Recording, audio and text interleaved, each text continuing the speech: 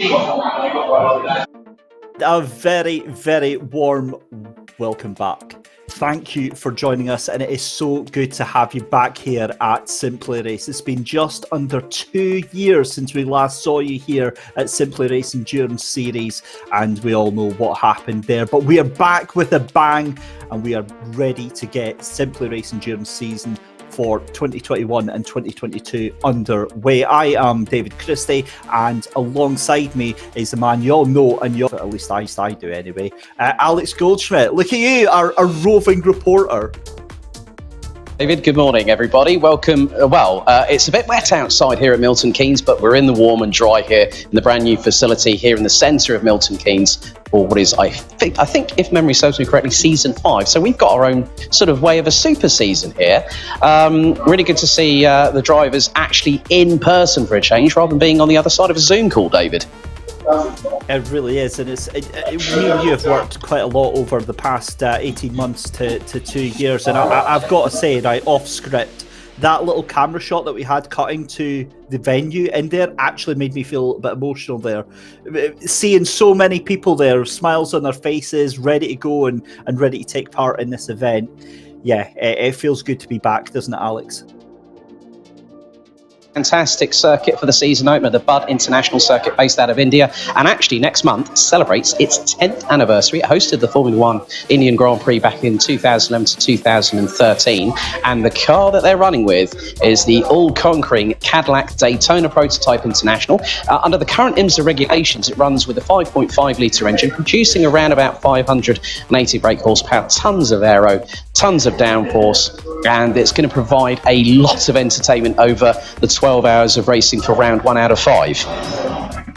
It certainly is, and of course, as you said, round 1 out of 5. This is a 3.19 mile circuit with 16 corners for the drivers to challenge them through the afternoon. Let's head over and have a little look up close and personal at Buddh International Circuit here at JP Sports City.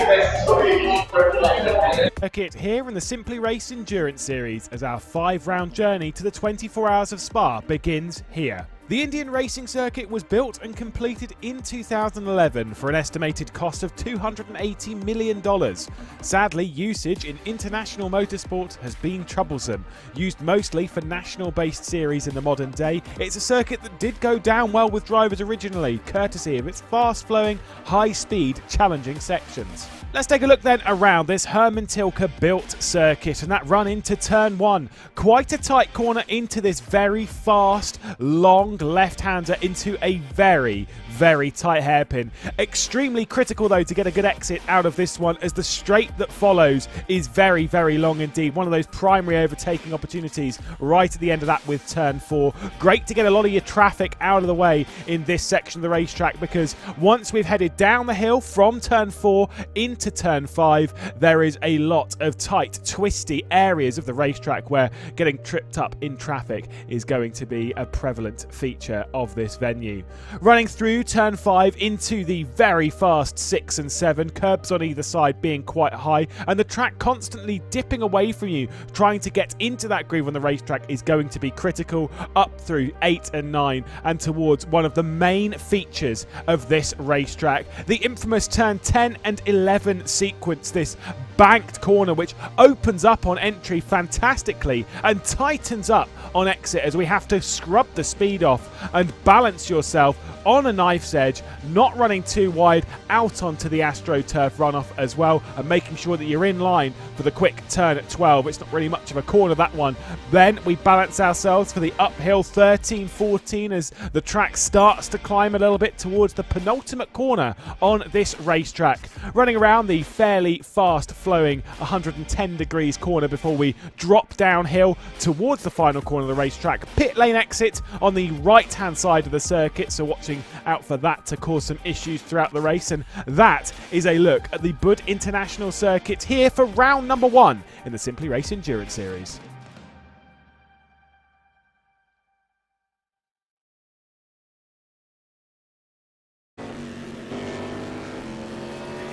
Here we go with qualifying then, and there's just a couple of seconds left to go in the session here. Having a look at Radicals Online shown as in first place just now, 140.057. I think there might be a little pause in the timing barrier at the top left there, because we've got 2 seconds, 1 second, and qualifying is over. Now, Alex, I was the way to come in there with the story about how Radicals Online, your 2019 champions, were making it look so easy. As you see there at the top of the board there, 139.729. Now, that has just happened in the last lap there, because they were sitting, in fact, sorry, that's Camsport, excuse me. Radicals Online were sitting at the top for the majority of the session on a 139.883, and then just as we came on, and just as we went away to the track guide video, Camsport and Avanti Racing jumped into first and second place there. So huge developments there. The final lap's coming in now, but it looks like Camsport have the upper hand in qualifying. The trio was separated by about 15 thousandths of a second with about 2.5 minutes to go, but Avanti then threw the first haymaker, and it looks like the overhand right from Camsport literally has put the cat amongst the pigeons. A 1 minute 39.721, Avanti on a 1 minute 39.771, Radicals, the 2019 Simply Race Endurance Series champions, down in P3. Fordzilla were at the top of the timesheets in the early stages of qualification. But yeah, I mean, the laps just came in, and I think I heard from Pod 5 that where Camsport is based, they've got the likes of Christian Kelly, Ben Brown, and Chris Wilson, known within the Simply Race British Championships as well, amongst others. Callum Cripps running with Radicals Online. He's very, very handy in real life as well as behind the wheel of a sim. But Camsport, there was a big cheer when they realised they got provisional pole, and they went and did it again, 2 on the bounce. So the finishing order is Camsport puts it on provisional pole, Avanti on the front row alongside Radicals, then it's Barracuda, who I must be completely honest have one of the best sets of teamwear here in the venue here at Milton Keynes. Then it's Fordzilla. You've got the likes of Sean Arnold and Charlie Crossland in that crew here actually in real life. It's really funny seeing all these people without having to worry about talking to them over a Discord stream or something like that. Then we've got Kadan. Yeah. So here we go then, results of qualifying. It is Camsport that take pole position, 139.729, alongside them on row 1 of the grid, Avanti Racing 139.771, just 4/100ths of a second behind. Radicals Online in third place, your 2019 season champions into third place, so that is huge news there. Barracuda in fourth place there, 140.062. Team Fordzilla down on row 3, fifth place for the race. In sixth place is going to be Kadan Casual Apex and with a 140.852. Then on row 4 is Lamati Racing along with Team Brit at the back of the field. We can see, I'm pretty sure that is a young Max Spooner there right in the centre of shot. So Alex, let's get this going. Before the 12-hour race itself, we're going to try and hopefully get a word with one of the drivers, hopefully the driver from Camsport Fire that set that fantastic lap in the 139.7s there, beating Avanti Racing by the narrowest of margins by less than 0.5 of a second. And I'm really buzzing. I mean, to be honest with you, I've always kept an eye on the Simply Endurance Series, David, and now well, unfortunately, I think we've kind of lost a little bit of charge on Alex's mic there, so we'll come back to you in just a second, Alex. But yeah, I 100% agree with what you were saying there. I mean, it feels so good to be back. Obviously, I've just joined the championship for this year, but it feels so good, as I said earlier, seeing everybody in the venue and all together.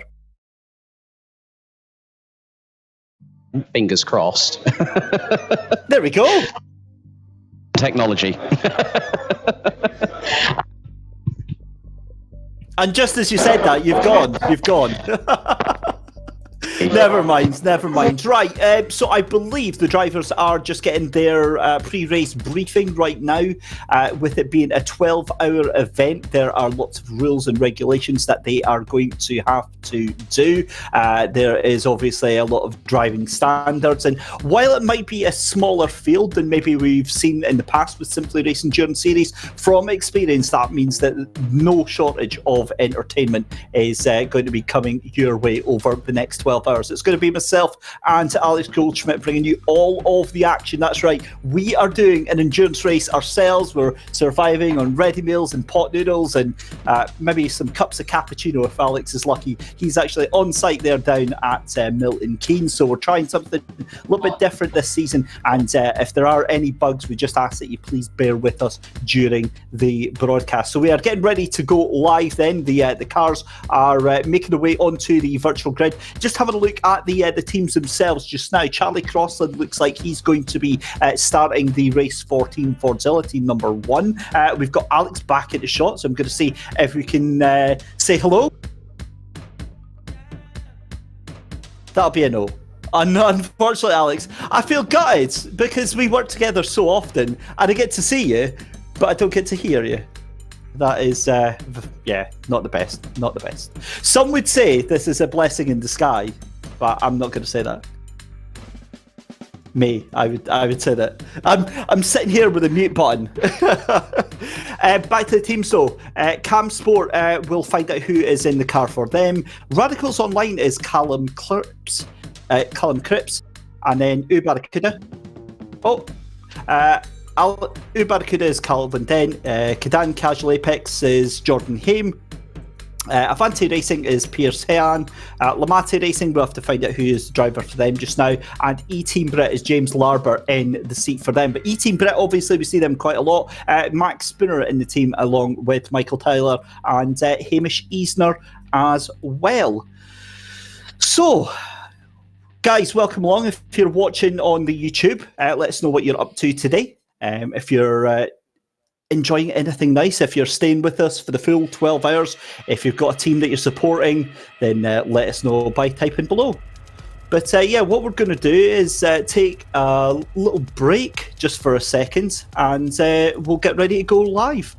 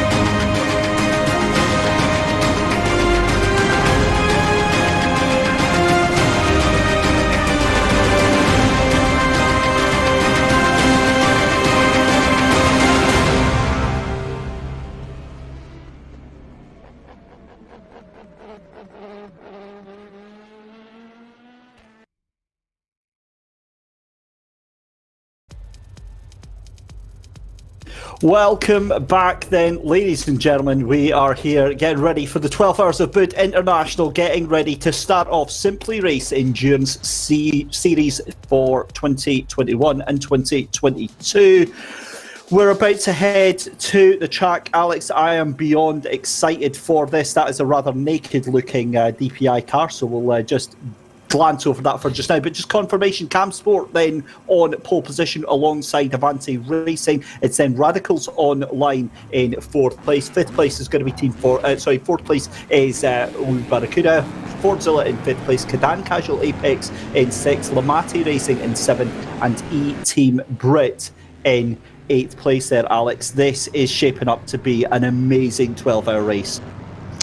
Especially with the characteristics of the circuit, David, there's a lot of undulation on that main back straightaway, and that's going to be a real challenge. Obviously, slipstreaming is going to be at a real advantage coming down that back straightaway. When they go through the rolling start, it's going to be very crucial to get through at least the very first hour, not even and also the very first lap, David. Well, we are getting ready, and as I said, with 8 cars taking part in this race, normally you'd be like, I'm not sure about this, but having commentated on series with even less, trust me, that is absolutely no barometer of the level of intensity and excitement that we can expect, especially with these DPI cars, and especially since this is the opening round of the championship. 5 rounds in total. We head off to Monza next time for the Imola, for the 6 hours of Imola, then it's 6 hours of Road America, and then 12 hours of Portimao, with the final being 24 hours of Spa. But it is a mix of GTE races and DPI races. In that final one, the top 7 take part in DPI, the remaining 8 places take part in GTE. But we are currently making our way around. This is Barracuda that is on track at the moment, currently in 4th place around the formation lap here, Alex. And just give us a sense of the excitement in the venue just now. Everyone's been all smiles, David. Everyone's so glad to be together again as a sim racing community. And I've caught up with quite a few people, Max Spooner, Dan Hyde, Phil Webb, amongst others. Had a chat with Charlie Crossland, and they all seem rather chipper, which is really good. An event like this should be celebrated despite what's been happening over the last 18 months with the global pandemic. Well, it's a very warm welcome back. My goodness, we have missed you as we come round the final couple of corners to get this 12 Hours of Buddh International underway, and the cars lining up in 2 by 2 by 2. And very much excited for this, Alex. Cam Sport on pole position then.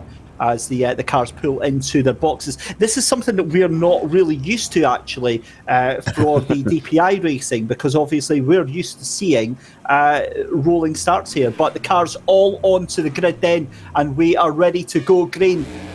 1 light on, 2 lights on, 3, 4, 5, ready to go racing here at Buddh, and it's a great start for Camsport as well as the number 11 Avanti racing car. But look at that at the back there, that's Fordzilla making huge dives up to the inside. Remember, this is a 12-hour race, but they're going to treat this first 10 minutes as if it's a sprint race, Alex.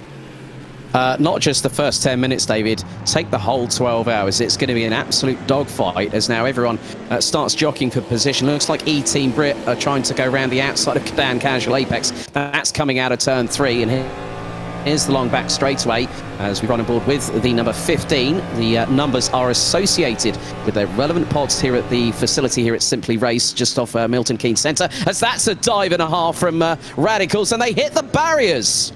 That's huge for this ex-season champions, the 2019 reigning champions, and that is heavy contact on the opening lap. That is a very un-Radical-esque manoeuvre there, and straight into the wall, and that could have significant damage on that car right now. We'll keep an eye on that, but it is now Avanti Racing in the lead from Camsport, and well, do you know that when I just said about only having 8 cars and that not being a barometer for how much action we're going to have? Goodness me, I've already been proven right in the first minute and 20 seconds. So look at that, the Radicals absolutely on it. They are pushing so hard to get back past. I'm trying to see who that is that they've got. Cadan Casual Apex up. The number 10. Cadan Casual Apex. Yeah, so sorry, only go up. That was very close. I mean, Radicals look to get past Cadan Casual Apex for what is P5. E-Team Brit just behind. And then it is the number 12 of Lamati Racing bringing up the rear of the field. But now Radicals across the start-finish line, looking towards the inside, heading into turn number 1. And they got the move. That's nice and cleanly done, well anticipated, neat on the apex, and gets the job done. I'm absolutely speechless at that one. I'm really not sure what on earth happened going into it. I believe that must have been, I think it was around about sort of turn 12, wasn't it? It was, yeah, it was about that, or turn 14. And basically they just missed their braking point straight off where they should have been turning right. They're making a good recovery drive, but already 7 seconds off of the leader. You know, it's a 12-hour race, Alex, but I mean, they're making things hard for themselves, and we're not even 5 minutes into the race here. Yeah, I think very shortly we're going to have a replay of what happened, because let's just go to it. Now, here's the replay on the left-hand side pod of the car. Now, just look, late on the brakes, goes right up the inside of Camsport, and the car drifts wide coming out of the apex, in through the gravel, and the left-hand side, the left front particularly, takes a whack on the left-hand tyre barriers. I think missing the braking point is being very kind to them there. They almost didn't brake at all, overtaking 2 cars on the entry into a corner there. I wonder if they saw it in the mirrors and just thought, nope, I'm not even getting involved in that one. They've certainly got the pace to bring themselves back on, but with the fact that Avanti Racing and Camsport doing a cracking job of getting up there to begin with, they've really got the cards in their favour. New best lap time then for Avanti Racing, 1:40.540. Expect that to come down massively over the next 11 hours and 55 minutes here, as it is Avanti Racing currently in the lead of this race. And if you do like what you see, ladies and gentlemen, you can take part, get yourself a little team together, head over to simplyrace.co.uk/SRES, and you can get yourself involved in round 2, which is the 28th of November, the 6 hours of Imola in the GTEs. This is the rear view then from Camsport Racing, 2.5 seconds behind your race leader of Avanti Racing just now. And in the Camsport machine, I believe that's Christian Kelly currently behind the wheel. And Alex, we know this driver very well indeed. Yes, from the first 2 seasons of the E-Team Brit GT Challenge that was on the R Factor 2 platform and has now switched to Assetto Corsa Competizione. Funny enough, their 3rd round of the championship, that's season 3, heads to Alton Park tomorrow night, which both you and I are on commentary duty for again. So we're putting ourselves through the ringer once more, my friend.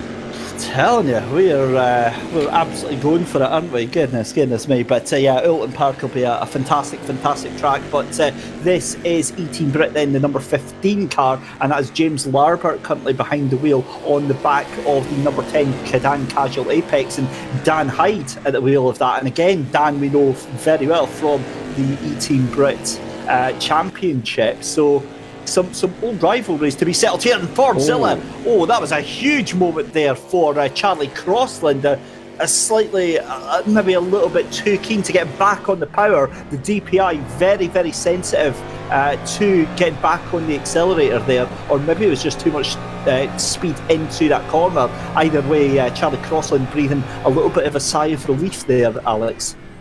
Very much the case, and thank goodness no clean-up was required on that one, because the front end looked to be very jerky when he hit the brakes and had to really whack the anchors on hard.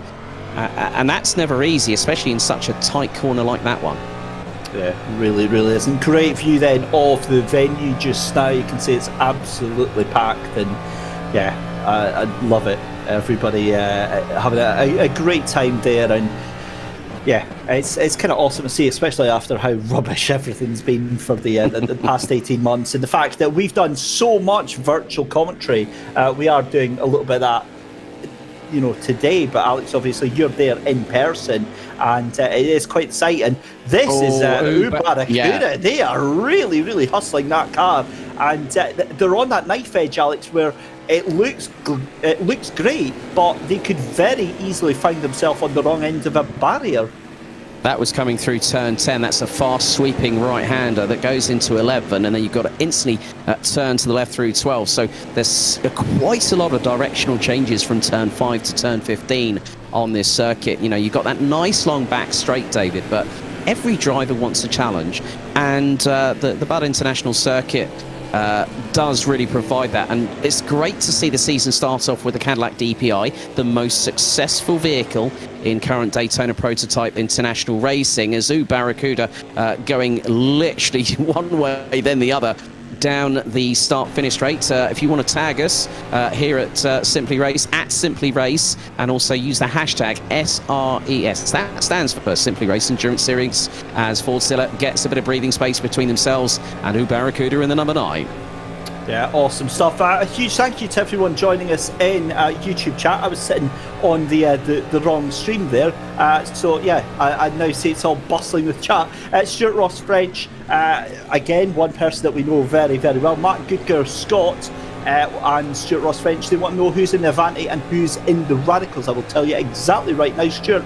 In the Avanti then is going to be Edson Manguera, Pierce Hahn and Will Richardson. I believe it was Pierce Hahn that did the qualifying for that car. And in Radicals, it is Callum Cripps and Adam Tinnery that are in the wheel of that one. Callum Cripps currently behind the wheel of the Radicals right now. And for Avanti, it is Pierce Hahn that's still in the car. So I hope that answers your question just now. So, Alex, this has been an absolutely cracking 10 minutes, and it's really curious. It is indeed. As E-Team Brit again closing on Cadan Casual Apex. That's the battle for 6th place.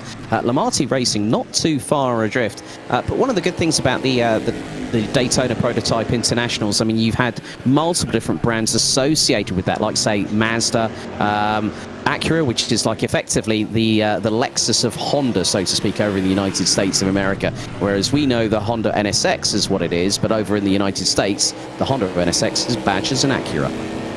Yeah, that's the first time I learned that was actually Gran Turismo, when trying to find the NSX, and it was under the Acura badge there. But I've got to be honest, E-Team Brit looking very racy in this early stage of the race. They're currently all over the back of Cadan Casual Apex, and it looks like Lamati Racing as well, just happy to keep themselves in that little battle as well. So we have two firm packs right now. You've got Avanti Racing Company 3.8 seconds ahead of Cam Sport Racing. then you've got Camsport, Fordzilla and Barracuda all bunched up together.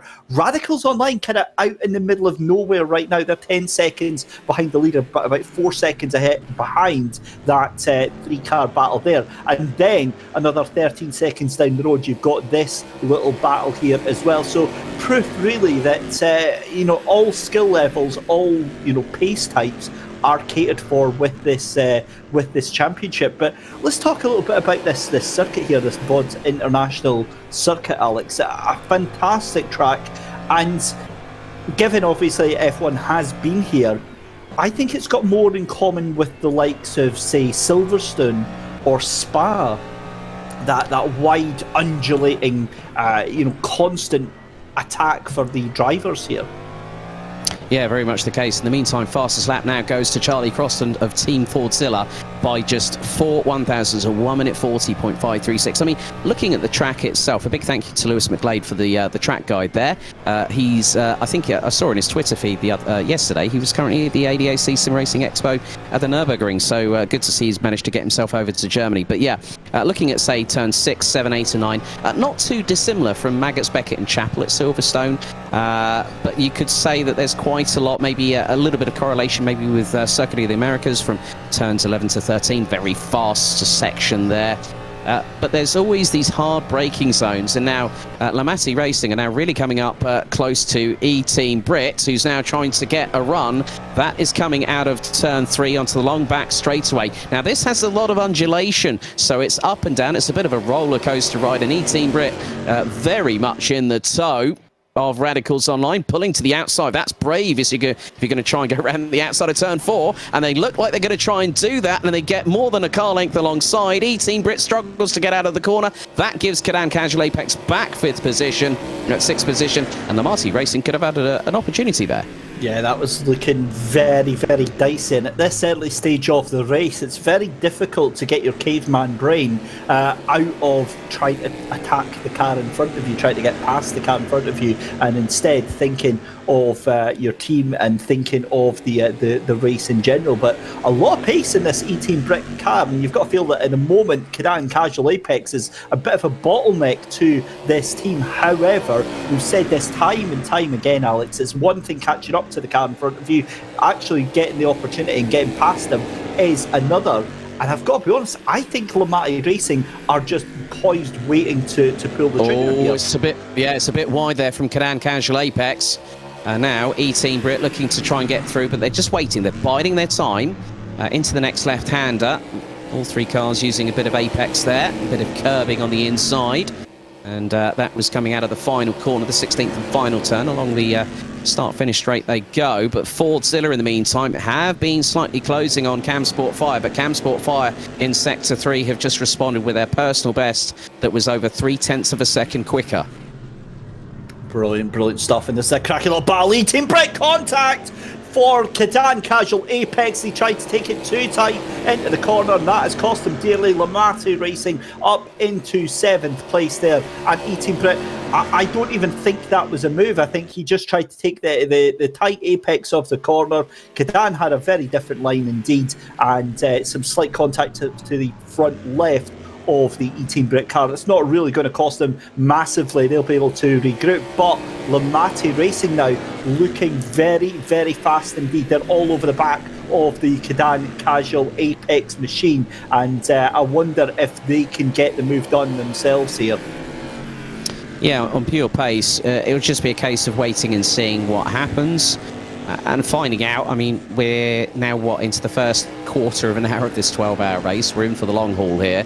You where you are at home, and then myself here in the Simply Race venue here. I mean, if anyone does want to have the opportunity, Camsport now puts in the fastest lap of anybody, a 1 minute 40.472. It's a brand new facility. The team behind the scenes, the likes of Mike Yao, Grant Lyman, have always put in stellar efforts when it comes into organising championships like this, and it's really good to see Simply Race Endurance Series back for Season 5. So Camsport now have got the gap down to just over 3.15 seconds, but Fordzilla have lost out a little bit of time. The gap now is back up to just over 2 seconds. Fordzilla had it down to 1.5 at one point, but there's still a long way to go here, David.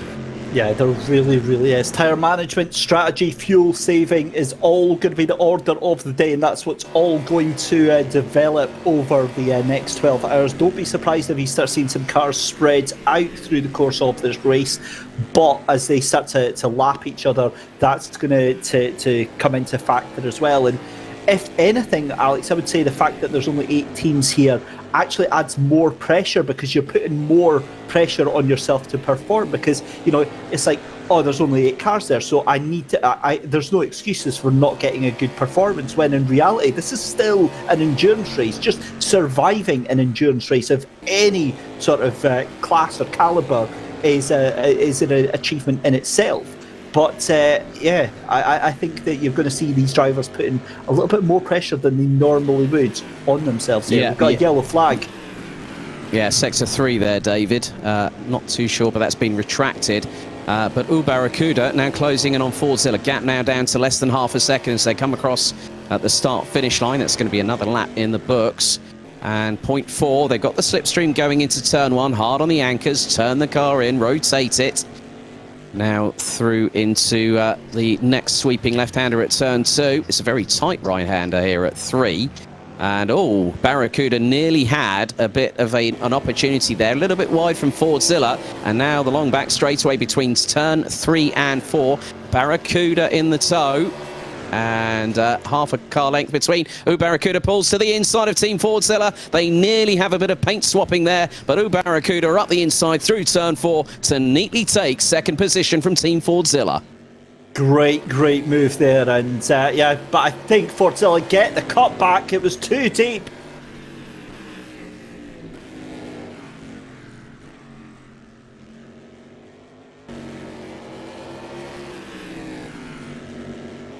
Lamarty Racing have just gone off the track, coming out of turn 2 onto the back straight, turn 3, my apologies, and E-Team Brit were able to get through as a result. So whether Lamarty Racing might have applied the power or outbrake themselves going into turn 3, but Barracuda just really pushing like crazy, because now it looks like they have ended up back behind Fordzilla again.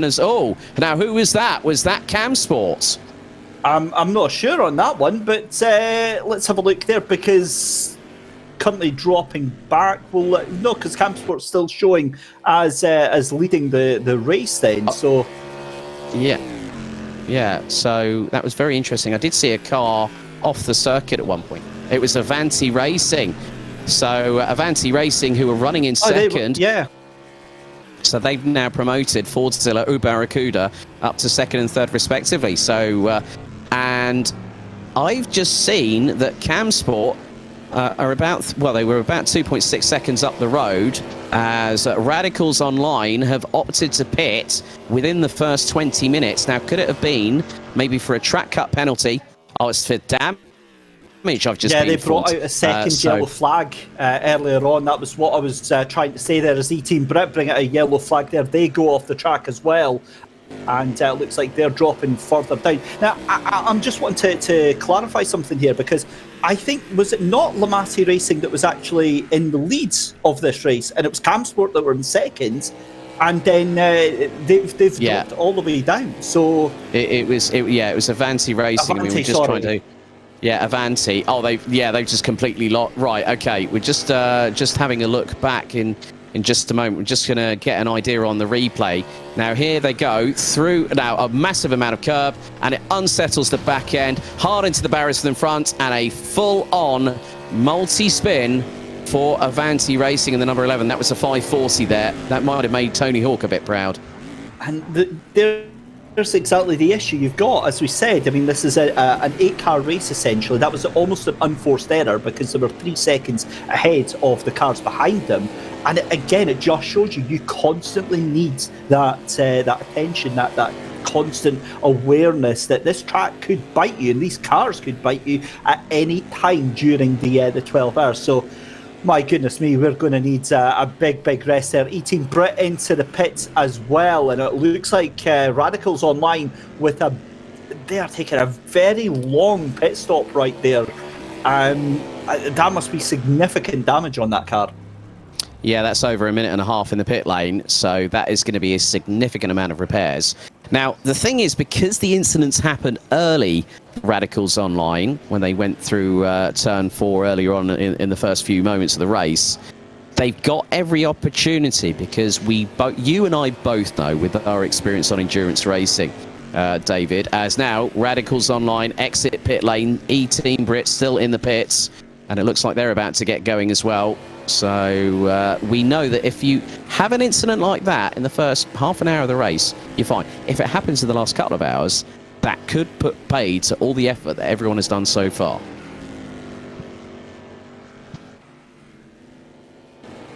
Yeah, it really, really could.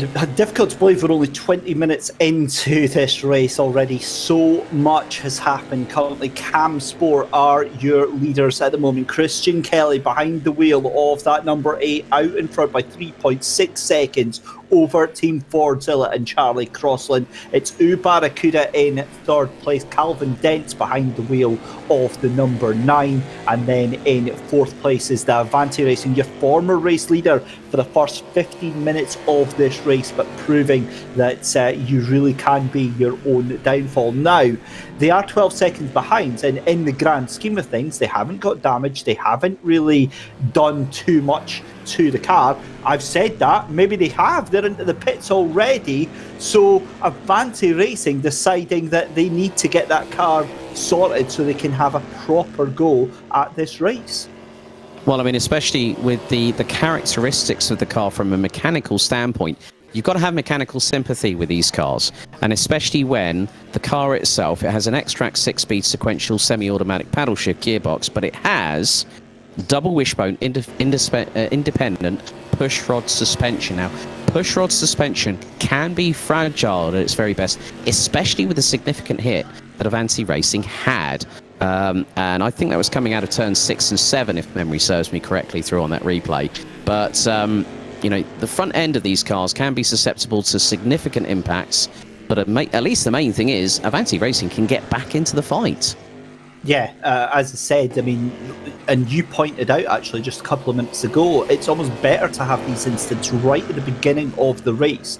Take your hit, take your, take your punishment, and then you can work like hell to get yourself back up. So, I mean, E-Team Brit, Avanti Racing and Radicals Online really doing everything they possibly can to get this back on. But with 11 hours, 38 minutes left to go in this race, Cam Sport are going to be absolutely delighted with this one.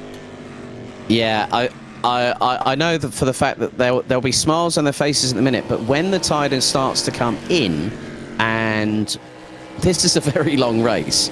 I mean, looking at the calendar itself, David, next up at the 6 hours of Imola on the 28th of November, that's not going to be, you know, the next 2 rounds are going to be sort of effectively the sprint versions of the races that we got. We got 2 12 hours, 2 6 hours, and then the Spa-Francorchamps finale, which you mentioned earlier on, twice around the clock. And that's one of the, I'm really happy that Spa-Francorchamps is the final race on. Oh, bit of a run wide there. That looks to be from Lamasi Racing. So Radicals Online, I think, have managed to get themselves through on there. But of course, it's Spa-Francorchamps, one of the most fearsome circuits that drivers love. You know, just over 7 kilometres, which is effectively 4.352 miles. That's a great way to see out Season 5 of the Simply Race Endurance Series. Absolutely, and the dynamic as well is you've got the DPI cars taking part against the GTE cars as well. The top 7 from the championship up until that point will be invited to race in the DPI cars, and then the rest of the field will be filled out with GTE cars, and just a nice, interesting dynamic to the end of the season. But we're on board then with Barracuda at the moment, currently trying to chase down Team Fordzilla, just half a second up in front of them just now. And as I said, Charlie Crossland behind the wheel of the car in front, but Barracuda currently being piloted by Calvin Dent as they come across the line down into turn number 1.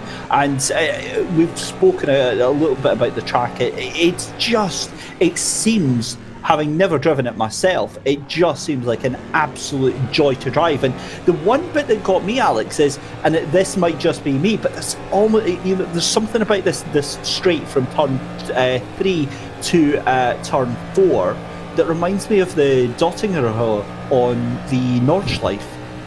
Just when you see it on the other angle. Yeah, very, very similar. I mean, the circuit itself was designed by Hermann Tilke when it opened back in October 2011. But Barracuda are keeping Fordzilla very, very honest here. And it's not easy when you're flat out for the first 25 minutes of the race thus far. And the top 3 covered by a fraction under 5.5 seconds. Barracuda are closing again on Fordzilla, but going through turns 10 and 11. That's a really, really nice complex. It's a bit of a reverse carousel also, a reverse of the carousel also on the Nürburgring Nordschleife. So there's really nice, interesting cambers as well that are going to push the aerodynamics of the car, but it's also going to test the drivers, because effectively through the force feedback, through the steering wheels, they're going to get a real sense of how hard their arms, their forearms, their cores, the core strength and everything. That's one of the things that a lot of people have a misinterpretation of how difficult it is to go sim racing. It is just as difficult for any racing driver, be it sim or in real life. You are putting yourself through the ringer, no pun intended. Yeah, and new best lap time then from Avanti Racing, down in 5th place. They're really pushing hard to get back on it right now, but you're spot on when you say that, Alex. And I hear from real life drivers quite a lot who try their hand at sim racing and they really struggle with it, because what they can't comprehend is the fact that they rely on their real life body signals, so like the feelings, the G-force, the feeling of the car, whereas sim racers have to get all of that from the wheel itself. And it's much like sensory deprivation. It enhances the other senses that you have, and that's what sim racers, or some of the best sim racers, are able to achieve. Of course, this taking part on one of the much lauded platforms, R Factor 2, which is when a real resurgence as of late, being bought over by Motorsport Games, and widely renowned for having one of the, if not the best, physics engines in all of sim racing. And a lot of drivers enjoy using R Factor 2 because they find it easy to transition between real life driving and sim racing. Well, I mean, when you look at the race all-stars with the likes of Tom Coronel, Jenson Button, Fernando Alonso, amongst others that competed in that series, I think even at one point Sebastian Vettel and Emerson Fittipaldi even took part in that. As we're back on board with Barracuda closing up, and the gap now is fluctuating. It's a bit like a pendulum swing at the moment. Barracuda close up in the brakes, but then going through certain corners, especially turns 10 and 11, Fordzilla is really able to use the aspects of the Cadillac DPI, the chassis built in conjunction with Dallara, who have also helped to construct the DW12 that is currently running in IndyCar. They certainly have. Here is Radicals Online trying to undo some of the damage that has been done. Now, what I've noticed as well is, now, have Radicals and Avanti got themselves back onto the... surely not. They can't have got themselves back onto the lead lap there. I think that's a little bit of a hiccup with the timing screen there. In fact, that's because we're looking at Radicals Online there just now. But I noticed that E-Team Brit had actually got themselves onto, or remained on, that lead lap. How important, as the race goes on, do you think staying on the lead lap is going to be? It's going to be very, very crucial indeed, because we all know that pit stop strategies are going to be crucial. Some drivers might, some teams might put in their fastest drivers first, and then they might say, well, okay, we're going to put you out on a lighter fuel load. Let's see if we can close some time. And it's about those that navigate over the course of the next 11 and a half hours how their strategies are going to work. Radicals Online and Avanti Racing already have both had significant incidents within the first 20 minutes of the race. So their strategy is going to be off kilter, and they've got to adapt to that and work along with what the revised plan is going to be. Who are they? Are they going to keep the same driver that was out in the first part of it for the first stint or two? It just depends on how the driver's feeling. And if a driver feels like they can actually go for maybe a double stint, and they still have that that energy release, which isn't too excessive, and they're calm, they're cool, composed, the heart rate is down, but the adrenaline's still spiking up a little bit. That could be the difference between making one position or not making that position at all. Yeah, I think you're absolutely spot on with that. As we say, the Radicals Online of Callum Cripps just taking up the inside there of Cadan Casual Apex's Dan Hyde, and that was a move that you saw coming about 15 miles off, really.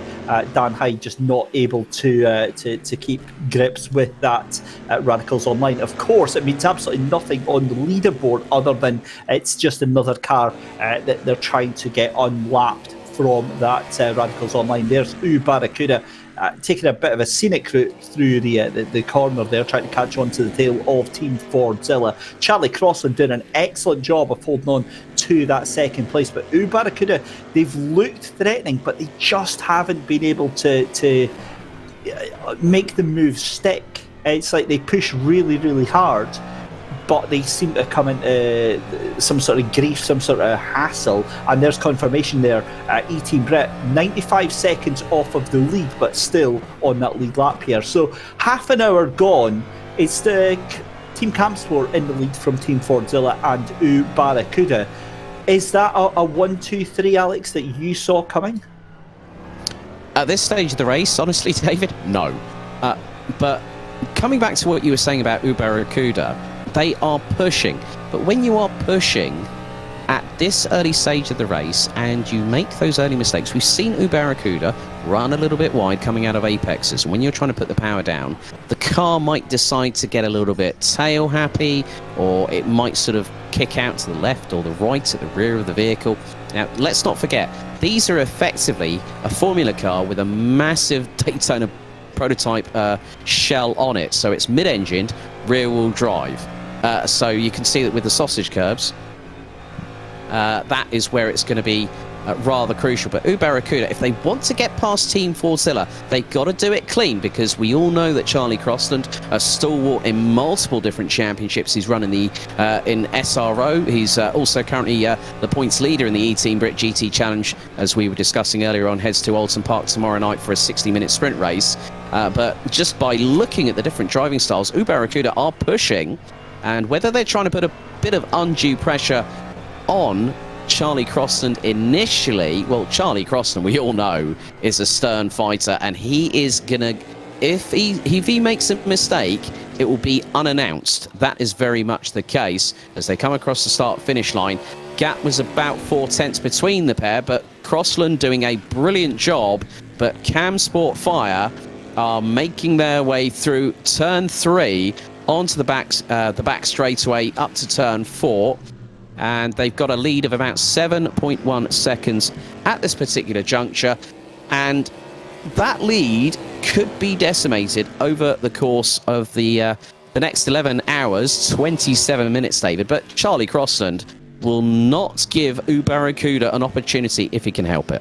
No, he really, really won't. And it's just fantastic action that we're seeing all the way through just now. Just also watching this as we've gone into the half-hour mark, completed in our first race of the season here for the Simply Race Endurance Series. The 2019 champions Radicals Online, you've got to say they were looking very, very strong coming into practice, coming into qualifying, and then it's all went downhill for them just now. And you're getting there on the time screen the relative interval, so the numbers that you see there are to the car in front of them just now. So realistically, it looks like there's about maybe 200 seconds or maybe say two and a bit minutes between Radical Online and Camsport, maybe 3 minutes between them. Over the grand scheme of things, it's not undoable, is it, Alex? I mean, they can certainly bring themselves back into contention from this. Oh, there's definitely a case. You can't count out Callum Cripps even if you tried. And I've seen him in touring cars. I mean, well, the funny thing is, I'm going to go back a little bit to 2019. Silverstone, Distrigo Parts Distribution, Citroen C1 24 Hours. You were racing in that, and so was Callum Cripps. And he was running alongside Alex Sedgwick, and I still remember having a chat with him. Yes, he was. He was running with Alex Sedgwick in the ASR car. And I remember having a chat with him on the live stream, and we saw how the Nankang tyres were literally torn to shreds. And he said, well, as the tyre canvas wore down, it got a bit more grip. And I said, and we had a chat before we went live. And I said, you realise that would be failure on an MOT because it was right through to the cause. He said, yeah, you're right. Oh, fun times. I had no idea that he took part in that race as well. But but again, that goes to show, no matter what class of car you're in, you saw how few cars or how many cars actually didn't finish that race. And it shows how much attrition is in an endurance race. And in a 12-hour race, yes, you've obviously got a lot of things to contend with. And what a great location to be in. To be in Simply Race in their Milton Keynes location for the whole of the day. Yeah, that's a pretty comfortable, cosy place to be. Bar on hand, you're absolutely sorted there, aren't you, Alex? I'm not drinking today, David. I'm drinking fluids, but I might have the odd cheeky Monster Energy or two. But no, I've already had a coffee this morning, which kick-started my day off properly. Cam Sport have now put in the fastest lap of the race, a 1 minute 40.449 on that particular occasion, but it's looking still very, very close. Team Fordzilla still under the kibosh as Uber are trying to apply the pressure, but Team Fordzilla aren't budging. Yeah, and that's a good sort of thing to have a chat about, actually, Alex, because Barracuda have been constantly harassing Team Fordzilla. Given that it's a 12-hour race, do you try and force the issue, or do you just sit in Fordzilla's toe, push them along, and then try and overtake them on strategy? Strategy, if I was one of the drivers in Barracuda, I would say, let's just stay with them. Let's try and keep with them, but not go for the overtake. Because one of the biggest things about strategy, especially in endurance racing, is going to help to conserve the fuel, because once they're in the dirty air, there's going to be less application of the throttle, which means that fuel tank will last a little bit longer. But with a mistake like I've just seen there from Barracuda, and that was going through turn 9, if you start doing that, you might scrub the tyres a bit earlier than you might want to. And they're going out of turn 12. Looks like that's happened again. So Barracuda just trying to keep with them. Looks like Lamasi Racing have pitted from 5th place in the number 12. So, yeah, I think in the longer term strategy, Barracuda can push. But if they keep on pushing like they are, if those tyres start falling off a cliff, what's going to happen there? But they both come in at the same time into the pits. So here we go then. That is strategy. In fact, Camsport in as well. So this is a real strategy call 40 minutes into the race. And safe to say then, this is a planned part of the strategy for these cars. As Radicals Online really hustling that car. And that is starting to look a little bit sketchy from the wheel of Callum Cripps there. He is throwing that thing with everything it's got. But this is his chance now to make hay while the sun shines, because now they're going to be on a completely different strategy, Alex, and be able to possibly undo some of that damage. Yeah, and at the moment, Camsport have been a little bit further through their pit stop phase. Lamasi Racing have now rejoined the circuit as Radicals. Now, this changes everything because it puts the number 7 on the lead lap. And this is where it's going to be rather interesting. So Camsport have just exited pit lane. And 42.2 second lap time. There's Radicals. Radicals were close to getting past them, as now Fordzilla stay ahead of Barracuda coming out of the pits. Well, this is a little bit of drama then that we didn't really see coming. But a fantastic drive there from Radicals to try and keep themselves in contention. That means that Fordzilla still in that second place. Barracuda a little bit further behind now and just starting to drop off from the toe. But Fordzilla and Barracuda and Camps were all going to take a couple of laps, Alex, to wear their tyres in. Now, these tyres are very, very sensitive. They don't want to put too much force through them too early and potentially, take too much life out of them. There's a lot of lateral sideways movement with the sidewalls of the tyres, and that's where the real damage gets done over the course of the race, because you've not just got to manage the tyres in terms of the main sort of compound that is going down on the track, but it's also those supporting sidewall elements that connect to the alloy wheels on the cars, and they're just as pertinent. And we can see that sometimes if drivers are hitting curbs too hard on a regular occasion, what can happen is that punctures might also come into play. Yeah, for sure. And the other thing that impresses me is the fact that this is now completely neutralised the race, as it were, given that the pit stops now have come and gone. It now gives us an idea of when we can expect the pit stop. So roughly, I would say, Alex, then every 40 minutes. So the next ones then will probably come with around about 10 hours and 40 minutes to go in the race. So we can then work backwards and try and work out how many pit stops these cars and teams are going to try and do.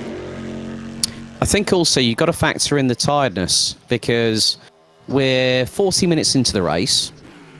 And you look at it from this perspective, energy levels will start to wane. They'll start to dissipate. Granted, the adrenaline will be flying through the roof here at the Simply race, and especially in the pods. But as the race progresses on, mistakes can be made when energy levels are not at a premium. And these drivers will know through previous adventures on sim racing. I know yourself, you were busy with SRO Esports Asia yesterday, amongst one of the many things that you and I both commentate on so far over the last 18 months. But the tiredness is going to be really, really crucial, and it's about how the drivers work with the rest of the team, because if there's no happy harmony between the drivers, something could go awry. I'm just doing some very, very basic calculation here. In fact, that's failed miserably, hasn't it? You know that it's failed miserably. Mate, I knew it failed before it even begun. Yeah, we'll try that again and come back to that one. Take two. Yeah, exactly. I'm just wondering, though, with the fact that there's so many, pit stops that they're going to have to take over these 12 hours. I mean, if they're going to be taking one or two every hour, then that is really going to allow a lot of different strategies to come out. Because if you have got the ability to fuel save and have got the ability to try and stretch things a little bit more, and you're maybe in the midfield, that might be of benefit to you, because you might be able to jump people that you would not normally get past. Yeah, I mean, just making some basic, not assumption calculations, but I would imagine you're probably going to have anywhere between 16 to 20 pit stops over the course of the race. Now, there is an interesting thing. Remember that I talked a little bit earlier on about stint time. There is a recommendation of drive time in the Simply Race Endurance Series regulations. Now, it says that drive time, the organisers take no responsibility for the length of time each driver is in the pod. However, the recommendation is as follows: maximum stint time no longer than 2 hours in length, at least 4 hours of rest or time away from the simulators before continuing. Now, that's going to come into fact for the 24 hours of Spa-Francorchamps, which will be taking place on the 25th and the 26th of June 2022. So the 24-hour race is going to be a completely different proposition. We are going to have drivers and teams that will be at the lower ebbs of energy levels when we get towards the end of that race. And of course, you and I are pretty much here for the majority of the season. Well, you are, I know for a fact. I know that I won't be available for one of the rounds, but it's going to be a test for everyone included. Yeah, it really, really is. And that's what we love to see. And we want to see even more teams having a go at this. If you fancy getting yourself involved, ladies and gentlemen, simply head over to simplyrace.co.uk/SRES. Come and join us for round 2 in November. And we are going to have the 6 hours of Imola in the GTE class. That is going to be on the 28th of November this year. You can get yourself involved. Remember, it's a 5-round championship, so it's still plenty of points on offer and plenty of chance to get yourself in with winning the championship. And it'd be fantastic to see an absolutely packed grid of 15 cars on for the rest of the season. Obviously a very, very busy racing weekend. We've got the touring cars over at Croft. We've got the Sim Racing Expo going on in Germany. I'm absolutely dying to get over there one year. I'm going to try and get over there next year. So lots and lots of things to keep people distracted, and we hope that we can find time to fit this in to distract you as well. A very good morning, and thank you to everyone on the YouTube chat for joining us today, to Emily Wilson, Kinko Blues, Matt Goodger, Scott, Johnny Ashley, who is very tempted to pop in to the centre and wish everyone luck. Absolutely get it done, and we'll try and get an interview with you with Alex as well. To Charles K, to Vitória Villarinos, all the way from Brazil. I would imagine that is a little bit of support there for possibly Avanti Racing and Edson Mangueira going on there. But 11 hours and 14 minutes left to go in the race, and things have just settled down a little bit, with Radicals now still being a lap behind. Yeah, and Cam Sport leading Team Fordzilla by just under 8.5 seconds. A little bit of sideways drift there from Cadan Casual Apex going through turn 10 into the approach into 11. And they are currently sitting in 6th position at the moment behind Avanti Racing. But Cadan Casual Apex have just put in their fastest first sector of the race so far, 43.338. But Cam Sport Fire leading the way and still has the fastest lap in their books, a 1 minute 40.449, David. Yeah, it's great to see. And again, this is the point where you do see these tyres give the absolute best life of the drivers in terms of speed and the ability to get a good lap in. But this is also the danger point, because as we saw from Avanti Racing, this is also where the tyres and the cars are a little bit over eager to turn around the corners, and it's very, very easy to make a mistake. So as you say, Cam Sport in the lead by 8.5 seconds. Here's a replay then, and this is of let's have a look who that is. I believe that is the number 8 car that was sliding around the corner there. In fact, that's the Cam Sport machine sliding round the corner in the lead there. 8 seconds to the good of Fordzilla, and I've got to say, Barracuda kind of dropped off the tail. It was looking like a consistent battle for second and third place, but now they've just sort of drifted off a little bit. Well, we're going to a little bit of a replay now. This is coming through turn 10. Right, first up, Cam Sport, okay? Turning in the car, back end steps out to the left. Nice little bit of control there. And shortly after, here's Callum Cripps, full attack, wide into the apex, back end steps out like Ken Block in the Hoonigan Ford Focus, and he gets it through and puts the power down. So really good to see the differing styles from drivers. Some really calm and composed. Charlie Crossland, very, very neat and tight on there, but Avanti Racing now in there as in the number 11.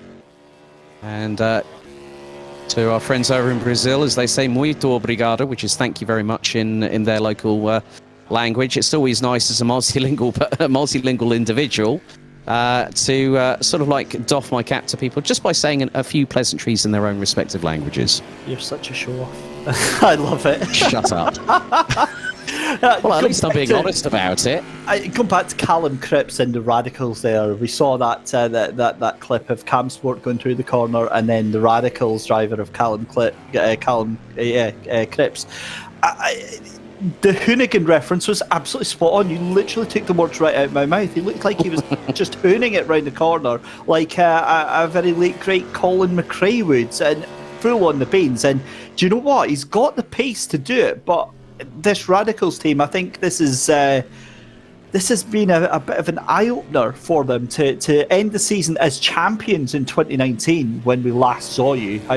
How crazy does that sound, by the way? 2019. It does. Almost 2 years since we've had the Simply Race Endurance Series on the go. But yeah, to go there and to be last on the first race an hour into the race, it's very, very difficult one. Actually, Matt Goodger Scott brings up a brilliant point. I'm talking about them getting to that sweet spot in the tyres, but for the most of them, it could very well be that they've got the same tyres on that they had already. Yeah, I mean, the thing is, you can double stint the tyres, but it's all dependent on how the tyres have evolved in terms of the degradation. There is going to be, R Factor 2, very, very known for its characteristic dynamics in terms of the evolution of the track. If there's any marbles on the side, there's a bit of a wobble there for the Radicals Online car. As Lamati Racing look to be closed in by Cam Sport, and that's going through into turn one, then into this sort of parabolica-esque corner like Hockenheim through turn two, and then it's a bit like a bit of a reverse circuit in the Americas. There's that uphill climb as Lamati Racing gets out of the way of Cam Sport and kicks up the dust a little bit, and there's Radicals Online just behind as they all head their way down the back straight between turns 3 and 4. Yeah, I mean, it's just about the evolution of the track itself, how it's gone on across it. And, yeah, it just goes to show that it's about how the drivers manage the tyres. They've got to manage the fuel load. There's so much that is going through their minds at the minute. The cogs are working overtime. That's not forgetting the amount of upshifts and downshifts they're having to do during the lap. For sure. And it's just... It's fascinating to see how this all unfolds, because we saw Radicals Online, right? We said that they're at the back of the field, but I mean, realistically, they've got a second to catch up to Lamati Racing. Once they get past them, then it's 16 seconds to get onto the back of Cadan Casual Apex. Then it's 27 seconds to Avanti Racing. So again, it'll just be a case of chipping away. And here we go, Radicals Online then, right on the back of the number 12 car then of Lamati Racing, and currently behind the wheel. That was wild! Goodness me!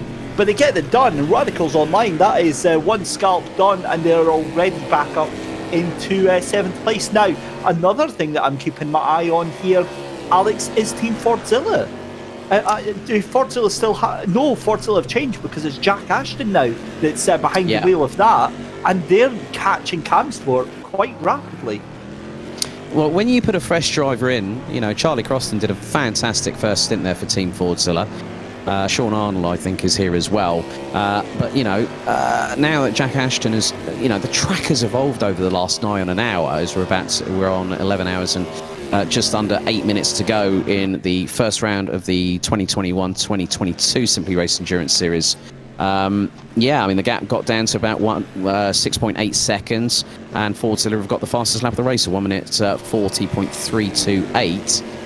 So there is no shortage of commitment for the Team Fordzilla, who are running in Pod 1. Yep, for sure.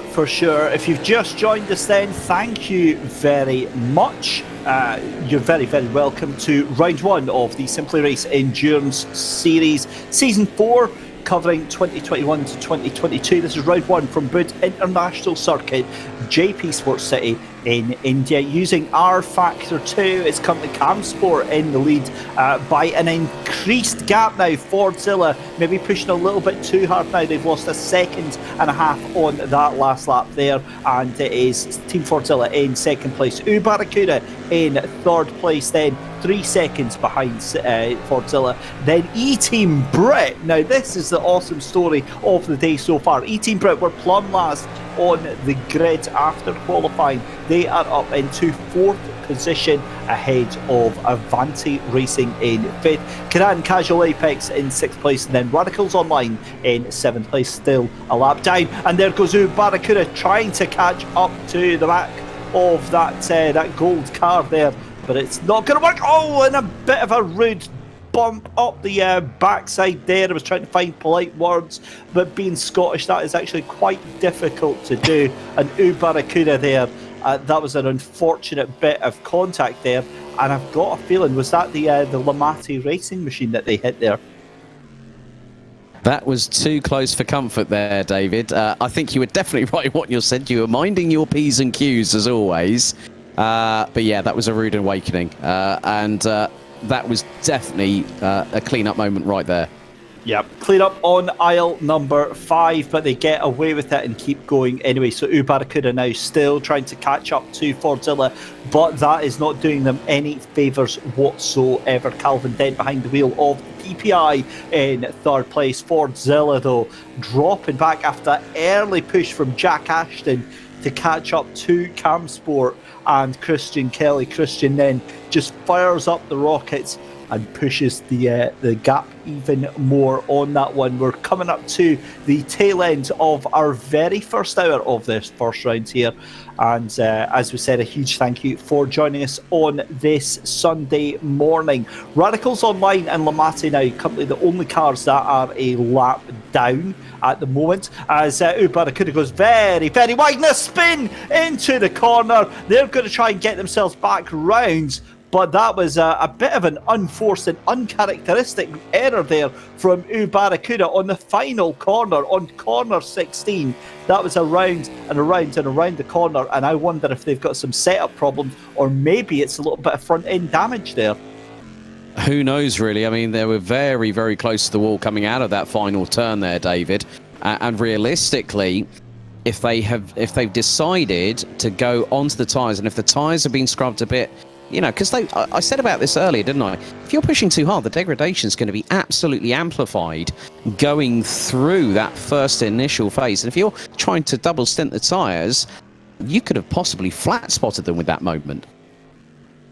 Yeah, you certainly could. I'm hoping that's not what's happened here, but we'll see, because that Barracuda car really struggling to get any sort of grip and momentum while we turn our attention then to Team Brett. Now, this is the other story, because Team Brett, very early days, but they are putting in a very, very solid performance right now, and now just 20 seconds behind the struggling car of Barracuda.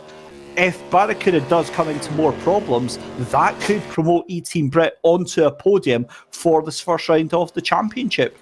Well, the funny thing is that Barracuda lost a massive amount of time, and Team Brit were nearly 10 seconds quicker behind the wheel of the number 15. I mean, one of the things that I love about the Simply Race Endurance Series, the attention to detail with the liveries.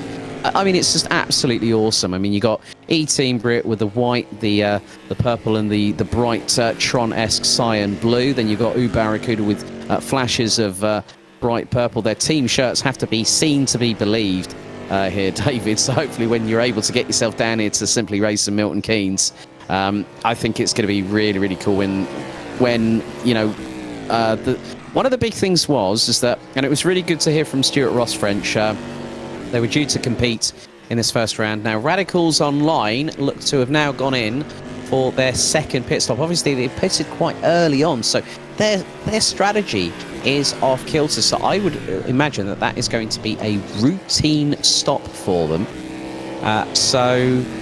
But thinking of it this way, it's a real shame that Tim Lane and Stuart Ross French from Red Shell Racing were unable to make it. Very, very last minute withdrawal. I spoke with Grant Lyman, our race director, earlier on today, and he said, yeah, literally got the message from them at midnight today. That's how close it can be. But we're looking forward to having Red Shell Racing with Skippy the Kangaroo, based down there, Stuart Ross French, who now lives in Leamington Spa, originally based out of Australia, is part of that team along with Tim Lane. And I think, if memory serves me correctly, Stuart Ross French works for Jaguar Land Rover.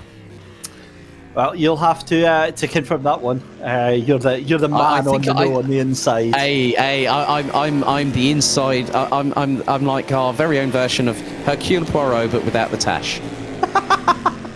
Right, now you've said that, the final round when they do eventually get together, you need to have... No, it's not going to happen, Christie, you know it. Yeah, it is. It's going to happen, right? And I'll okay, dress up so if I do that, are you going to dress up as Miss Marple then? No, I'm going to dress up as Angela Lansbury. Murder She Wrote. Hang on. Right, I'm gonna take it one stage further. You fit your name, don't fail, my dear. Sorry, I just had to put that one out there. An hour in, we've lost the plot already. Some would argue we never actually had it to begin with. There's another 11 to go, mate. Another 11 to go. Yeah, I was just about to say, this is exactly what I enjoy about this Simply Race Endurance Series, is the fact that we're no strangers to some of these drivers as Avanti Racing into the pits then for the second time of asking.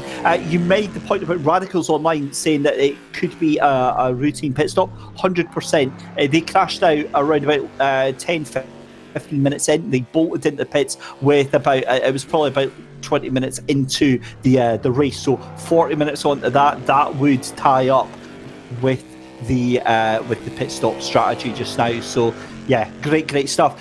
Bradley Brocky's asking who is behind the wheel of the E-Team Brit car at the moment. It is James Lambert we have on our sheet as behind the wheel of that car just now. Cracking job in fourth. I can visually confirm that because I can see him from my my locality in the back office here at Simply Race, David. But there's a lot of chats between, you got Mike Tyler, you got Hamish Eisner, who's also here as well. But it's really, I'm just looking out from the back office at the moment, and it's really nice just to see the amount of talking between people. You know, we've missed this feeling for the last 18 months, and now to have that opportunity for it to come back again, where things have opened up a bit more, we're able to have a bit more normalcy in our lives, David, and I'm really looking forward to it when you and I are side by side in this venue commentating on the Simply Race Endurance Series. I can't wait, mate. Yeah, it's going to be fantastic, and it feels so long ago from last year when, you know, all the talk, as we see E-Team Brit coming into the pits just now, when all the talk, everything was sim racing. You know, every man and woman, child and their dog was talking about sim racing, and it was all we saw. And I think we got a little bit fatigued from it all, but here we were, you and me, and just, you know, ploughing through all the different races that were going on left, right and centre, and it's a great place to be. And I think that while it's been a horrible 18 months that we've all had to go through, I think there's been some incredible strides in sim racing. Yeah. Now, also, one of the other things that we need to mention about the Simply Race Endurance Series is that there is prize money up for grabs for 6, 12 and 12-hour races, but this is based on full occupancy. So if we had a full 15 cars, it'd be £150, which would be the prize fund for the 6-hour races, 12 hours, £300, and the 24-hour race.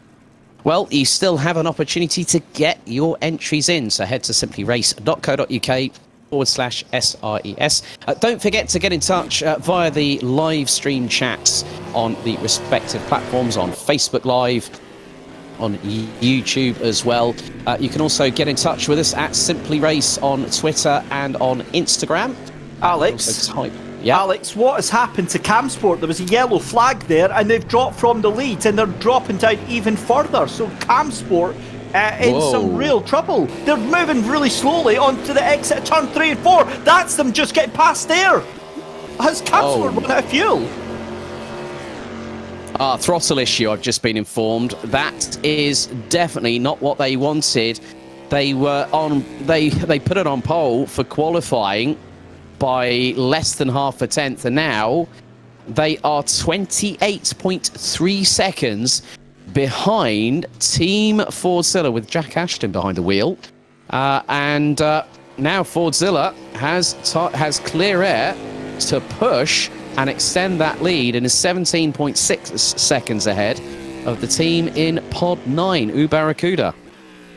I'm just going to throw something out there. I think once the pit stops all cycle through, which they will do in the next 10-15 minutes or so, I have a sneaky feeling that E-Team Brit are going to be in third place on the podium once that all filters through. We'll have a look at it just now when that all happens. But that's a huge moment. I'm gonna cut across you there a little bit there, David, because Avanti Racing had a normal routine pit stop just after Radicals. So Avanti Racing will go into more than likely third place ahead of E-Team Brit. So the strategies now, as I said, they're off kilter with Avanti Racing Radicals Online, but they can claw that back if they extend those stints maybe for a little bit longer, depending on, as I said earlier, how the driver is feeling behind the wheel of the rig.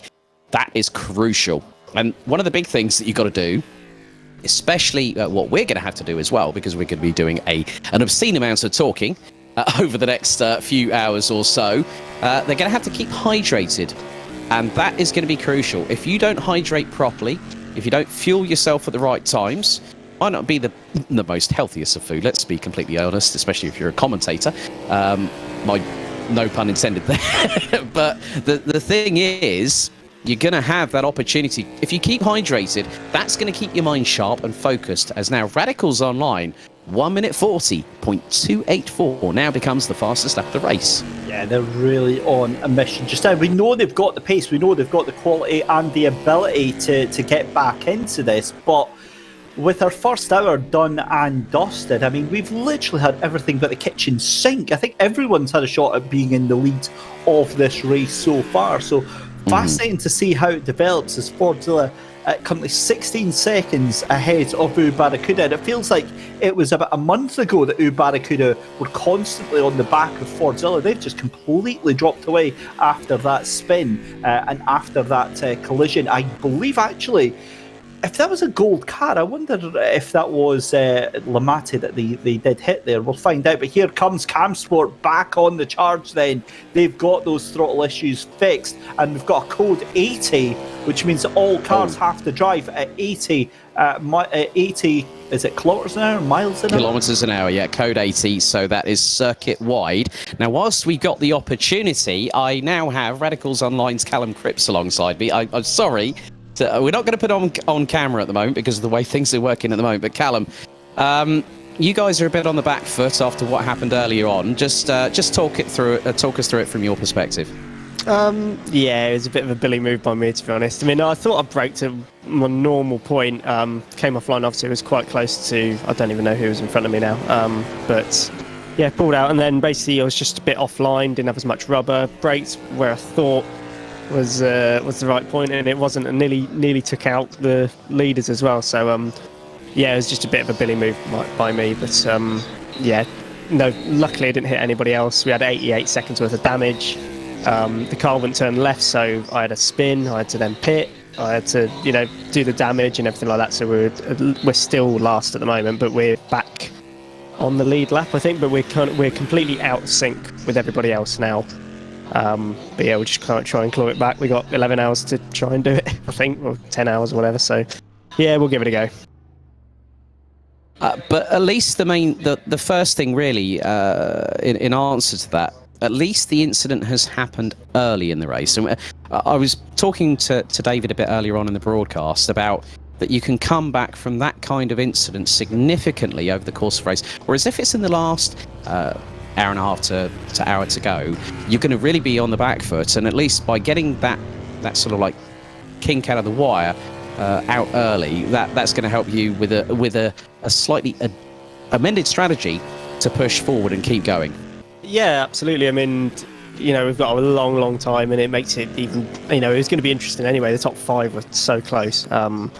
But yeah, it's going to make it even more interesting because we're just out of it at the moment, and hopefully we'll jump back in, and it will be like the last hour that we'll actually know where we are. But podium potentially. I mean, there's 10 hours for everybody else to try and bin it as well. So hopefully I could just let everybody else bin it, and yeah, should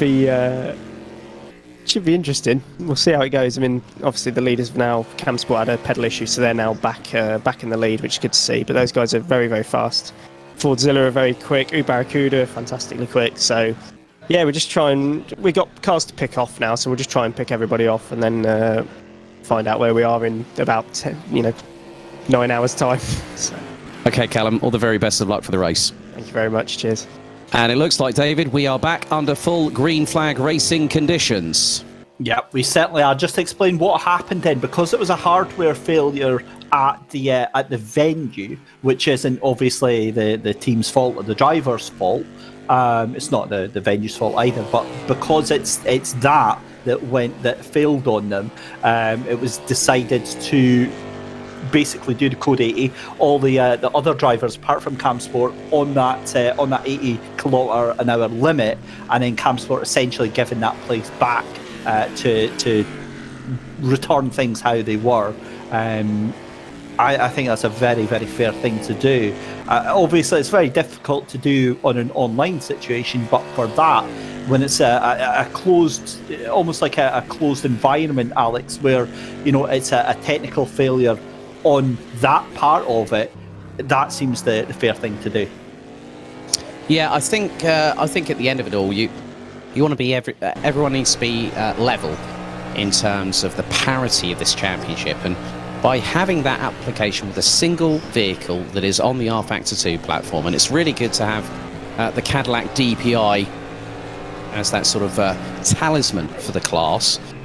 We've seen it in other classes. I mean, we've seen it race at Spa-Francorchamps as well, amongst other. One of the more notable teams in real life that actually races this particular car is Wayne Taylor Racing, one of their hotshot drivers who I know from my journey in the DTM. Filipe Albuquerque from Portugal, very, very rapid driver. So it's good to have this car, and it looks rather menacing at the front, doesn't it?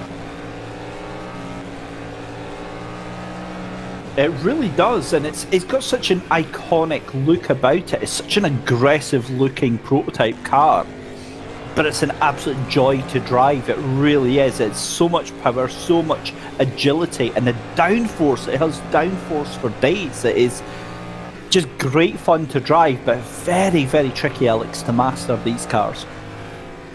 Indeed. I mean, they're 930 kilos in weight, and that is including driver, and you can just see how hard Barracuda again is. Well, I think it's not Barracuda. I think it's Barracuda that were pushing again. They've now there was a relay from race director Grant Lyman to the team saying that you'll have a certain amount of track cuts, and he basically went on the words, it was 3, but it's going to be slightly more than that, and then Max Spooner instantly piped up and went 4 in the driver's briefing. Just wanted to make sure that he gets that in, yeah. And it was really funny because I think there was something that Grant said that I instantly retorted saying, right, you heard this from me. It's that whatever he said, I can't remember off the top of my head. I've had so much information to process this morning, it's ridiculous. I basically said in front of everyone, that's a race director curse, not a commentator's curse, whatever it was, but it made people laugh. So it's all about banter as well here in the Simply Race Endurance Series. People getting together again, being as part of a community, and having a LAN event like this, it's really great to see.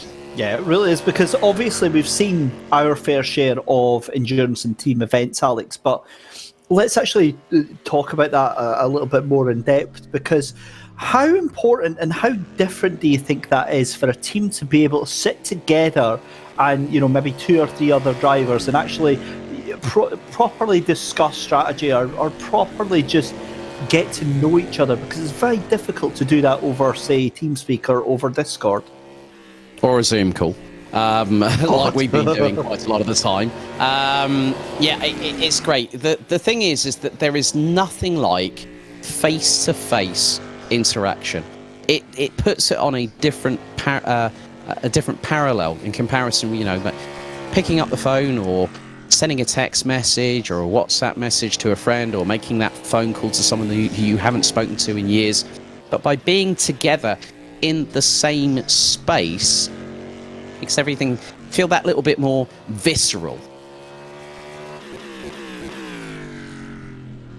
It absolutely is. Apologies for the silence there. I was in YouTube chat replying to Matt Goodger Scott, who went to get lunch and asked what happened.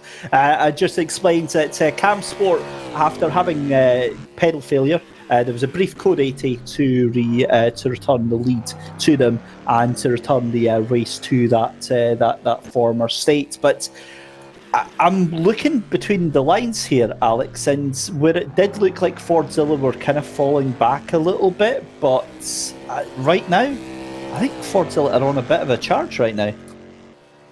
Yeah, I think you're right there. And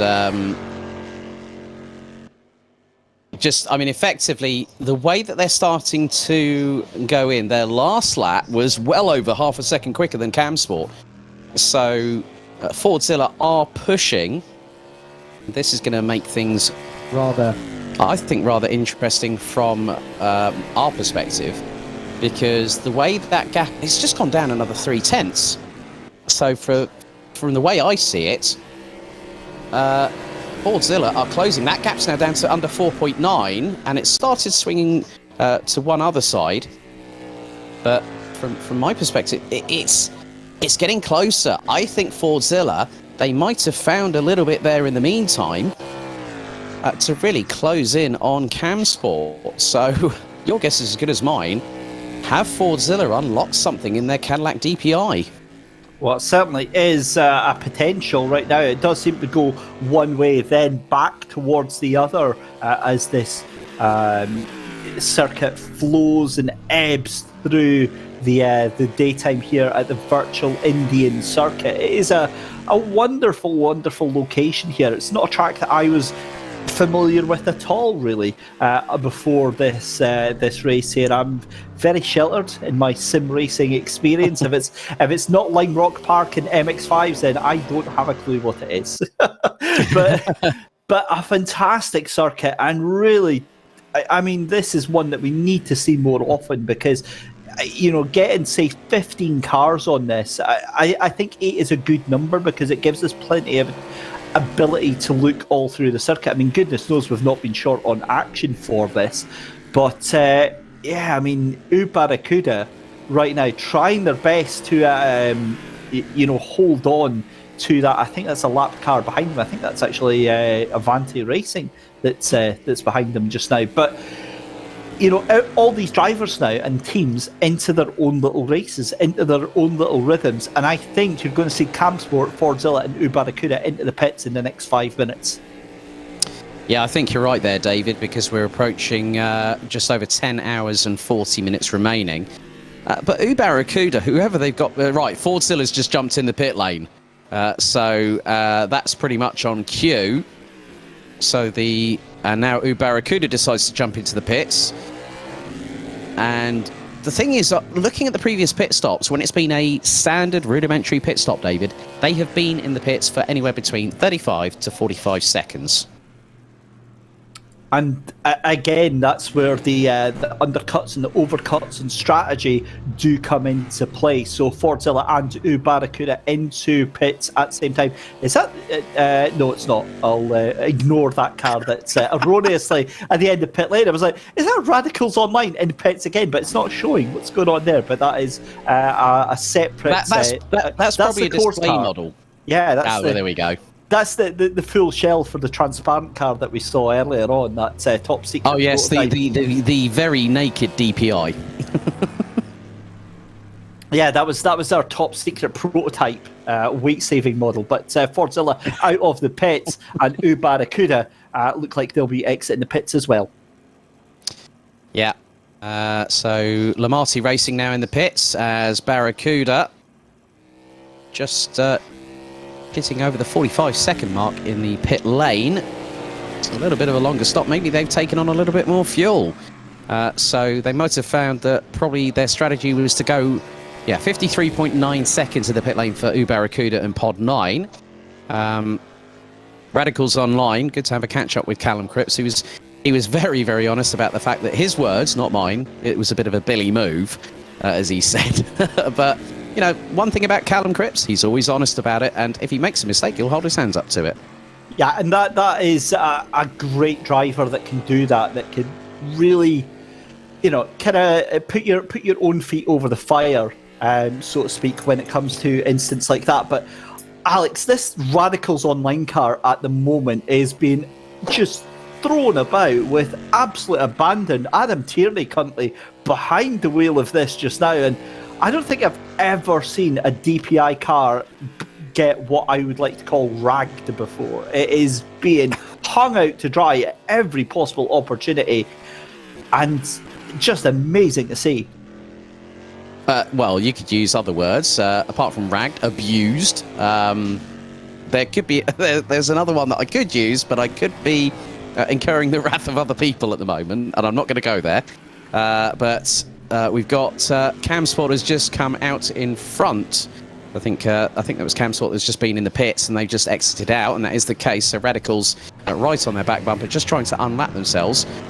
As you say, that car is being driven to with an inch of the rubber on its tyres. Absolutely is. So the pit stop cycle through then, it looks like Avanti Racing have actually jumped E-Team Brit then. So it's Avanti Racing in 4th place. And then you've got Barracuda in 3rd. And then E-Team Brit in 5th place. Radicals Online, Cadan Casual Apex, and Lamati Racing now a lap down. So we've got 3 cars a lap down. And it looks like we could get a 3-car battle within the next sort of 20-30 minutes if Barracuda can get onto things. But what a fall from grace from them, because that is 29 seconds now that they are behind Fordzilla, and Fordzilla 8 seconds behind your race leader. Yeah, it's going to be interesting how it all pans out. So Avanti Racing's just been off, so that's not going to help them at all, and that is going to allow James from E-Team Brit to close in on them. The gap was they did lose a significant amount of time. That's not the first time that's happened with the car in front of E-Team Brit having a bit of a mare, so to speak. Not exactly what you want to see happen, and I'm going to presume that's a new driver that's behind the wheel. In fact, it's still showing as Pierce Hahn that's behind the wheel on that one. So I wonder if the cars, Alex, are still going to be on those same tyres that they've had on for the first couple of hours. I would imagine they could probably do, 2-3 hours on one set of tyres, or is that maybe a bit too much? Well, it depends on how hard they're pushing, and if you want to be consistent around this circuit, you don't really want to hit too many curbs. You don't want to outbrake yourself, because the biggest thing from that perspective, the team is going to have a strategy. And sometimes you want that person that is going to be nice and consistent through the corners, brakes at the right point, turns the car in as E-Team Brit goes slightly over the sausage curbs there. You want it to be consistent. If you are not consistent, that cannot help strategy. If you push too hard, and as we saw with Callum Cripps and also with Avanti Racing earlier on, having moments and hitting the barrier and having to go in for damage repairs, that is where you're then on the back foot. But as Callum rightly said, maybe a podium's on the cards. Who knows in 10.5 hours? Well, that's what we're about to find out. I'm very curious to see Radicals Online, actually, because if they can get that lap back, then there's a good chance that they can really push themselves further up. But they seem to actually be now dropping further and further back from Cam Sports. So it does make me question whether or not they are in a position to put themselves back on to that lead lap there. But at the moment, Cam Sport looking very, very comfortable in the lead of the race here. So if you have just joined us, a very good afternoon. Ladies and gentlemen, this is the Simply Race Endurance Series, Season 4, Round 1, the 12 Hours of Buddh International, the Buddh International Circuit in the DPIs, the Cadillac DPIs. These are mighty, mighty machines. It's David Christie along with Alex Goldschmidt. Alex having a quick 5 minutes of a break, and goodness knows we're going to be taking plenty of them over the 12 hours. It's going to be a long, long day. Just to remind you of the main points of this championship then. 5 rounds in total, 2 rounds in these DPI cars, 2 rounds in the GTE cars. The final round, which is 24 hours at Spa, will have the top 7 contenders in the championship racing in DPI cars, and the remaining 8 places will battle it out for the GTE class win. The teams may change drivers between rounds, but at least 50% of the team must remain the same for the following race to score points. And then it is 25 points for the winner, 22 points for second place, 20 points for third, fourth place will get 19 points, so on, decreasing by a point each time. 12-hour race scores double, so we get double points for this one, so 50 points for this for the winner. And the 24-hour race scores 4 times the points of that. And then obviously full tyre, fuel and damage simulation. We saw that catching a couple of the teams out, and this is the reason why you're seeing Radicals Online, your 2019 champions, down in 6th place at the moment. They had a bit of a contact with the wall. I want to say they outbraked themselves, but really I think they forgot where the brake pedal is on this corner here on turn number 1. They went straight off into the wall and managed to rejoin and get back on. Then an unscheduled pit stop forced them down, and that is why your 2019 champions currently a lap down in race number 1 of the season. Fordzilla, after their pit stop, have now got Sean Arnold behind the wheel of that one. Cam Sport is still Christian Kelly behind the wheel, according to our data. Barracuda still with Calvin Dent, and then you've got Cadan Casual Apex have still got Jordan Hearn. Avanti Racing, Pierce Hahn. Lamati Racing has Edward Lang now behind the wheel, and E-Team Brit James Larbert. So this is your race leader, Cam Sport. Christian Kelly is really giving everything he possibly can in that car, looking very fast, very smooth, and very consistent indeed. Fordzilla in second place, Barracuda in third place, 27 seconds down the road. Avanti Racing are 32 seconds behind them. E-Team Brit in 5th place, Radicals Online in 6th, 7th place for Cadan Casual Apex, and Lamati Racing at the back of the field in 8th position. But again, with 10.5 hours or just over left to go, there is plenty of opportunity to get themselves back onto the lead lap here at Buddh International Circuit. So let's have a little bit of a breather then, and a little bit of a regroup, because it does look quite strong for Cam Sport at the moment. 9.5 seconds to the good of Fordzilla. It doesn't look like there is really any answer at the moment from Fordzilla just now in terms of pace as they go over the 10-second mark. But what we've seen as well is inconsistency creep into some of the teams. And you know, if you don't treat these cars with respect, if you don't treat them with constant care and that constant attention, they will bite you. We saw that from Barracuda, we saw that from Avanti Racing, we saw that from Radicals Online. And like myself and Alex said earlier on, you almost, if you're going to have an accident or you're going to have an issue, you kind of want it to be at this early part of the race so you can try and recover.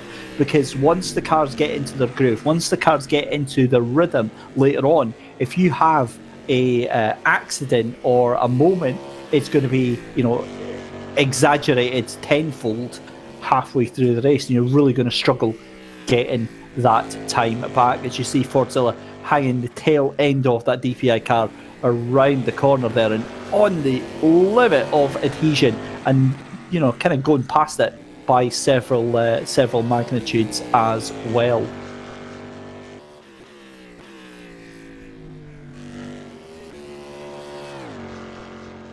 So cutting to Avanti Racing again here, as I said, it is currently Pierce Hahn still behind the wheel. Took the qualifying session and also started the race, so that has been an hour and a half behind the wheel of the DPI for Avanti Racing for Pierce Hahn just now.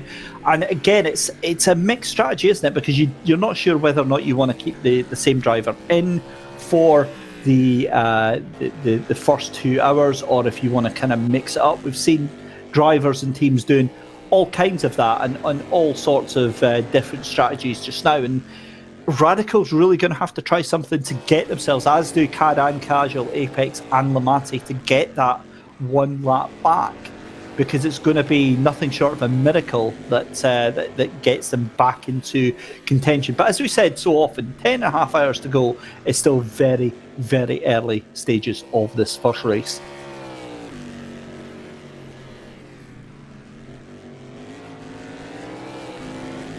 So with that in mind, we're going to take a very short commercial break and we'll be right back after this.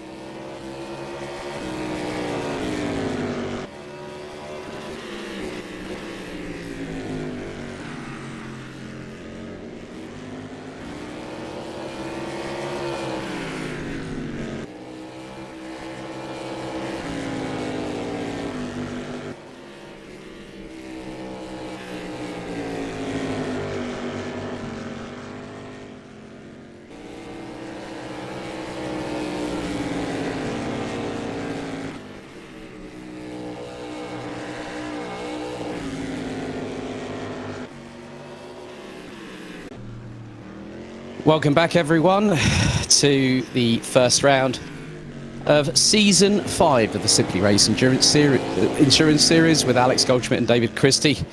David's now having a bit of a respite, so at the moment, Cam Sport leading the way. Had a quick chat with Chris Wilson and Ben Brown from Cam Sport. Christian Kelly is still behind the wheel, and we were talking about drifting a bit earlier on. Well, Christian Kelly, if memory serves me correctly, at one point, or probably still does, drive a BMW M2. And when you get that thing sideways, he's had plenty of practice, maybe. But they still lead by the best part of nearly 15 seconds ahead of Team Fordzilla. Ubarakuda in pod 9, rounding out the top 3. Around about a further 20 or so seconds adrift. Avanti Racing and E-Team Brit complete the top 5 thus far. Radicals Online had a very good catch-up with Callum Cripps a bit earlier on and admitted to the bad move that he made in the opening foray of the race. But they're hoping for a podium for the opening round of the season, the 2019 champions. Canan Casual Apex and Lamarty Racing rounding out the 8-strong grid. But some great angles from the broadcast led by Mike Yao here at Simply Race. A big thank you, as always. His stellar efforts do not go unrecognised by myself and David. But drivers still pushing. And at the moment, I think if memory still serves me correctly, well, Radicals Online now have the fastest lap of the race, 1 minute 40.284. But E-Team Brit keeping it nice and calm and collected under the surface, but probably paddling like heck underneath. And hard into the braking zone for turn number 1. Through into sweeping left-hander at turn 2, up the slight incline. So let's see if we can bring it back in. David, are you there, my friend? Yes, I never left. They're just sort of hiding in the background, really. A cunning subterfuge. Yes, exactly. You didn't see me, just like that invisible car earlier on. That was an interesting line from the E-Team Brit driver there of who have got behind there, James Larbert. He kind of just threw the car into that hairpin right there and just hoped that it stuck. But Radicals Online then, obviously, as we said, they're on a very different strategy to everyone else after that accident about 15 minutes into the race. So they're on a scheduled pit stop as it is just now. So they'll drop back a little bit more. But it just, it really amplifies how important it is for Radicals to get that lap back if they want to be in contention. Because as it stands just now, they're really in quite a difficult position. They've just come out of pit lane just now. Yeah, 43.5 second pit stop time for Radicals Online running in pod 7. And for those that are watching, thank you very much for joining us. All cars have the race numbers of their respective pods here at Simply Race. And Radicals Online still pushing. They are trying to close on in as we're fast approaching. David, I can't believe this already. We're nearly 2 hours in. Yeah, it's going by quite quickly.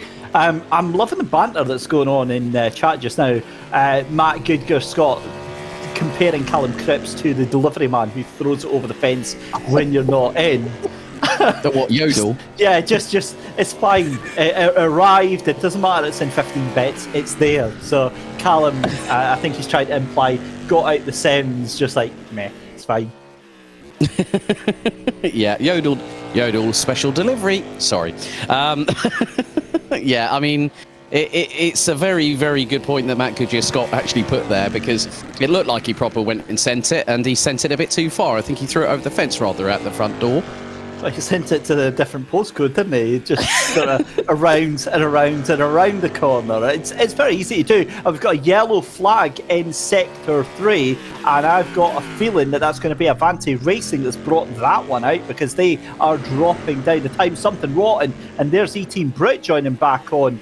So was it E-Team Brit or was it Avanti Racing? I'm sure it was Avanti, because they were dropping down. But yeah, I've just seen them, David. They've had a hit into the wall. It looks like it's now that's coming through into one of the hard braking zones. It's going to be one of the left-handers, And we're going to go to a replay now, so just keep your eyes on this. And yeah, oh, that's a heavy whack.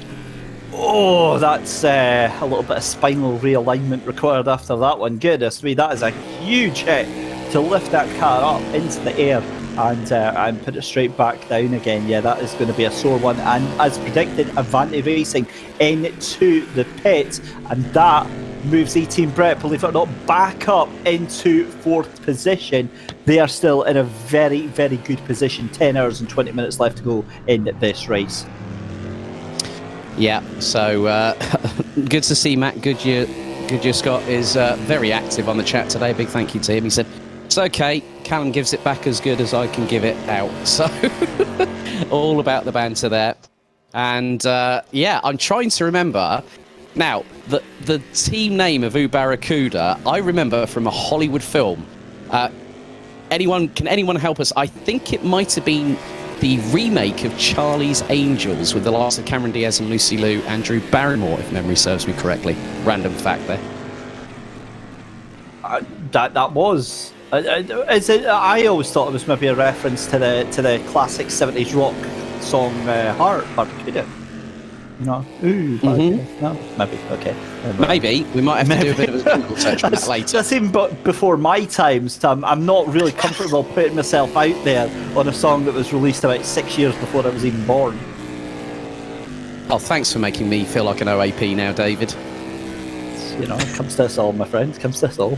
Yeah, well, yeah, just you wait for your turn, sunshine. Yellow in Sector 1 just now as well, in the meantime. Who is dropping down there? Is that Avanti Racing again? Surely not. They are dropping down significantly. They're dropping down by about... Yeah, I think it might be them, but my goodness me, that is going to be heartache if it is. They're just out the pits, and yeah, they are really struggling with that car if that is them. We'll find out in just a second, but it's been a fun day at the races, really. We've had 2 hours in, and we've had a yellow flag from almost every single car. At this point, almost every single car has led this race at one point or another. And we've had a code 80 for the throttle pedal issue for Cam Sport as well, didn't we? We did. I want to imagine, right? Obviously, you're there, so you'll be able to find out what that was like. So I'd imagine they've probably swapped that pedal set out, but I wonder if it was anything as cool and as dramatic as. Do you remember Simon Pagino? When he just straight up lifted the rig out and then put the other rig down. I want to imagine it as simpler race. You've got a guy with like an electric screwdriver that's just pulling out the old pedal set, putting in the new one, and that's it, away they go. Different take on the word pit stop. Yeah, exactly. Yeah. In fact, it's Mike Yao on his hands and knees trying to dig out No, that'll be Grant Lyman, not Mike Yao. Well, Mike's busy behind the cameras at the moment, so leave him alone. Yeah, but no, yeah, I still remember that, the Le Mans 24-hour virtual. You know, a good friend of ours, Lewis McGlade, part of the commentary team, alongside the likes of Ben Constant-Duros, Martin Haven, Alan McNish, and Chris McCarthy, and Hayley Edmonds on that crew last year. So yeah, I think realistically, yeah, it could be Grant out with the power tools a bit later on, maybe, if something needs changing. Yeah, it's still so weird that we get to work alongside him with Lewis. It's always a treat as we see Canan Casual Apex. My goodness me, that was a monster of moments that they had there coming out of the chicane, the car twitching left and then right, and I don't even want to know what that driver was having to do to keep that car under control, but under control they kept it. And Canan Casual Apex with Philip Webb behind the wheel, maybe a change of underwear after that one there. Clean up on aisle 6 as there's the replay from Avanti Racing, and that was coming out of turn 1, lit up the rear tyres, and if that was out of the pit lane, that would have been cold rubber that they would have been on. So you spool up those tyres a bit too quickly through the apex on cold tyres, and if they're not up to temp. Now, driver change has occurred at E-Team Brit. I think that might be Michael Tyler that has just gotten behind the wheel, so James is out of the car. I'm seeing Avanti Racing back into the pits, and that's a long pit stop that they've got, 4.5 minutes that they're doing right now. So E-Team Brit in and out. Avanti Racing, I've got to be honest, I think that is a huge dent into their hopes for the race today, because that is going to put them plumb last almost, and it's going to be very, very difficult. In fact, I'm trying to figure out why Lamati haven't already got past them. In fact, that might have just been an error with the timing screen, because Avanti Racing actually still showing us on track, so we'll ignore what that other timing screen said. It was trying to lead us astray there, Alex. But yeah, well, leading you astray. Well, that's not difficult now, is it? Come on, we know that. That's a really easy thing. That's the trait of yours, mate. Come on. Yeah, to confuse my simple Scottish brain takes absolutely nothing at all. It's turning on the light confuses me sometimes. I stray. Anyway, Avanti Racing still 20 seconds behind E-Team Brit, so they are still out on track. But I mean, that spin, that's going to be an awkward one. And how do you get over that mindset wise, Alex, after going into the pits and then spinning it on cold tyres? You just have to knuckle down and focus, don't you? Yeah, you have to sweep that under the carpet. You've got to put it out of your mind, because it's like if you keep something buried deep inside you, the first thing, it's going to fester, it's going to manifest, then all of a sudden it's going to come back and haunt you.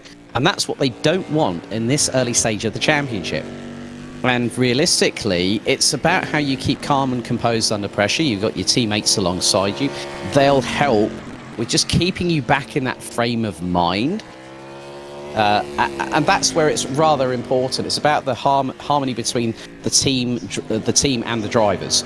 Because if you don't have that, as I said earlier, one wrong slip, someone makes a wrong strategy call, okay, it's a mistake, it's happened. You can't do it, you can't undo it. You don't have like a Harry Potter magic wand to make it go away. You've got to just grin and bear it, and as you said, knuckle down and just keep on pushing.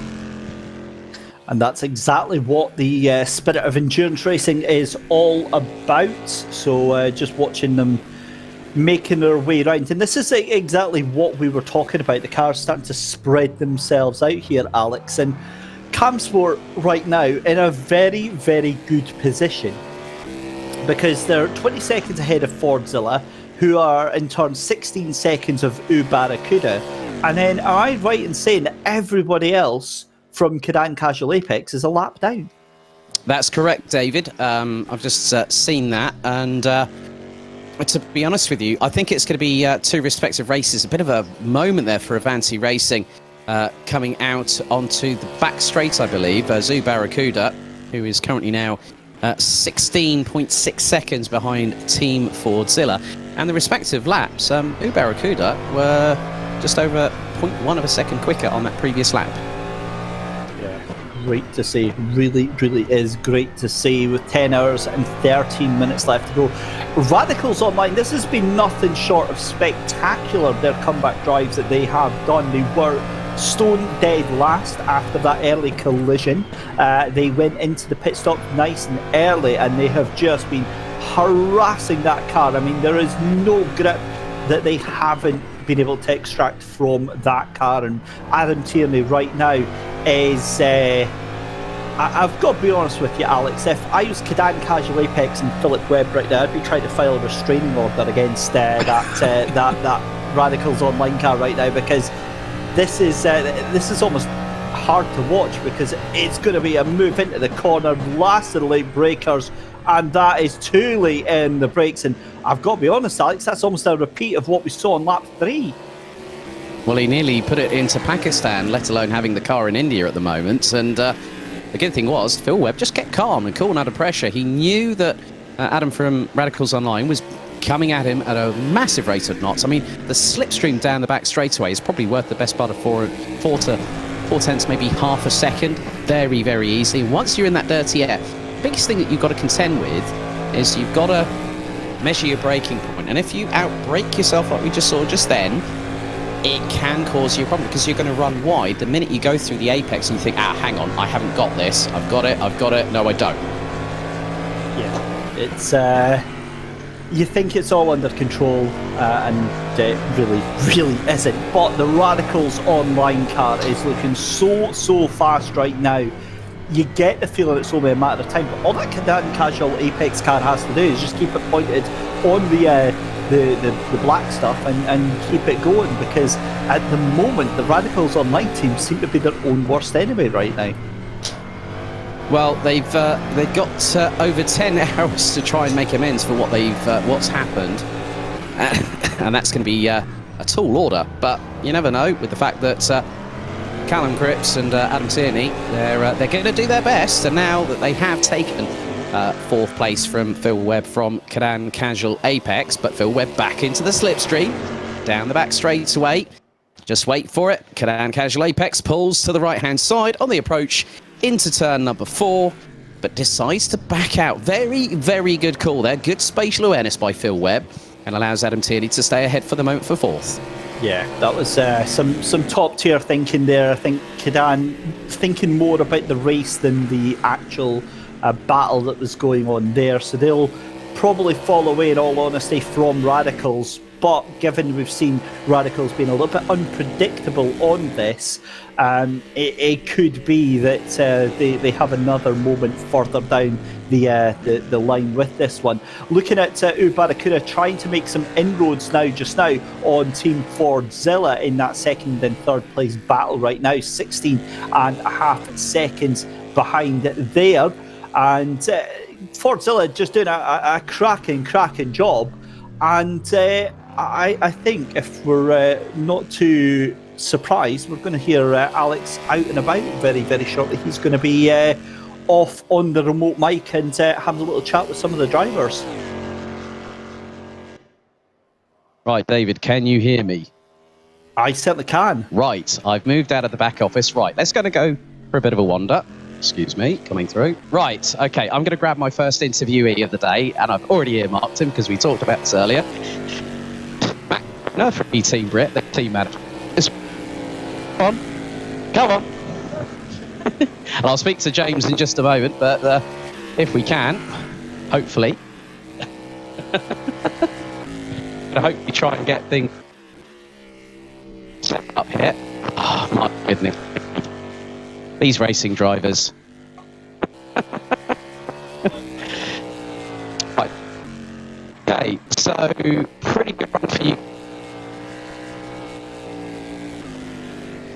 That is unfortunate, to say the least. Poor Alex. Every time we try and cut to him, bless him, he's doing his interviews and it cuts out. So we'll try and jump back.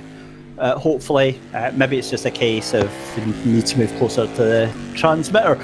But 10 hours, 8 minutes left to go in the race. Cam Sports still in the lead with Fordzilla second place, Ubarakuda in third, Radicals Online in fourth, Cadan Casual Apex in fifth, Avanti Racing in sixth, E-Team Brit in seventh, and Lamate Racing in eighth place. Let's see if we can get back to Alex.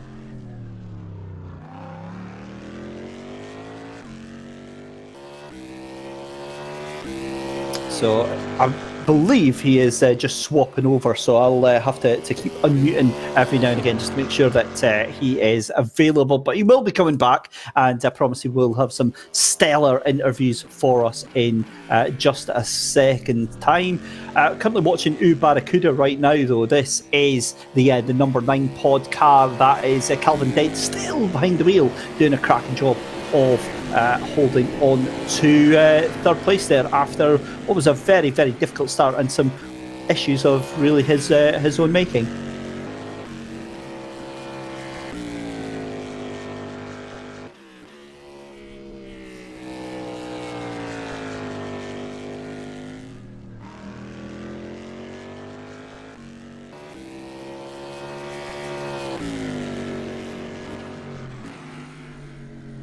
So picture in picture there, you see the actual live shot from the venue at Milton Keynes Simply Race, where a big number of drivers have gathered to take part in this race today, as well as well-wishers and supporters. And again, great to see people back in the venue in person and supporting not just their own teammates but each other as well. A very warm welcome back to everyone.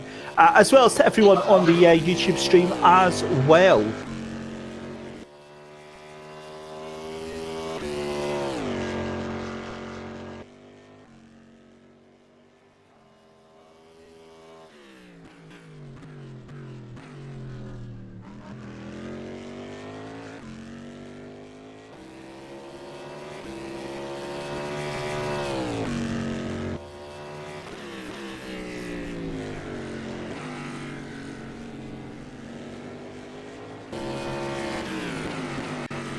So still watching then Fordzilla, and again a very spirited drive here from the number 1 pod car of Sean Arnold now behind the wheel of this one. A striking livery on that Fordzilla car as well.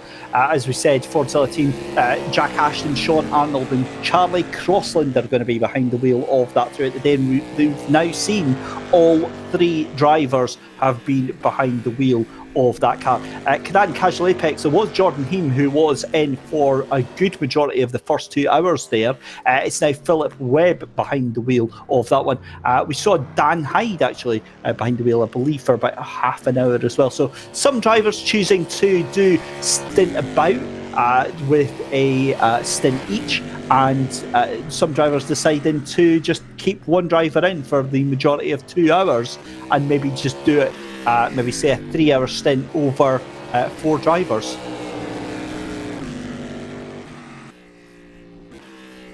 We've got a yellow flag in Sector 1. We've got 2 cars into the pit stop then, Fordzilla and Barracuda into pit lane. That now drops Avanti Racing and E-Team Brit 2 laps down. Let's see. Oh no, it's the Avanti Racing car again. And again, it's on the exit curb of a corner. Too much wheel spin, too much acceleration. The car just pitches itself round. And it's a bad day, from bad to worse for Pierce Hahn. And you hate to see it. You really, really do hate to see it. Yeah, well, David, finally, we've got things back on track, and alongside me here in the interview zone here at Simply Race, Max Spooner, the team manager for E-Team Brit. James has done a pretty good couple of first stints, and now Michael's behind the wheel. You guys are currently running a little bit further down the order, but you've been up as high as P4 before going in for a pit stop. How's the team feeling at the moment, Max? Yeah, team's feeling really good. We came into this event sort of expecting to be probably in the lower part of the midfield. But as we approach every race, we go with the tortoise and hare approach. We just try and capitalise on other drivers' misfortune, just keep it clean, and that's paying dividends at the moment. Now, obviously, you guys have been running in a multitude of different championships. You've recently announced that you're going to be running on GT Sport, which is exciting. Of course, the E-Team Brit GT Challenge heads to its 3rd round at the virtual recreation of Cheshire's Alton Park circuit. You're running with a very good friend of ours, Martin Buchan, in the E-Team Vistaro Lexus RCF, but also Michael's running in that championship, Hamish is running in that championship, Sandra Ballesteros and Bradley Brockies. I know that Bradley's been active on the chat. Really good to see that E-Team Brit are moving forward with their expansion into sim racing. Yeah, well, when you think that when we were here last time, it was different people, and the team was very much just a sim racing team. Whereas now we've pushed the boundaries. We've got a more commercially viable product now. And we're bringing in new talent. So with the likes of Mike and Hamish and James here today, who are all relatively new to the team, and they're putting on a great performance. Especially when you consider, certainly with the likes of Hamish, never driven in in a simulator prior to joining E-Team Brit. So I think also one of the things you've been running other championships on the R-Factor 2 platform, obviously with the E-Team Brit GT Challenge, running seasons 1 and 2 on R-Factor 2 before switching to Assetto Corsa Competizione. You've run in the Eureka LMP2 in GTR 24H, if memory serves me correctly. What's been the difference like between the 2 cars? I think going in, say, to the DPI over the LMP2 car is the car. There's a lot more mechanical grip, or certainly that's how it feels. You have to work the car more in the corners and rely less on the aero like you do with the Eureka. But it's a new challenge, and the guys have adapted quite well to it. We're all on a similar pace, so yeah, it's certainly different to what we were anticipating. Well, Max, we can only wish you and E-Team Brit, everyone, so Mike, Hamish and James, all the very best of luck. Hopefully I'll catch up with James very, very shortly, but all the very best of luck for round 1 of the Simply Race Endurance Series. Cheers, mate. David, back to you. Thank you very much, Alex Goldschmidt there, and yeah, that was great to hear from Max Spooner there. Absolutely awesome stuff there. So Cam Sport, your race leader into the pit lane then, and it is a slightly, and I mean slightly longer stop by about a second.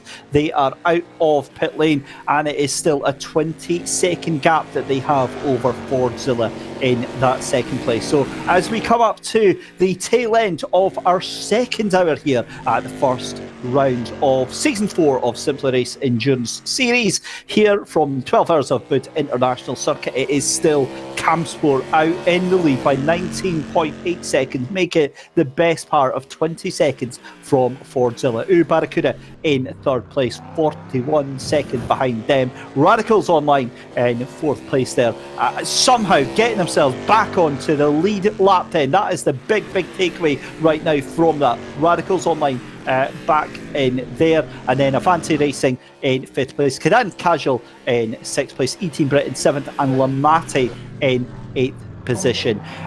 Crazily, Alex, Avanti Racing still in fifth position despite having about 15,000 spins.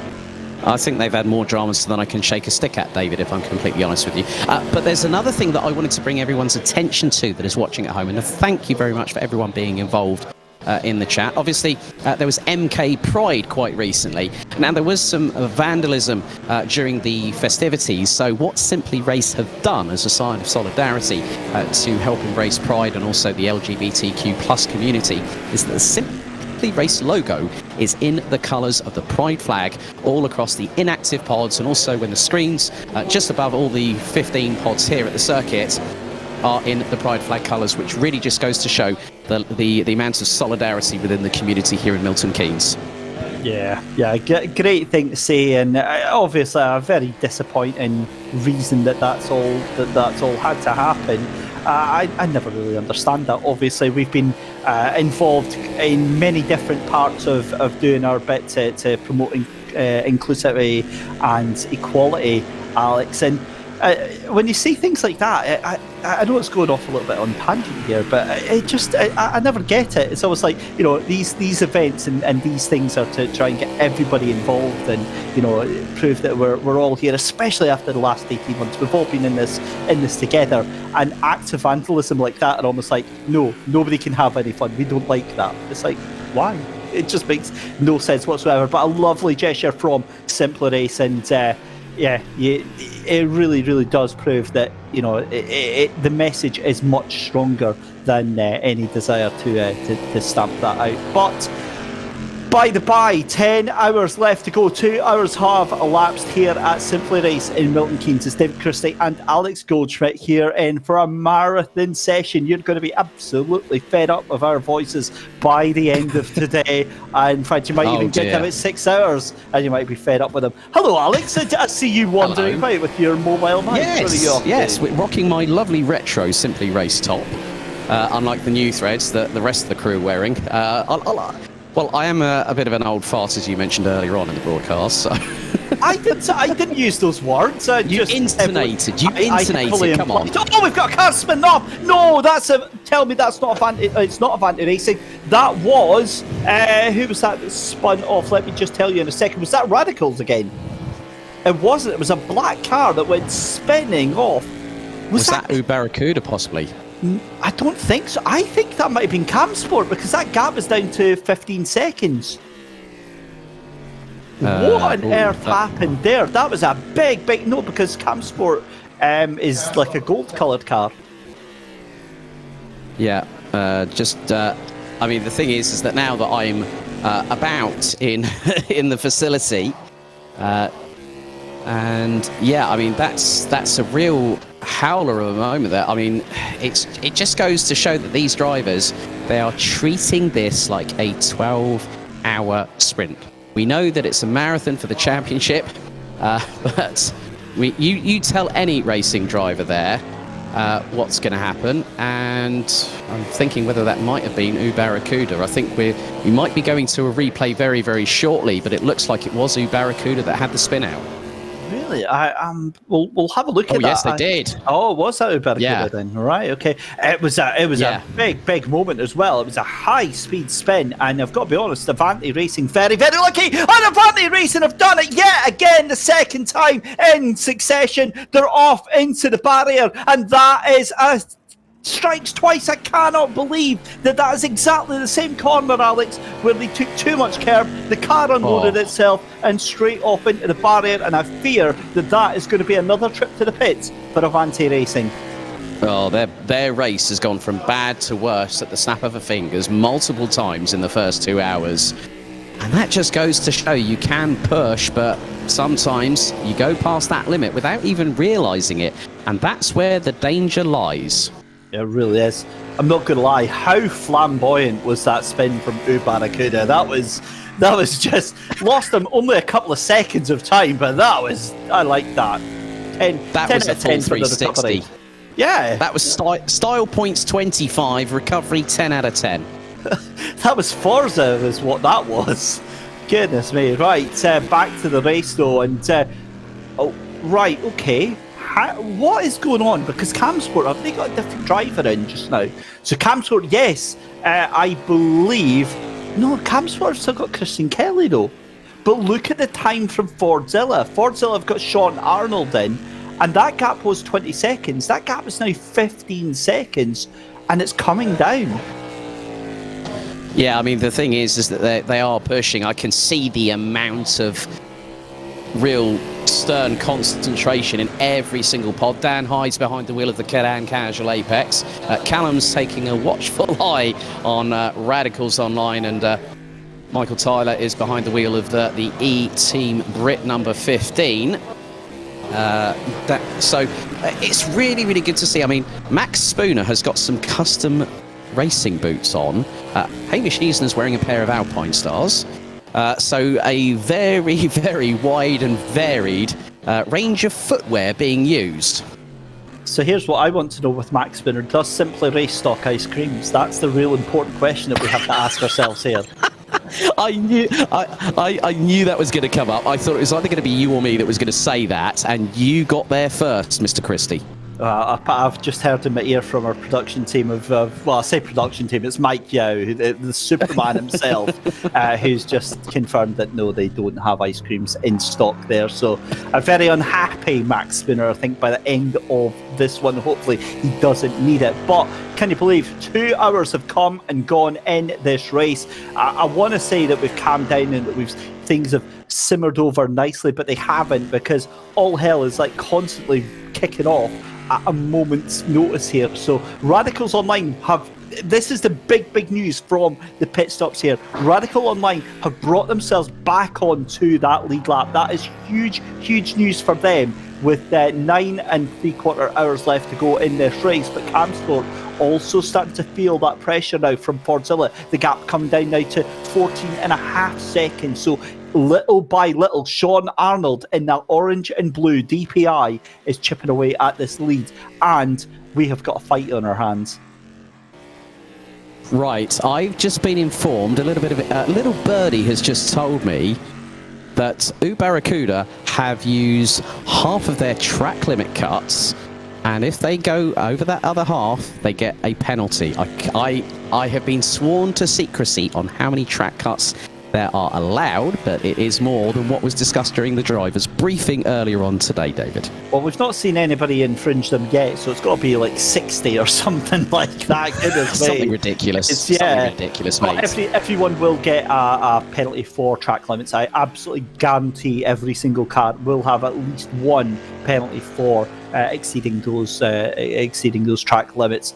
This battle though is getting very intense very quickly now, because Fordzilla, that gap now 12.1 seconds, and Sean Arnold is driving the race of his life right now. 9 3/4 hours left to go, and he is hunting for the Camsport car of Christian Kelly up in front. And I tell you what, if I'm Christian Kelly, you will know, because your team's going to be feeding this information back, and you're going to see it on the timing deltas as well. Fordzilla inching closer and closer and closer to that car in front.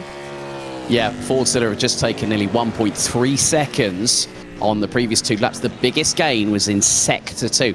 Now, I understand that there is an approach to a particular curb on one of the circuits, one of the parts of the circuit here at the Buddh International Race Circuit itself, and Fordzilla to make up. I mean, look at it from this perspective, David. Radicals Online, 28.893 in Sector 2. Barracuda running in the 29.6s. The rest of the field, Lamazzi Racing running in the 29.7s. Cadan Casual Apex 31.8 through Sector 2.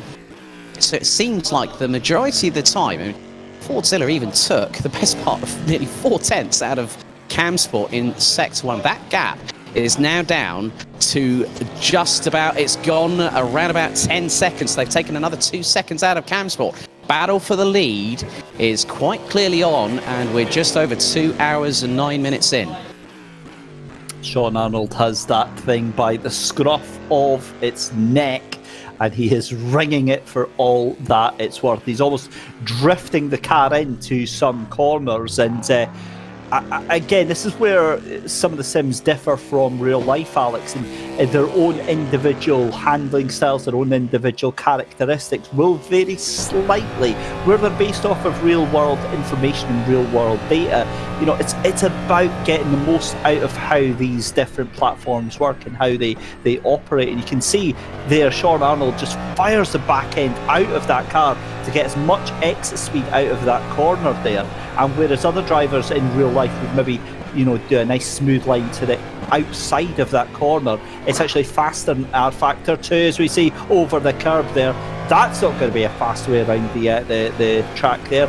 But again, in R Factor 2, it may be slightly faster, taking the corner a different way. Yeah, I mean, I'm just looking at the apex entry speeds for turns 10 and 11. They're going in at about third gear at 100 miles an hour, and then short shifting up to fourth to carry the traction through, pushing about 130 before the braking zone for turn 12. And the final corner is a first gear corner, taken at around about 50 miles an hour. Just going to keep an eye on Camsport from my position. So 150 plus, probably hitting about 162 in 6 before hard on the anchors, down to first gear through turn 1. Through turn 2, upping the gear, so up fourth gear, 130 before hitting the anchors for turn 3. Tight right-hander, 40 miles an hour, and now the top speed of these DPI cars will be very much apparent. Up into 5th gear now, 150 and climbing. Very long straightaway, very comparative to Conrod Straight at Mount Panorama, at 170... 180 at 6th gear for Camsport down the back straightaway between turns 3 and 4. So no shortage of commitment, and then hard onto the anchors once again into 4. Yeah, it's a brilliant sight to watch here, and it's fantastic to see this battle developing as it is. And the other thing is Radicals Online actually bringing that gap down as well. So I wonder if it's maybe Camsport are kind of easing off the pace a little bit here, because it looks like all of the cars actually able to make a little bit of advantage here. But here we are with Radicals Online, Adam Tierney behind the wheel of this car right now. We've spoken at length about their disastrous start to this race. I'm sorry. Danger in the chat. I think you've already answered Mr. Martin Buchan, who's currently racing in real life at the moment, if memory serves me correctly, up in Rowra. Mr. Martin Buchan, and he said, Max didn't even mention his Scottish superstar. Well, if his Scottish superstar turned up for round 1 of the Team Rich ET Challenge Season 3, I think he might have gotten a mention. Yeah, I think he's maybe not best impressed with that one. Super sub was needed for that one, and Martin Buchan nowhere to be found. No, there wasn't a super sub. There wasn't a super sub for that round. Well, that's what I'm saying. He needed one, and it was nowhere to be found. So Martin Buchan leaving him in the lurch for his, glamorous real life racing, which I've got to be honest, does sound quite fun. Taking part in the British Pro Car Endurance Championship, and looking really, really interesting. However, what else is looking interesting is the fact that gap between first and second place under 10 seconds. And I think in the next 7-8 laps, we are going to see, I don't even want to say we're going to see a fight. I think Fordzilla are literally just going to breeze by Camsport. Elbows out, ladies and gentlemen. Round 2, ding ding. Currently at the moment, total mileage covered by the leaders, a shade just under 235 miles. We're currently on lap number 74 of the race, David. Difficult to believe that, isn't it? 2 and a quarter hours already, and Barracuda, though, are kind of dropping off. I've got to be honest, I wouldn't put it past Radicals Online to get a podium out of this. They're certainly, I mean, obviously we've still got 9 3/4 hours left to go, so anything can happen. In fact, just as I say that, Radicals back into the pits, but they've done the hard work, and now they just need to keep the pace up. And who knows, something could happen between Camsport and Fordzilla. I can't imagine that Camsport are just going to gift that position, but how hard can they fight when they're dropping about a second and a half each lap? Yeah, very true. I mean, Radicals Online on that previous lap took a considerable amount of time out of Barracuda, I think to the tune of just over a second over the 3 sectors. But they're currently in the pits, so the Airjacks engaged on the Cadillac DPI for Radicals Online in the number 7 entry. So again, a brief reminder for those that are new to the Simply Race Endurance Series, very warm welcome from both David over in his humble abode in Scotland and myself here, Alex Goldschmidt, down at Simply Race in person in Milton Keynes. And if you have not had the opportunity to join the Simply Race Endurance Series, as David said, late November, we have the second round at Imola in GTE machinery, so spaces are still available. Head to simplyrace.co.uk/SRES. Yeah, we'd very much like to see you back in with us for round number 2. And we could be talking about you out on track there, as Matt Goodyear Scott is not actually taking part today. He's away in Gran Canaria. It's all right for some, Alex. Yeah, I hope he doesn't get sunburned. As long as he's got the factor 50 on, he's going to be absolutely fine. That was so passive aggressive. Actually, we've got to say a happy birthday to our good mutual friend, actually, Chaz Raycott, who's a fellow commentator out in Spain, I believe, at the moment, doing some real-life commentary. It's his birthday today, and he's sunburned, so I wish him happy birthday in a completely petulant, petty and jealous way by wishing him to get sunburn on top of the sunburn. That'll teach him rubbing it in. You know what's funny? Chaz, firstly, happy birthday. He's doing the Renault Sport Series Clio Cup in Valencia in Spain, of all places. Fresh off of his trip quite recently to the Red Bull Ring, where he joined fellow commentator Chris McCarthy. And really good to see both guys all smiles in the paddock. I know that Chris is currently doing the Bol d'Or FIM event for Eurosport this weekend alongside another fellow commentator, Tom Brooks, who is making his... well, he's very much well known in the sim racing world, particularly with Gran Turismo. But he's working with. He posted on his Twitter timeline the other day. Last minute, I got a call, and so it looks like Sean Arnold has Fordzilla just pitted, David. No, sorry. It's Bleach Kingsley was asking who was in the Fordzilla, so I was just replying that it's Sean Arnold behind the wheel, possibly confusing you by saying he's in. When I mean in the cockpit, not in the pits. But I mean, look, what else can Camsport do right now? I mean, it's frightening the pace that Sean Arnold has got. He is absolutely hanging that car around every single corner, and it's now down to 5.5 seconds. So we're now just moments away from seeing a battle for the lead, and quite possibly a change for the lead with 9 3/4 hours to go. A change for the lead happening on track. Oh my goodness me, this is getting quite cool.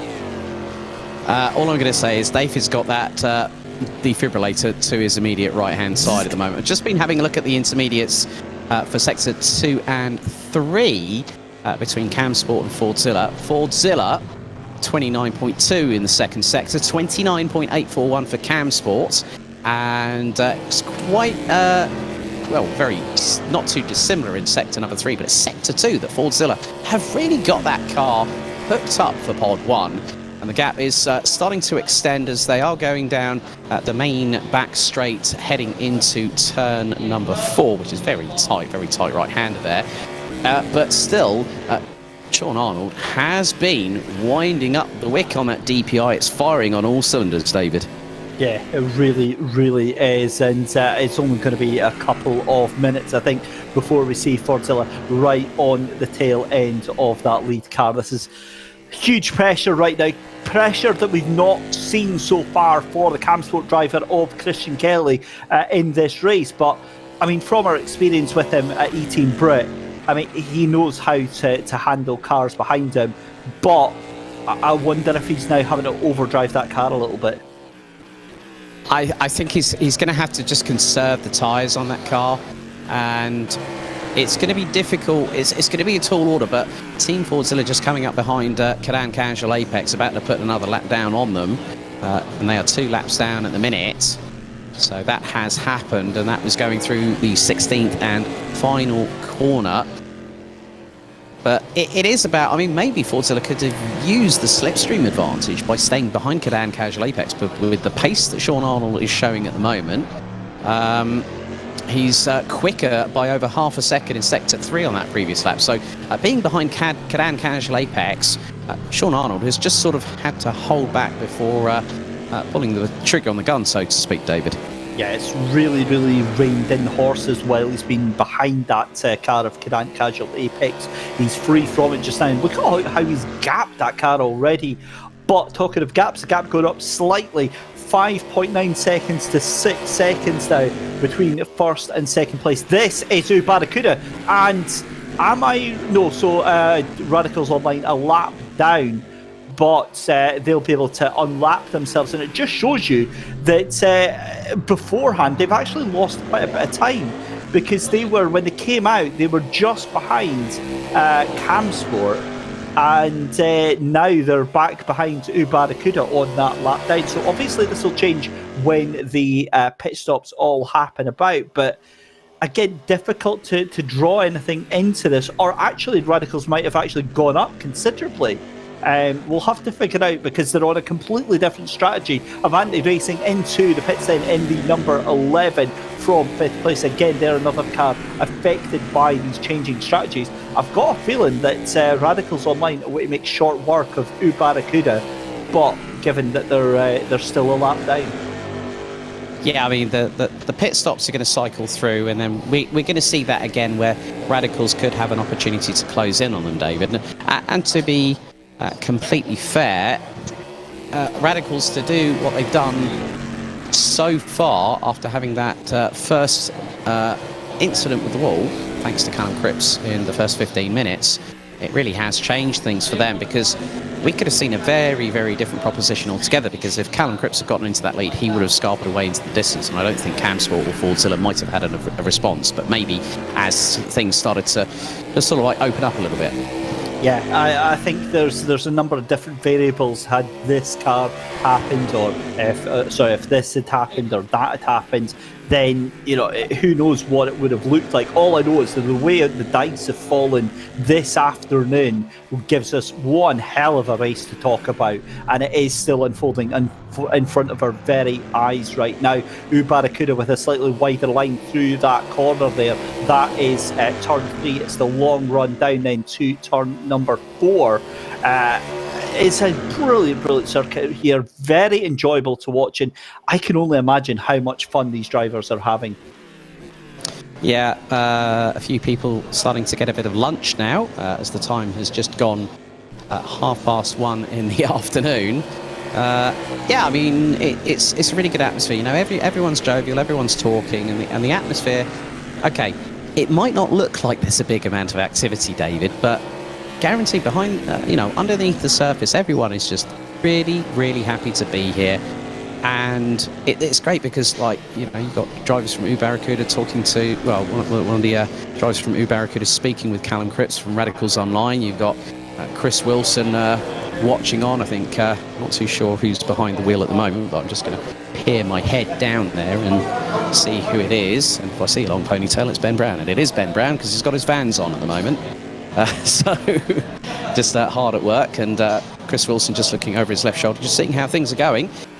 So yeah, it's nice. There's going to be a rule instigated, because obviously with the entries we've had here for round 1, that if the grid does increase in terms of the numbers, what will happen is that the only 2 people allowed at the pod will be the driver in at that point in time behind the wheel for that stint, and then also the driver that will be next in line. So if that does happen, we could have a very, very different situation to what we have here in the opening round of Season 5. Yeah, it's obviously a lot of moving parts, and still social distancing still has to be taken into account. So they'll be wanting to keep that under control. But for the most part, with the fact that, I mean, what's that? 24 drivers taking part in this, plus the support team and plus folk that are coming along to wish them well. For the most part, it usually will be only one or two people around the pods, mostly because, I don't know about you, Alex, but as a driver, I don't want anybody distracting me. I find it really, really off-putting if somebody's over my shoulder and you kind of want to settle down into the zone. And unless it's anything important, you kind of just want to be left to yourself. Yeah, I think very much the case. And also one of the things about being in real life, you know, I have seen it before where there's been just an open lobby, nothing competitive, and someone who's just watching, who knows you very well, grabs you by the shoulders and gives you a shake. That's definitely what they don't want, because straight away that means you're going to have big lapse of concentration, and then the big thing then that next up happens is you end up in the barriers. And we definitely don't want to see that happen. However, Indeed. Let's turn our focus to the lead then, Camsport and Fordzilla. That gap now 3.5 seconds. So that gap has come down from 15 seconds to 3 in the space of half an hour. We are probably about 15 to 20 minutes away from our next pit stops. So Fordzilla are going to be wanting to try and strike and make this happen while the going is good just now. Fordzilla and Sean Arnold currently behind the wheel of that one just now. But Alex, I mean, the drive that he has had right now has been absolutely sensational. Yeah, I mean, at the moment, Sean Arnold, in the first two sectors, up by a tenth in Sector 1, Sector 2, up by nearly 3/10. So he is pushing a little bit of a not so much a lag, but more like a little bit of a slight unforced error. Puts him a tenth down in Sector 3, but that gap is coming down rather significantly. And in the meantime, Avanti Racing in 7th position. It's been a fall from grace for this team. They are currently sitting behind Cadan Casual Apex. It's the pair of cars, the Cadillac DPIs, running across the start-finish line. So if you have just joined us, a very good afternoon, ladies and gentlemen. Season 4 underway of the Simply Race Endurance Series. It's the 12 Hours of Buddh International, and that is Avanti Racing out of the pits, and that I cannot believe what I've just seen. How bad does their luck have to be? I'm kind of glad that your mic is cutting out a little bit, Alex, because I've got the feeling there might have been several swear words shouted from the Avanti pod there. No, because the fact was I actually had the mic away from my mouth. So the good thing is that because I'm actually we did try a little bit, obviously with the remote mics used here at Simply Race, a bit of momentary. Well, there's been a bit of an issue. So I've got my laptop in my hand. Well, it's on the desk. It's on the bar at the moment. And no, I'm not having an alcoholic beverage because I need to drive home tonight. I'm sort of perched up, just really sort of enjoying the atmosphere at the moment. And the gap now between Team Fordzilla and Camsport is getting closer to being under 3 seconds. And have you got the Jaws music on standby, David? So 3 things then. 1, obviously, apart from driving, we need to get you a taxi home for tonight. We need to get you on the beers this afternoon. 2, I think we almost saw you at the bar, just at the bottom right of the picture. I think we caught your head in your headphones, so we'll get away from you next time that's on. And 3, tell us a little bit more about the atmosphere at the venue then, Alex, because obviously this is one of the first in-person races that we've had the privilege to commentate on for a good while. I mean, people must be happy to be together. It's great. It's, you know, for 18 months in this pandemic, we've been stuck at our homes. You know, there's been limited amounts of opportunities for international travel. people trying to go overseas. I mean, myself personally, I've been overseas for I think 3 times this year, and normally I'd be in double digits by now. So for me, I've done a lot of the esports commentary, but then also the fact that a lot of the karting commentary I do has been done from home, and it's been very, very surreal. 2020 wasn't too bad because after everything opened up in early August, Hi, Alex. I was able to go back up. There you go, I'm back on screen again. But I think from my perspective, looking at it from both sides of the coin, everyone's been chomping at the bit. Everyone's been waiting for that chance to get themselves back to seeing friends, loved ones, family members, being able to like say high fives and hugs, and okay, yes, there is an element of social distancing. People will still wear masks when they have the opportunity. I mean, like rudimentary stuff, because I'm keeping my distance from everybody else. I'm not wearing a face mask at the moment, but I am using hand sanitizer. I am social distancing. I am fully vaccinated, of course. And a lot of people now are taking a lot more precautions when they're going out. But to see the way that people are talking, they're having great discussions. I can see a really good discussion between Hamish, Max, and James from E-Team Brit at the moment, just to my immediate left. And it's great because this camaraderie is always better in person, as I was saying earlier on. Yeah, it really does that. And again, for myself, that's never actually been down to Simply Racing. Why haven't you? Why haven't you? It's on my to-do list, and with the fact that we're obviously going to be meeting up for the at least the final race of the season. It's a fantastic place to go. Obviously, the big move happened at the start of the year, and great to see that we've got things back open again, because there was a time where Simply Race was really badly affected by the pandemic and the lockdowns. It was, I mean, but it also gave the team behind Simply Race, I mean, Mike Yale, Grant Lyman, everyone else behind the scenes that works here at Simply Race. There's been a lot of hard effort going into what was effectively Simply Race version 2.0. Well, it's to me, it is still Simply Race. You still have that core ethos of what they provide. I mean, I came to this. I'd always wanted to come back to Simply Race, and I was working for a social media client in I think it was the penultimate weekend of July, and we were heading up to Alton Park.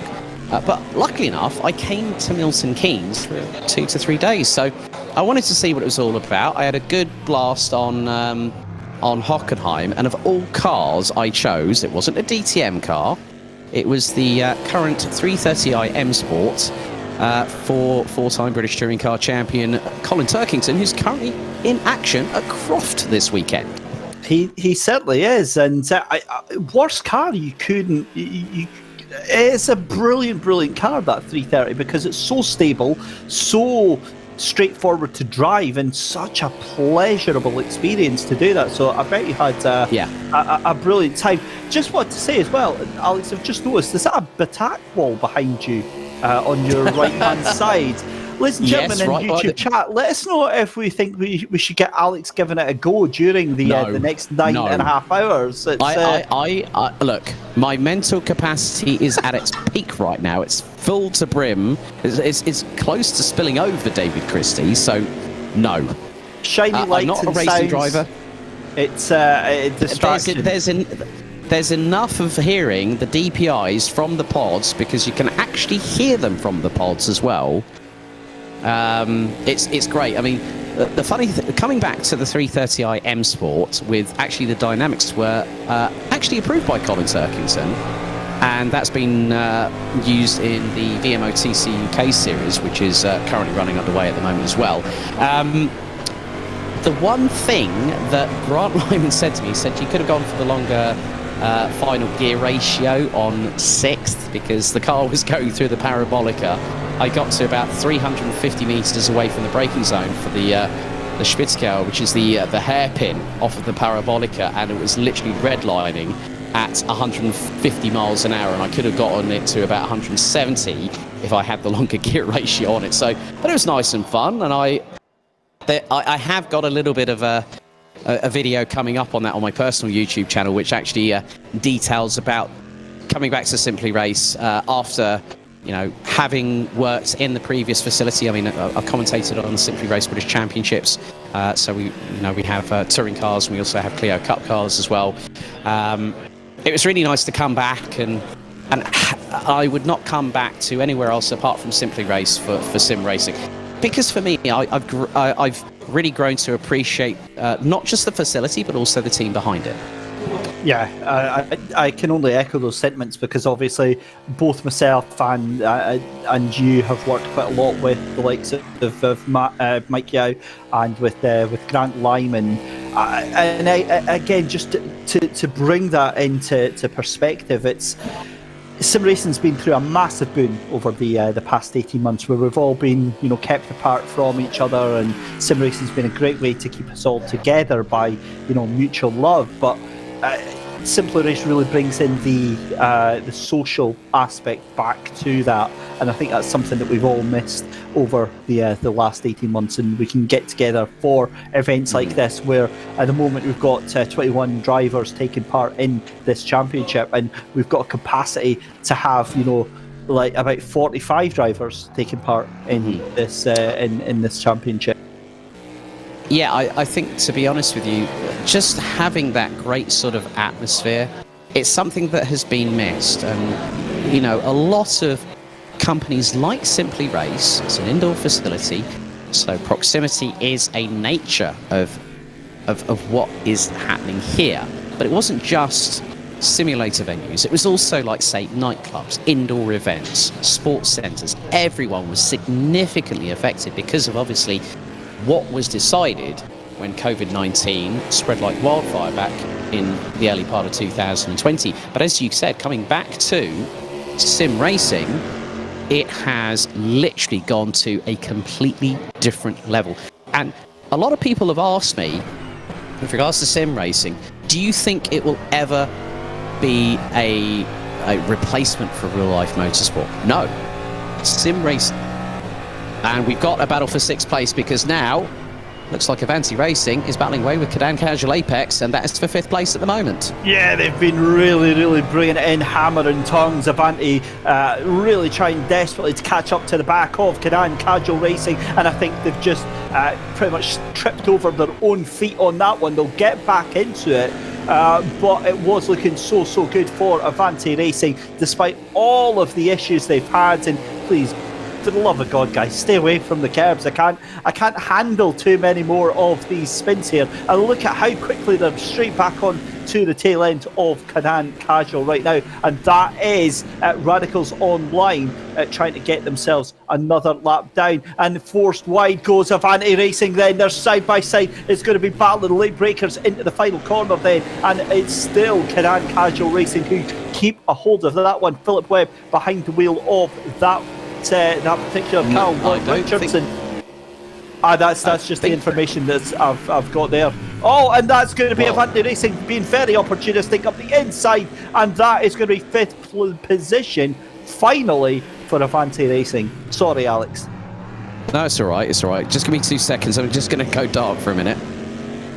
All good, but have a look at that. Cadan Casual trying to get the cut back there, and this is now Avanti Racing, and realistic. Hang on, that's Radicals Online in front of them, so this is putting them a lap down then, so we don't need to actually worry about Radicals Online there. But I wonder if that message is going to get through to Avanti Racing, or are they going to continue to try and fight that car that is actually in front of them?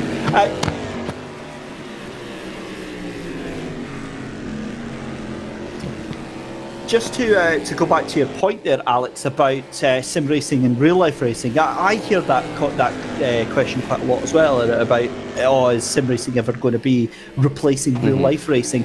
No, it's not going to, and it never wanted to. It's always been an accompaniment, and I don't understand. It's a brilliant tool. It's anything you want it to be. If you want it to replace real life racing, then for you it can replace real life racing. If you want to use it to improve your real life racing, then it can be a tool to improve it. If you want it, it's whatever you want it to be. But as a mainstay, it's never going to be a full-time replacement for real life racing. The racing that you get in sim racing is just as intense, just as much of a workout, and just as much skill based as real life racing. And being a real life racer, I can absolutely put my hand on heart and say that for a fact. Yeah, I mean, especially when you've been running in the Nankang City Car Cup. Now, interestingly enough, Cam Sport in the pits. Team Fordzilla now coming through the final corner. Hopefully, might be able to get a chat with one of the Cam Sport drivers momentarily. Right, out of the pits comes Cam Sport. And there we go. It's done. So they've done it. Fordzilla off into the lead, and quite handsomely as well, because that gap is going to increase to about 3 seconds. But Fordzilla have done the jump, and Sean Arnold absolutely on fire in that machine. And Alex, you saw it coming, but that is a huge sigh of relief there for Fordzilla. Yeah, I mean, the thing was that the gap was coming down at a rate of knots, David, and it was only a matter of time. I mean, the way that Team Fordzilla have just sort of gone for it, and they've just literally, they haven't put the pressure on through being right behind Cam Sport. What they've done is that they've strategically and systematically demolished that gap and have got themselves ahead. But obviously that's going to cycle around to the next amount of pit stops that come through. So there we go then, with 9 hours and 20 minutes left to go in the race. Radicals Online, I've got to say, are really, really hammering these laps in. They're doing their best to try and bring that gap down. And don't be surprised if we see them challenging Barracuda for a podium. Cadan Casual into the pits then. And I've got to be honest, Fordzilla really starting to open up that gap now. It's 4 seconds, and it quite honestly could be a lot more as the time goes by. So we're into, I believe, what is this? This is now our 4th stint, 5th stint, Alex, of racing, and I just don't know what's going to happen, quite honestly.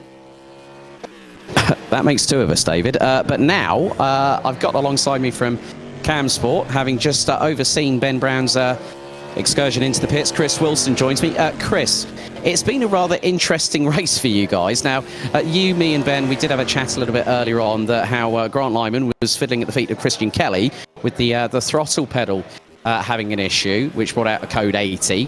Team Fordzilla have now gone ahead. Obviously, that's just through the pit stop side of things, but they've been your closest competitors so far, haven't they? Yeah, definitely. I mean, yeah, Christian was lucky to pull out the gap in the first few stints. He went one longer than we thought he would because he was that confident. We thought we'd let him get on with it.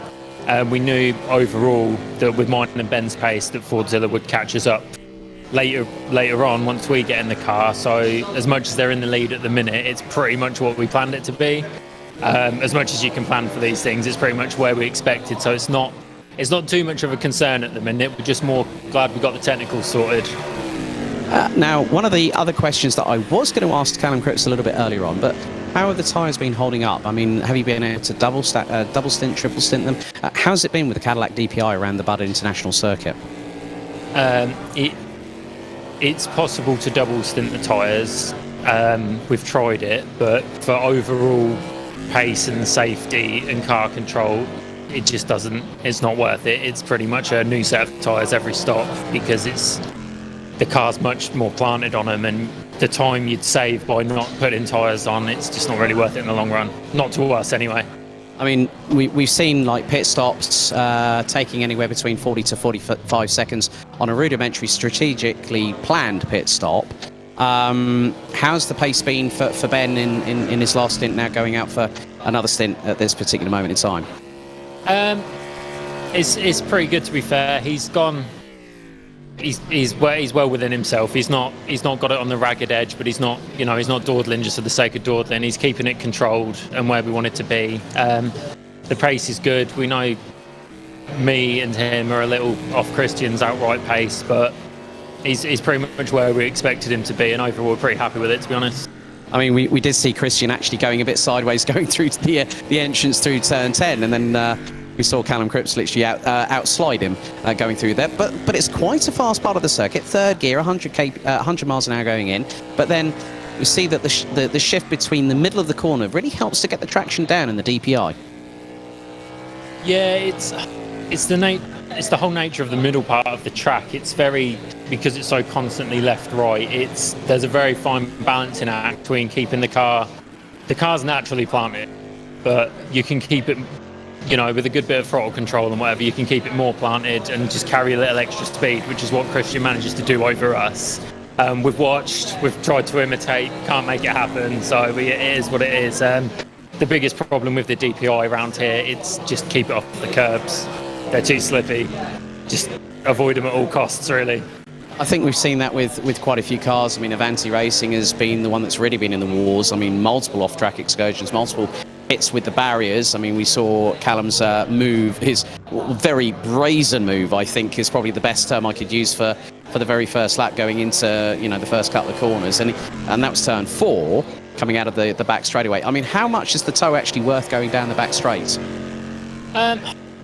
It seems a bit of a weird one. If you get out of turn 3 onto that back straight, you can noticeably feel the tow, but it doesn't really kick in until quite late down the straight. It seems like you'd have to be right on the car onto that straight to make the tow efficient. Otherwise, you catch it so late in the straight, you want to pull out, and it's not worth it because you'd have to be so audacious on the brakes and hope they're not going for the corner. It's not quite as good as you'd hope, but it does help keep you in touch if there is a car in front of you.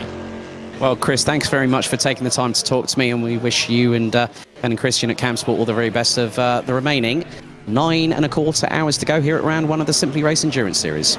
Brilliant. Thanks very much, Alex. David, back to you.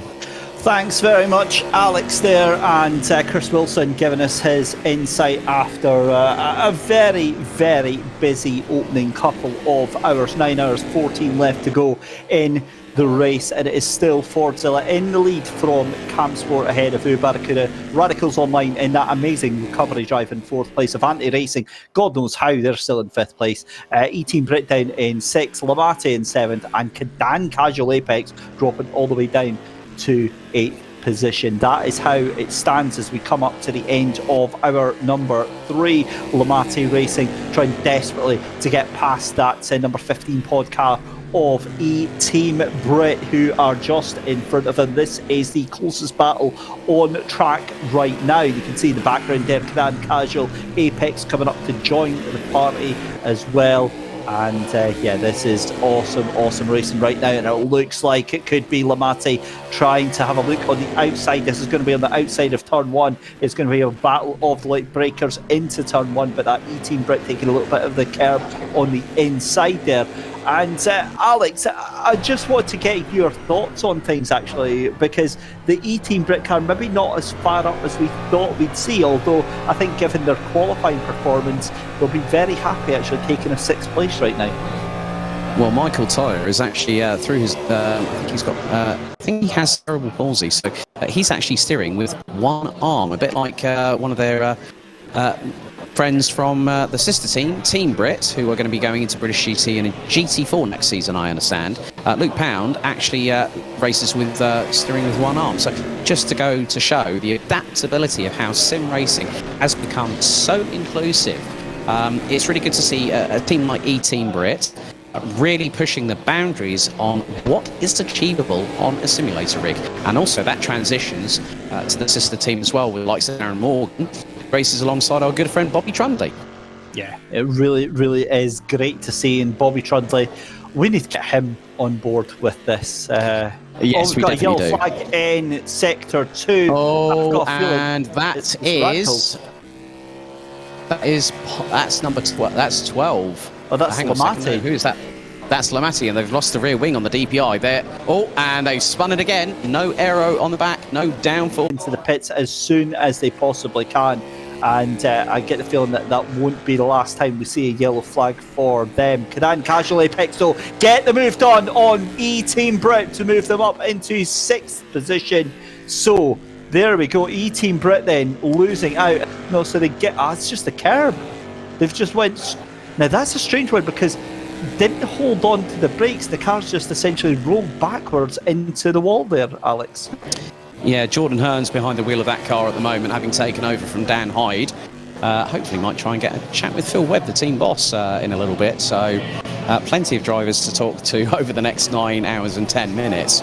But it's just really good to see. I mean, what I love about this is that they have got, some of the teams have got their own respective team we're on, which is really, really good to see. And from my perspective, it's... if you were to ask me which is my favourite, I'm going to plead the Fifth Amendment on that one. And the reason being is it's nice to see how diverse the identities of sim racing teams actually are.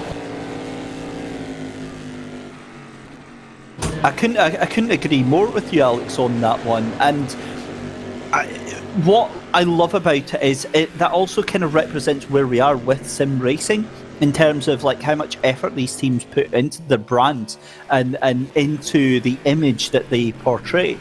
Obviously, E-Team Brit, they've got their own team shirts as well. You've got Fordzilla, and it's a long cry from maybe say 10, 15 years ago where drivers would just sit in their bedrooms racing in their t-shirt and their shorts, which ironically that's exactly what I'm in today, but in their t-shirt and shorts, and now it's almost, they treat it like it's a second job. In fact, for some of these drivers, maybe it is a second job, or it might be their prime source of income. I mean, there's a lot of drivers out there. My little brain can't comprehend that being so slow. Oh dear. You opened the door on that one, didn't you, David? Or did it hit you right in the face? I usually find that I just walk into these doors, Alex. You know that. Well, especially if it's a glass one. That too.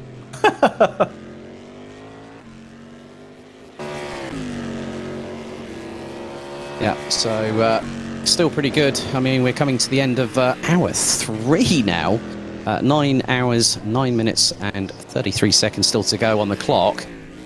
Hopefully I'll be catching up with a few people in just a few moments' time. As I said, there's quite a few drivers that are out of their pods and just keeping an eye on what the rest of the teams are doing. So, David, I'll be back in just a couple of moments' time. Yep, not a problem. That's absolutely fine. And then, Alex, when we come back, we'll go for a very short commercial break. But as you see just now, 9 hours and 9 minutes left on the clock. Fordzilla out in front in strong fashion. That gap now 11 seconds. They came from 15 seconds back to get an 11-second lead over Camsport. This has all been done on the track and on the actual pace of Sean Arnold. Barracuda in third place with Radicals Online in fourth. Avanti Racing up into fifth position. It's Cadan Casual Apex in sixth. It's seventh place for E-Team Brit. And then at the back at the moment after that incident into the wall for Lamati down in 8th position. But with the time at 2 o'clock local time, with 9 hours 8 minutes left to go, we're going to take a very short commercial break. We'll take an immersion break as well, and we'll be back in a couple of minutes.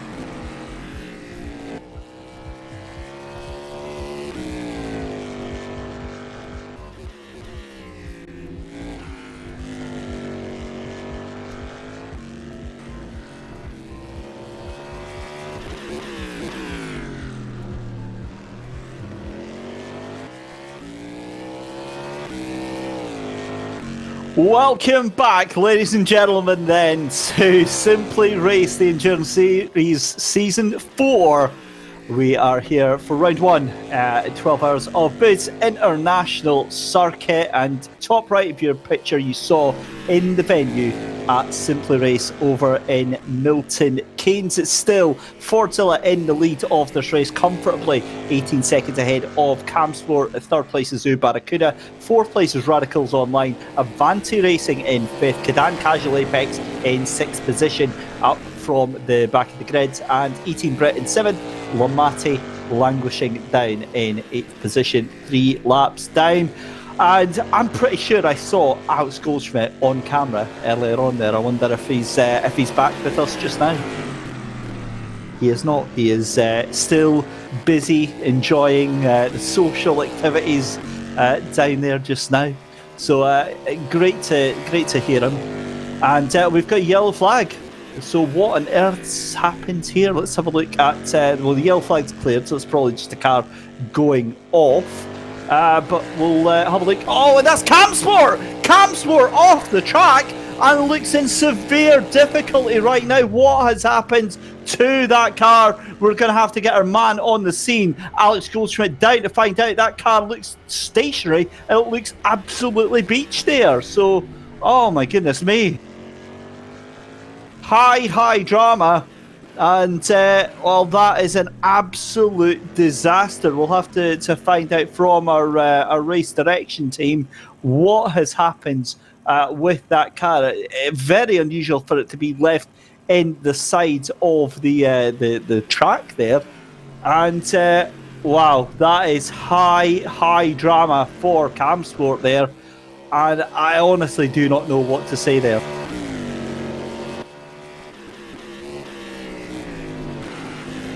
Neither do I, because there's a discussion going on between Ben Brown, Chris Wilson and Christian Kelly. Ben was behind the wheel when the incident happened. And again, another twist in the tail here, David. Oh my goodness me, so it was a bona fide incident then, an actual accident. I wonder if they're considering whether to keep going. It looks like they have got going. The car's still stationary from the looks of it there, and I'm just absolutely stunned to see that, given that Camsport were in the lead of this race. Let's go to a replay then, and this is going to be on the run down to turn number 4. And what has happened? Oh, the steering has just gone on the car, Alex. So that was straight on, and there is no steering input in that car at all. No, technical repairs going underway as we speak. I see Grant Lyman at the front of the rig. Ben Brown now climbing just out of the seat at the moment. And yeah, it's... The thing is that, as I said, it's a test of not just drivers, but also the machinery. And there are times when sim rigs do have issues. And unfortunately, out of all the teams, I mean, we had a Code 80 brought back into play when Camsport had the throttle issue earlier in the race. So the race director decided, out of courtesy, just to give that place back. And at the moment, there is some forensic work happening behind the scenes. So they're going to try and get them back underway as soon as possible. But let's not forget here, David, this is a 5-round championship. And very much like we talked about in the early stage of the race itself, that you can have an incident earlier on in the race, and it's better it happening then. It's going to be the same with the championship at the end of it all. Yeah, although I've got to say, if it's a steering wheel failure, then you've got to presume that it'll be the same outcome, that a Code 80 will be may be thrown. Again, we're just speculating at this point, and that Camsport will be essentially given their position back, in which case it would probably be easier to throw the Code 80 now and just kind of neutralise the race almost. Yeah, I mean, I know for a fact that Team Fordzilla will want competition, and Camsport have been giving it to them in spades, as I've just seen that Team Fordzilla, who are now leading on, we're now over the 100 lap marker. Leaders currently on lap number 102, and they just got them past E-Team Brits, who currently still sit in 7th position at the moment as things stand. I've just realised as well, I believe Grant Lyman will also be serving as race director and race control for this meeting as well. So he's really having to kind of do everything right now. But as you said, like, these things do happen, and it's obviously it'll be a temporary thing. We will see the real racing resuming very, very shortly. But the Radicals Online, I've got to be honest, still, I'm looking at that car, and it's still Christian Kelly. Sorry, not Christian Kelly, excuse me. It's still Adam Tierney behind the wheel of that one, and he is still just absolutely throwing it. We've got our first penalty, Lamate Racing. Is that going to be for track limits? Oh my goodness me, that's gone from bad to worse for Lamate at the back of the field, and they get a penalty as well, Alex. Well, actually, it looks to be Callum Cripps behind the wheel of the Radicals Online car in pod number 7 at the moment. So Callum Cripps absolutely lighting up the timesheets at the moment. He's trying to push like crazy and get a bit further forward now. There is work underway on the pod for Cam Sports, and that's pod 5. So I think they're just trying to effect repairs and then reboot the system and see if they can bring them back onto the server. And there is a discussion going on. I think I see Charlie Crossman from Team Fordzilla on the other side of the conversation, and I think also Jack from Team Fordzilla there as well. Sean Arnold looks to still be behind the wheel of the Team Fordzilla car in the number 1, who are still leading. So 103 laps. We are more than over 320 miles completed so far in terms of race leader distance. Yeah, decent effort so far from all of the drivers, and with a significant hardware repair on the way. Don't be surprised. Right, sorry to cut across you there. Looks like the pod is back up and running. They're trying to connect it to the server right now as we speak. So how this is going to affect the outcome of what happens, because we're now into our number 4 of this. Well, we're now into the last 8 hours and 50 minutes of the race, David. It's going to be interesting to see how the storybook plays out on the next chapter. Well, I mean, it leaves a big issue, because obviously it'll be very likely that what we saw in the early stage of the race will happen again, where the Cam Sport team are allowed to unlap themselves and get that position back, that second position. But I mean, what sort of an effect do you think, Alex, this is going to have on the team? I mean, this is a big distraction and a bit of a mental block for them almost. Well, looks like Chris Wilson has just jumped behind the steering wheel and put the headset on, so Ben Brown out of pod number 5. Looks like the car is now in the garage, so we're hopefully going to see if that now starts to move, as looks to be, Team Fordzilla in the pits. Yep, Team Fordzilla in the pits, so are Lamate out in the pits just now. Yeah, so looks to be a rudimentary stop, and Charlie Crossland looks to be getting behind the wheel back again. Good opening stint from him, as that looks to be a little bit of an off-track excursion. Lamate Racing, I think, have just gone off, and that was off of turn 3. Yeah, they're really not having the best day out, are they? It's been a very, very difficult day for Lamate just now, but they get things going again. Thankfully, no damage from what I can see to the car there. I'm just keeping an eye on Fordzilla for their pit stop. So, from my reckoning, Camsport are going to have at least 5 laps or 4 laps to undo the damage, and I just don't see how they do it from there. But Fordzilla out of the pits then.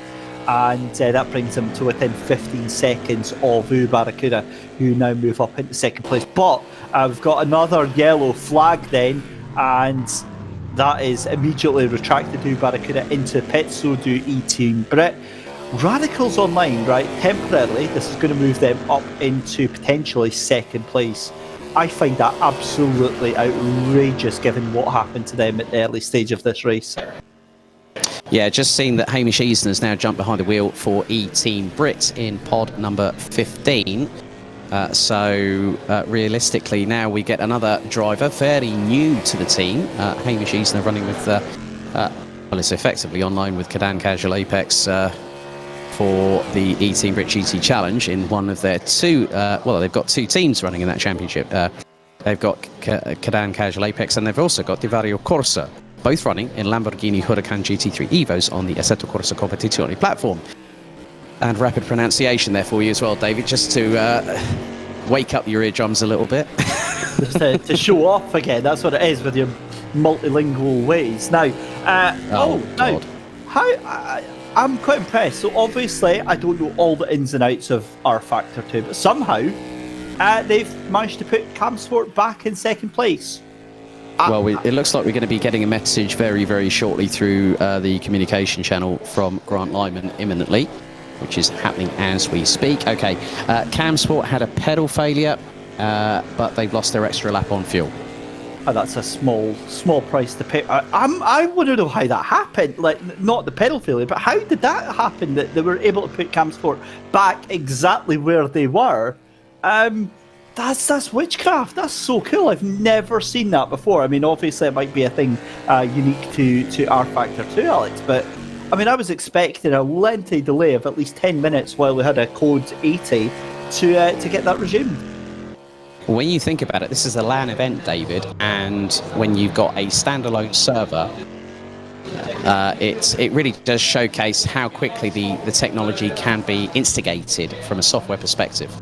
It also shows you how amazing Simply Race is as a venue to have these events on it, that we can get up and running again with absolutely no loss whatsoever. So just a reminder, ladies and gentlemen, if you do want to get involved in this, if you want to take part in our next race, which is going to be the 6 hours of Imola in the GTEs, head over to simplyrace.co.uk. That's simplyrace.co.uk/SRES. That's SRES for Simply Race Endurance Series. And we will see you on track for the next one. Back to normality. Normality is resumed here at round one at the 12 Hours of Buddh International Circuit. It is still Fordzilla now ahead of Camsport by 28 seconds. Then third place for Barracuda, with fourth place for Radicals Online, fifth place for Avanti Racing, sixth place for Cadan Casual Apex, seventh place for E-Team Brit, and eighth place languishing at the back is Lamati Team Racing.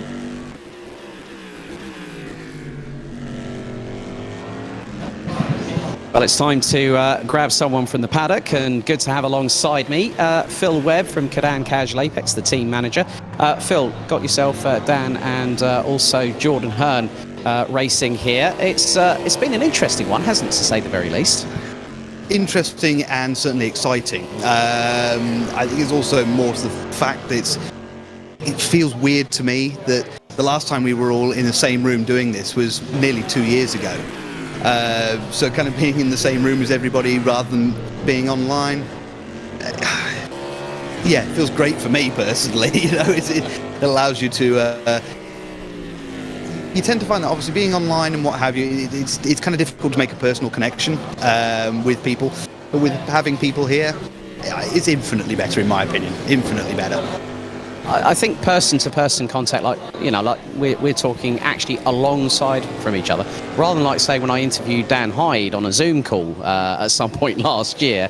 It makes it so much more tactile, so much more visceral. You know, you're able to talk to people, and there's only so much that you can understand from a Zoom call or a Discord chat, because they do say that body language makes up 70% of the emotions that you're bringing across the conversation, whether you're agreeing to disagree on a particular subject thereof. But how's the team been gelling so far? I mean, we're over 3 hours in. We're heading towards the 3.5 hour mark. I mean, how's the pace been from yourself, Dan, and Jordan so far? It's been great, actually. I mean, we're very lucky that we've managed to kind of keep the same team that we've been doing other series with. So there hasn't been that disjointed connection that feels as though there perhaps could be if you had different members of the team. But things are going really, really, really well at the moment. We've had a nice, clean race. Touch wood, of course. I did touch one. I don't know whether it was Wood or MDF a bit earlier on, but you've also got a sister squad running in the E-Team Brit GT Challenge di Vario Corsa with Sean Campbell picking up a third place, the first ever podium for Di Vario Corsa on their debut, and especially in the Lamborghini Huracan GT3 Evo. It's nice to have another team that works in conjunction with the Cadan Casual Apex and to sort of expand the remit, if you will. It certainly is, yeah. It's obviously for the first couple of seasons of the E-Team Brit GT Challenge, we had just the one team running, and I'd always kind of wanted to do more and possibly expand more into that side of things. So when the opportunity came to essentially create a second sister team, kind of jumped on that, as it were. And we were very lucky that Sean Campbell got recommended to us from a fellow competitor of all people. And I'm always up for giving somebody a shot, giving somebody a chance. So I kind of went, yeah, all right then. And yes, then to get a third place at Kyalami in the first race, it was like, wow, okay, what have we stumbled on here? And to have the two teams working simultaneously together with the same car, it certainly makes setups and everything like that a hell of a lot easier, hell of a lot. I think one of the other things about sim racing is that we're able to make personal connections, even though it's through Zoom calls, Discord chats or Skype calls or whatever. But having to deal with different team members on different continents, Sean Campbell being one of them, how do you manage it? With difficulty, I think is the word I'll use. It's not been too bad. Obviously, with modern technology and social media and everything like that, it's certainly a lot easier to keep in contact with people than perhaps it was 10, 20 years ago, of course. Obviously, with text messaging and Discord and everything like that, talking face-to-face or via a phone call, obviously time differences make things a little bit more tricky, but yeah, text messages or the written word, as it were, that certainly makes things a lot easier.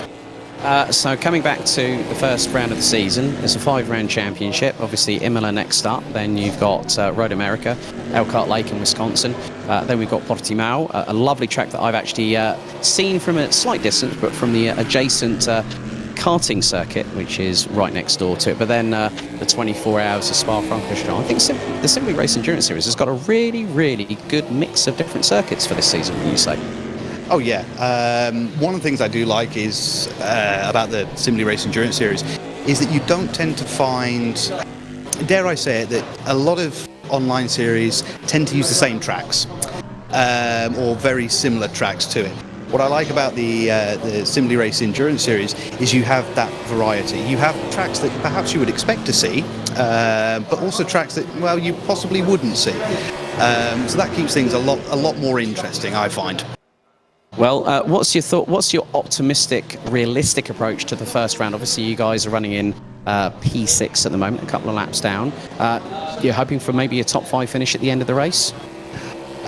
Just finishing is an achievement in itself, especially in endurance racing, and 12 hours is not anything to be sniffed at. Optimistically, I'd say third.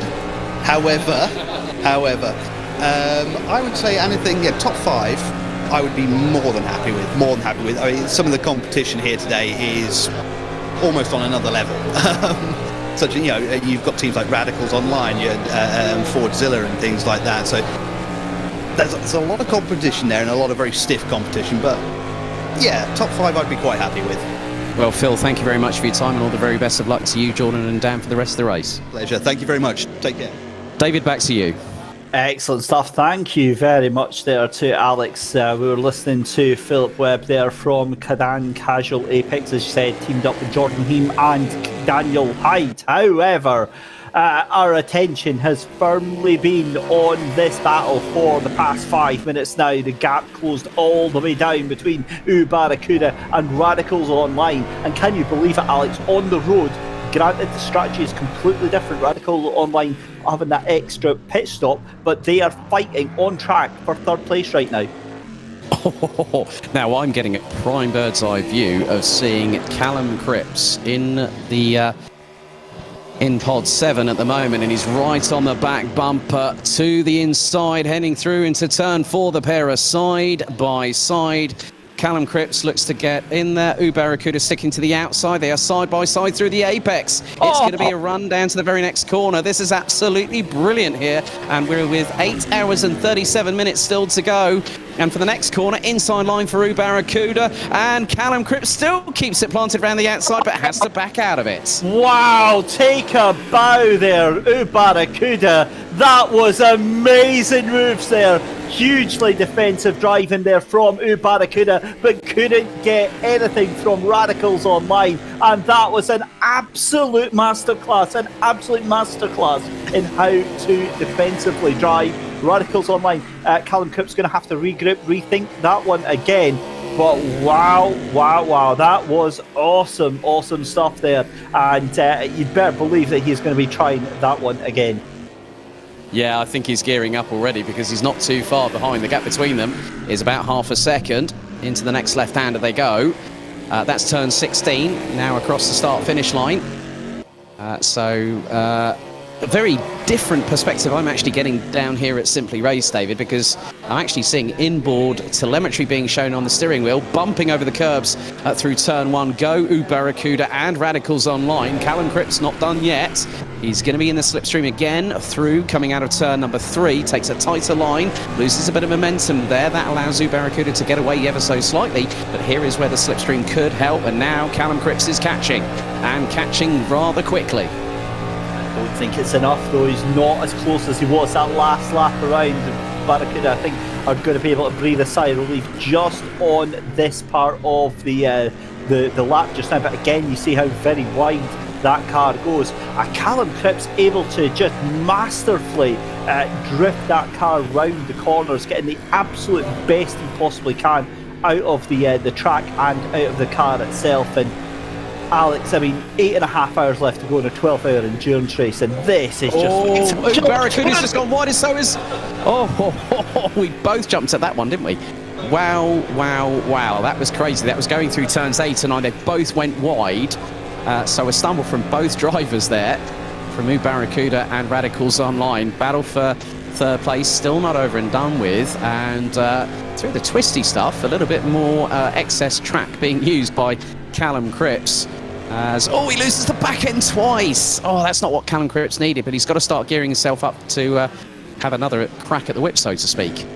Yeah, this is fascinating stuff that we're seeing here, because Barracuda as well having a bit of a wiggle out of that final corner, out of turn 16. The car's come across the line to start another lap there, and the gap now just 0.3 of a second on the brakes into turn 1, that long right-hander. And again, Barracuda looking very, very wobbly, I think is the nicest possible word I can use there. And up the inside goes Radicals Online. Surely that's never going to work. It's not, but Callum Cripps is he's making a nuisance of himself right now. Well, the thing is that I've just been informed by the Barracuda camp that Callum, who's currently in the vehicle at the moment, has got 4 laps of fuel remaining. But Callum Cripps in the slipstream. Here we go again. Up towards the inside. Who's going to be the last on the brakes? It's Callum Cripps this time. Up the inside, pair side by side. They don't... back end steps out for Barracuda, and that gives Callum Cripps the opportunity he needed to get up into third position there through turn 4. Yeah, that was... inevitable is the word I want to use on that one, but Callum Cripps having to push as far as he could with that car. And I tell you what, that Barracuda car looks an absolute handful, Alex. Maybe you'll be able to appreciate that in person if you just watch the oversteer of that car. It really looks like an absolute handful to drive. And then look at the steering inputs on that car, left, right, in a fraction of a second. And I think the tyres are looking a bit dodgy on that one. To be honest with you, one of the things that also comes into play, when a vehicle has more fuel on it, it pushes the car into the tarmac. It helps with the centre of gravity. So that could be a little bit of an understanding in the way that the characteristics of Barracuda's car getting a bit tail happy and having to overcorrect and compensate for what the car is doing as E-Team Brit, Hamish Easner, decides to comfortably, casually gets out of the way. Very good spatial awareness. Hamish based out of Braintree from Essex. has made the trip up here. So very good to see that Hamish is doing a very good job for E-Team Brit. But yeah, just the way that Callum Cripps just went, you know what? I've had one chance. I've got another one. I'm going to take full advantage of it. And boy, did he do that. Yeah, fantastic stuff to see. And again, it's, I made the point right before the start of the race saying, we've only got 8 cars. We've got a yellow flag. Who has went off there? I'll try and get an ID. I think that's E-Team Brit. They've got going again, but E-Team Brit. Oh no, that is Barracuda! Barracuda have stopped. Now, is that a technical failure for them as well? Please tell me it's not. Goodness me, this is high drama here. And yeah, that is a bit curious as to the timing of that, if that is a failure there, Alex, because it's right after they've been overtaken by Radicals. Yeah, well, the thing is, they had 4 laps worth of fuel left. So, I mean, they've got going again.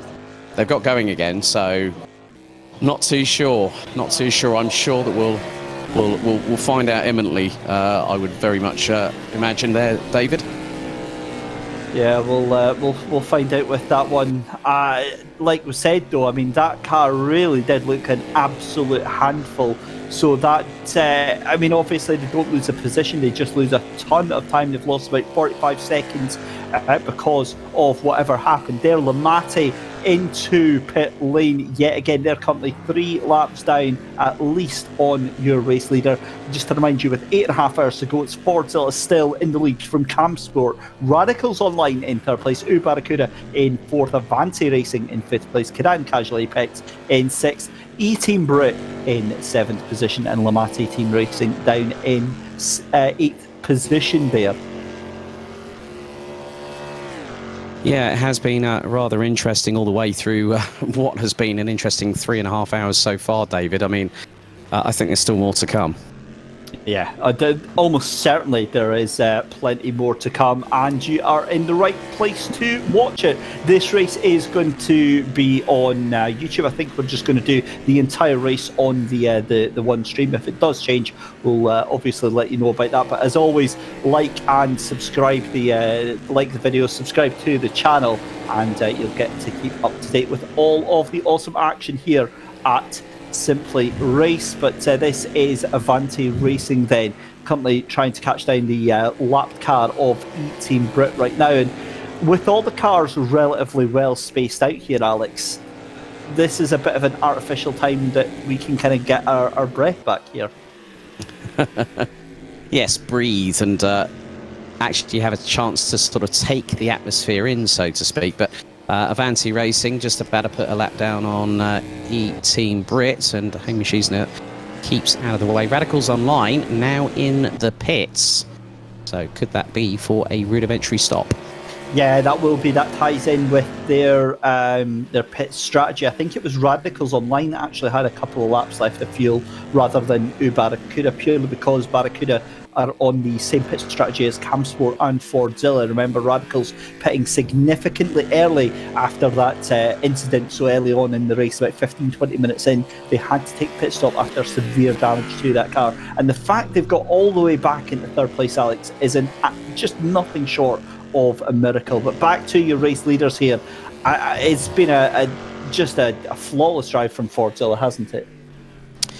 Yeah, to be honest with you, the moment that they got past in the pit stop side of things, that's where they've been able to eke it out. And a team that's very, very switched on, and Fordzilla have got an absolute schlackload of talent, not just over here in the United Kingdom, but also overseas in Europe and elsewhere. And Fordzilla is actually, from my memory, one of the first teams, if not the very first team, to be a fully works-backed effort from a manufacturer, and one of the biggest global manufacturers that has been around in the automotive industry for a very, very long time. Based out of Padborn, just outside of Detroit in Michigan, a Ford Motor Company.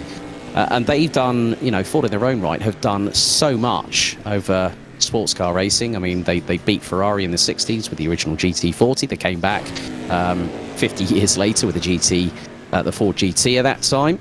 and now they've thrown their hand into the esports ring, and they really have showcased that their talent is very much appreciated within this community.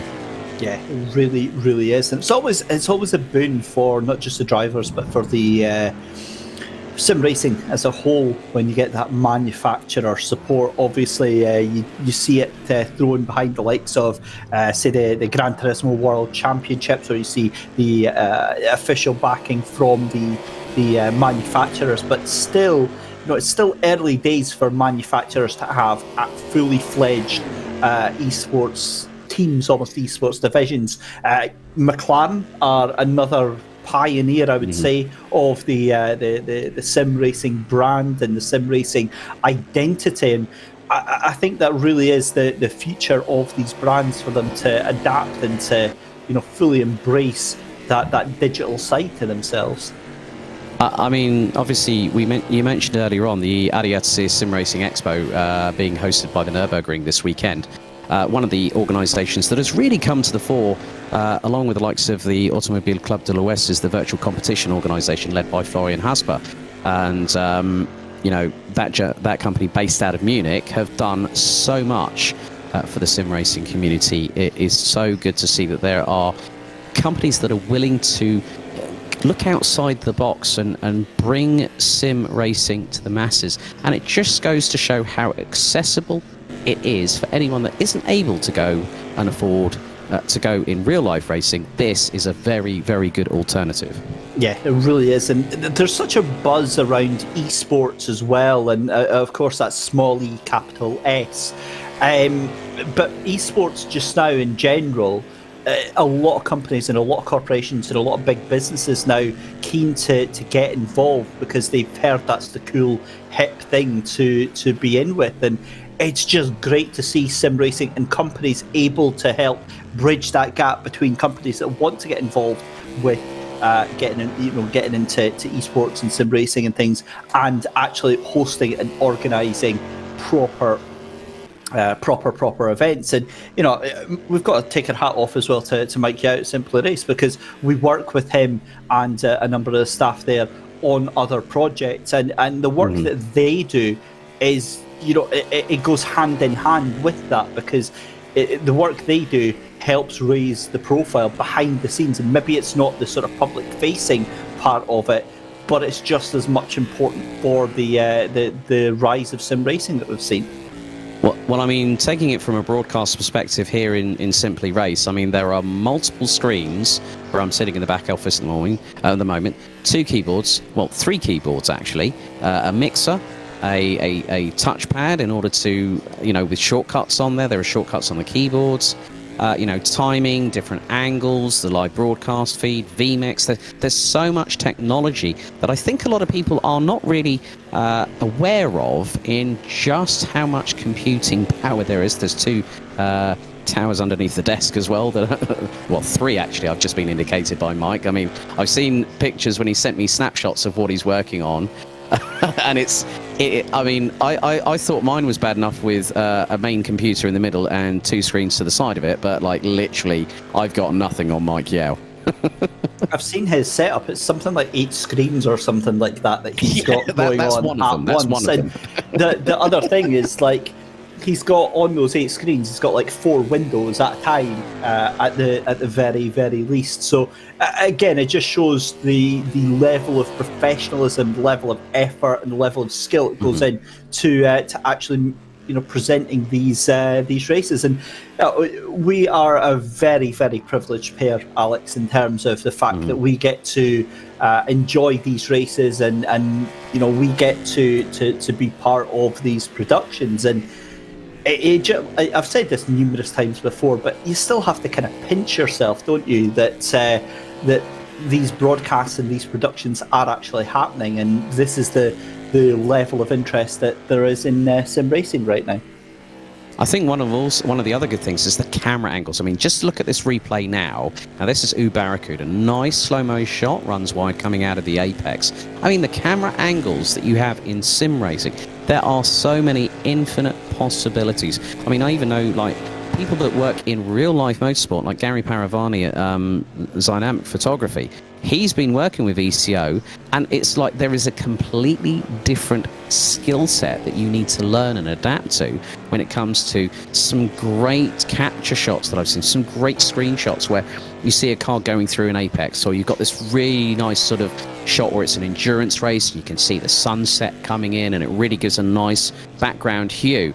There is so much detail that can be brought to a sim racing broadcast, but also to the media that are reporting on the respective championships as well.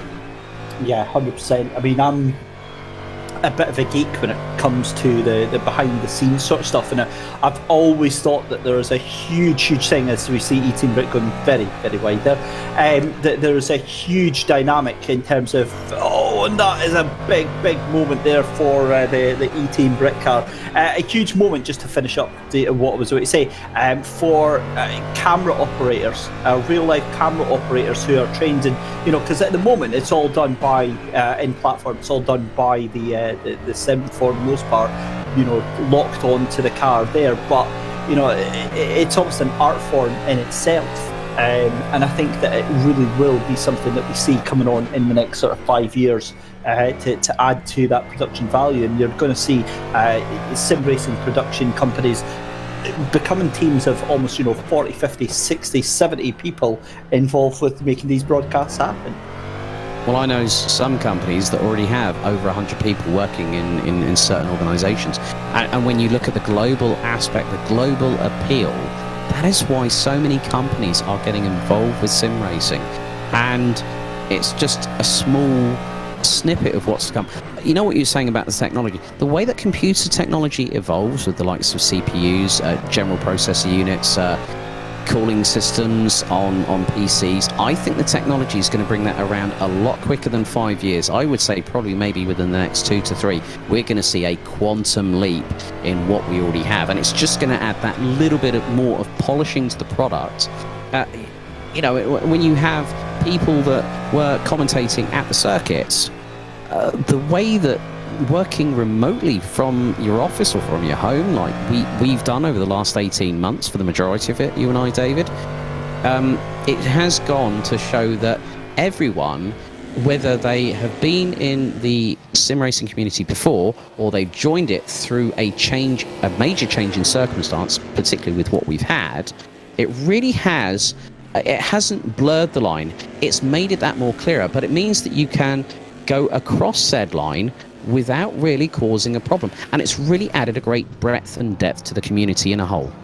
It absolutely has. It really has. And we're currently watching. This is Lamati Racing just behind. I believe that's Radicals Online that they're actually behind. So several laps down at the moment. But Radicals Online now just 6 seconds behind Barracuda on track. And given that they've had to pull that extra pit stop, Radicals Online actually now, because of Barracuda's issue, they're in the position that they'll actually genuinely be able to beat them on track on the same style strategy, because Barracuda will have to pit very shortly, and that's going to bring them in the clutches of Radicals. Yeah, very true. I think it's just all about how the pace evolves, and Radicals Online are close to getting into the sub 1 minute 40s. Avanti Racing now into the pits from 5th position. So yeah, it's just going to show that the pace that is being brought by Radicals Online, the 2019 Simply Race Endurance Series champions, the podium is on for the number 7. That a crazy thought, to say the very least, on that one. The fact that they could be in with a shout, and let's face it, it's not an outside chance. They've got a very strong chance of getting the podium there. So right, a big development, just virtual safety car. Yep. So that is code 80 gets brought out, and I'm wanting to see what that is for, Alex. I'm sure that we'll find out momentarily, but yeah, code 80 for everyone. So pit limiters have been instructed by race control for all teams to hit, so will not exceed 80 kph. This is the second one of the race. The first one earlier on for Cam Sport with their throttle issue when Christian Kelly was behind the wheel. So it's going to be interesting to find out why. We're just waiting for the information to be relayed through the respective communication channel. I wonder if it's for Barracuda, Alex. For if you remember, they had their moment where they were stalled on track for about 40 seconds. I wonder if that's maybe to try and give them the time back on that. You could very well be right. I mean, it was more a technical issue.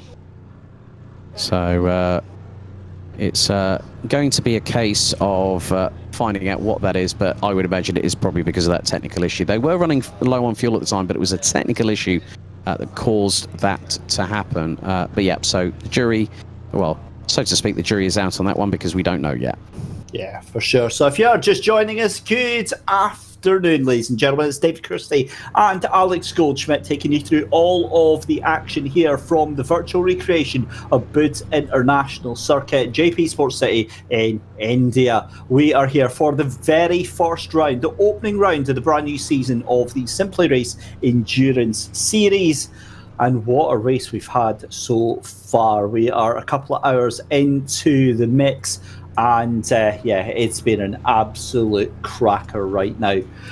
Just watching the minutes click by here as we see Lamati Racing moving to the inside of the track there. But Fordzilla in the lead by just under a minute from Cam Sport, Barracuda in third place, Radicals Online in fourth, Avanti Racing in fifth place, Cadan Casual Apex in sixth, E-Team Brit in seventh position, and Lamati Racing in eighth. Alex, so much has gone on. What stands out for you so far? Well, I've just been informed by our broadcast director, Mike Yao, that Barracuda has just had, there's a monitor change happening at the moment, so hence the fact for the code 80. So that is currently underway as we speak. But the moment's really for me, it has to be the battle between Avanti Racing Radicals, Barracuda and Radicals, when they were battling side by side for position, no quarter given. And it was actually Radicals and Avanti, wasn't it? So the way that Callum Cripps just kept his calm, he kept that car side by side, a multi-corner exchange, that for me has to be the highlight of the race so far. We've seen some great strategy calls. I mean, Team Fordzilla's strategy call has been on point. A real shame for two dramas for Cam Sport this race so far. Two respective pedal issues, but they are still in second, so all's not lost yet. There's still 8 1/4 hours to go on the button right now. But yeah, I think Callum Cripps' performance in Radicals Online, I mean, he just really, it was Barracuda and Radicals. I mean, it was just the way that people were just trying to go through as Lamati Racing had just gone off the circuit. Are we at the beach building sandcastles? There's a lot of gravel. Sorry, I just had to throw that one in there. But yeah, it was just the case of, like, the side-by-side battling that we've seen. There's been a lot of clean exchanges, and that has to be instigated on a 12-hour race. They are treating it like a sprint race, but the code 80, I think, is going to be a little bit elongated, but it is part and parcel. Obviously, we have to cater for what happens with modern technology, so hopefully the virtual safety car will be withdrawn, and then we can get back under full racing conditions as Cadan Casual Apex is in the pits. Well, what a race we have had so far. Goodness me. Right, well, we've got a code 80 underway at the moment for a technical change that's happening on the third place Barracuda. That should be dealt with very, very shortly. So I think while we've got that, we'll cut to a very quick commercial break. And when we come back, hopefully, we'll be back under green flag conditions. Yeah, I think I'm going to need to go a bit remote very shortly, David, because I need to try and catch up with some more drivers. There's plenty of time for me to fill along with that as well. Yeah, as, if you want to, absolutely go and jump onto your. I'm going to fill my boots. Don't worry about that, mate. Oh goodness me, we're still watching Lamati Racing just making their way, well, trying to make their way around the track, but at this slow speed I think they're actually struggling quite a bit. This is second place of Camsport, who were in the lead, but yeah, it's not really been their afternoon just now. They're a little bit closer, but to be honest, Fordzilla with Sean Arnold behind the wheel have been absolutely sensational. They really have. They've had so much pace in this early part of the race. So you can see their picture frantic work going on to fix that technical issue, that monitor change, because obviously these pods are all identical, they're all mounted, and obviously one monitor having to get removed, the other one having to get plugged in, as it were. And as if by magic, I can see the rather glorious figure of Mr. Alex Goldschmidt making his way up there. Yes, you can. Hello. Actually, Alex, there's a good point, actually. Why don't you give us a little explanation of what we can see behind us here on the webcam? Right, okay, so behind me, so we start with pod 1 over there where Team Fordzilla is just over there. So all the pods go round all the way through, and just by the alloy wheel shod with well, it's got Pirelli P0 markings on this. So we've got 15 pods in total. You've got all the seating area here. You've got a couple of screens up the top here, a couple of screens up at the top of the bar, which is stocked with alcoholic beverages. Also a coffee and tea machine as well, energy drinks, soft drinks. Did you say alcoholic drinks?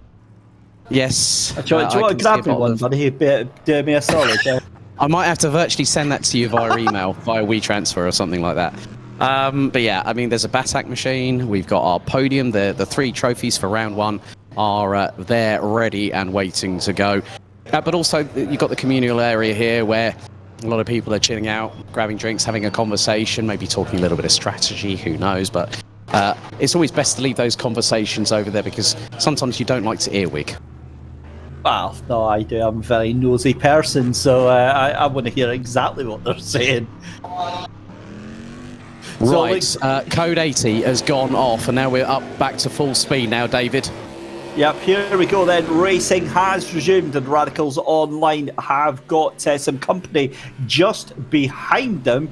That is Camsport, actually, that is trying to put them a lap down. Sorry, that's Lamati, actually, behind them, the number 12 car that is trying to unlap themselves, rather unsuccessfully, I've got to say, as we see Alex heading out of shot there. So great to see that technical issue very, very quickly resolved here at Simply Race, and a fantastic venue. As we said, located in Milton Keynes. Get yourself down there, head over to simplyrace.co.uk. They've got tons of different activities that you can take part in. If you don't want to take part in the championship, you just want to take a little bit of time out for yourself, then you can absolutely go and do that. They've got a licensed bar, you can book online and get it all done remotely, and then just head down and have a fantastic time.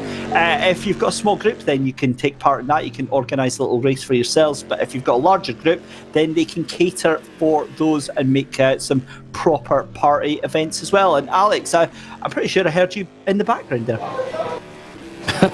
Yeah, you probably did. There's a lot of banter going on around as well, which is great to see. Just looking from my vantage point, just part where the podium area is, it's really good that everyone's just having a laugh and a joke at each other's expenses, of course. But yeah, back up to full racing speed. It's really, really good. I mean, I think, I'm not too sure yet, Callum Cripp's still behind the wheel of the number 7 Radicals Online. So, yeah, Charlie Crossland behind the wheel of Team Fordzilla number 1, now leading by 56.5 seconds. And at the moment, I think, yeah, Chris Wilson's still behind the wheel of, and we're now 125 laps in so far. with coming up to the end of the 4-hour mark in about 8.5 minutes time, David. Yeah, fantastic to see. It really has been an enjoyable race so far as we head to the 4-hour mark here with about a third of the race just about gone. Fordzilla looking very comfortable out in front ahead of Camsport and Barracuda in third place. Fourth place for Radicals Online. They're about a second and a half now. They're on the tail of Barracuda, and this is now going to be a formality for them to get past into third place. And this is now including the fact that they are on a different strategy. So this is now going to be a proper position for Radicals Online here, Alex, and this is a turn up for the books. It really is after their earlier issues. Yeah, I think the thing is now that Callum Cripps is on a binge of speed. He's not going to give up. He's going to keep on pushing right up until the final second of this race, and as much time as he can sit behind the wheel of that Simrig. And really good to see. This is going to really you're going to like this, David, because equipment being used here, Thrustmaster, my friend. Nice. Is that the T300s? Well, I know you got a cheeky T300 RS at home, haven't you? I know, it's a brilliant wheel, and it makes it really good if that's the equipment that they're using there, because it's sturdy, it does the job. And we've had a couple of equipment failures, but you got to think that you've got hundreds of people using that equipment. So I mean, it does hold up very well, and very sturdy stuff. So yeah, great to see.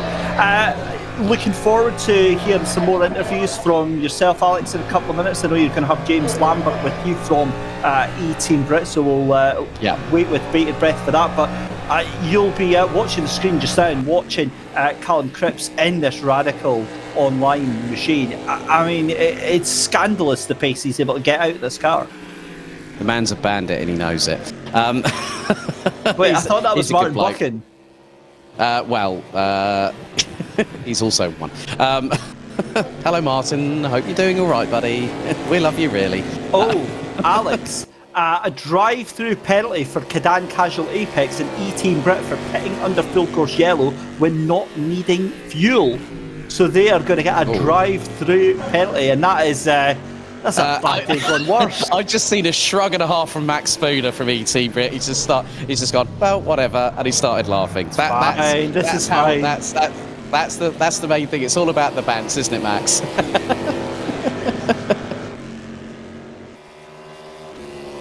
Good stuff. You gotta love it. Well, I mean, at this point in the race now, with what looks like, surely not, is that the fact that Fordzilla have lapped everybody up until Camsport? That is craziness right now. But again, that is hand in hand with what happens in endurance racing. Lap differences are very commonplace, and it's again how these teams undo that damage that is done there.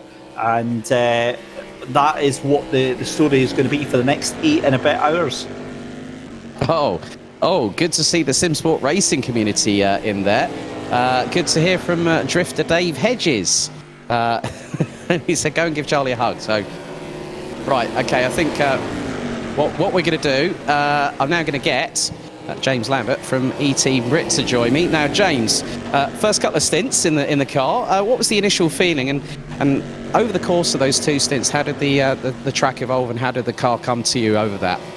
The track evolved a lot over those first 2 stints, very much gripped up quickly. It was a bit of an adjustment period. I think it took the first qualifying stint in practice for me to get used to the rig and the switch over, but by the end of it, I was quite happy with it. Got a great start off the line, went from 8th to 5th. Then it was all fighting there for most of my first stint, ended up in 5th, 6th. We were a bit out of sync in the end. But it was a good first couple of stints, hoping I could get back out there later and claw back a bit of time for us and challenge 7th again. Unfortunately, we're currently 8th, but I think we can challenge 7th and get back up there.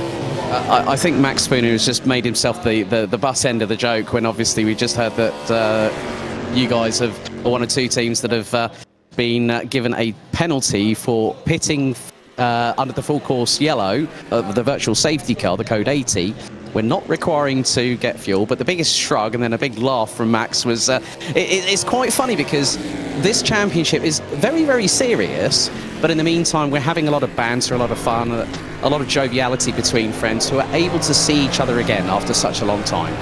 It's been a while. It's great to be able to do this with the team again. Physical events like this, it's awesome to be able to. And yeah, with some of these things, you know when you're sort of back to rights and they sort of questioned us as they came round, and you can't say too much other than our fuel is suspiciously high if we didn't do that. So you've just got to admit to it, go hold your hands up. And to be honest, we just forgot that piece of the rule book and just thought, full course fuel's kind of low, let's take advantage. Quick, let's check the rule book off. We've done it, which is perhaps not the order we should have done that in. Then realised our mistake. So the checklist was a little bit awry, so to speak.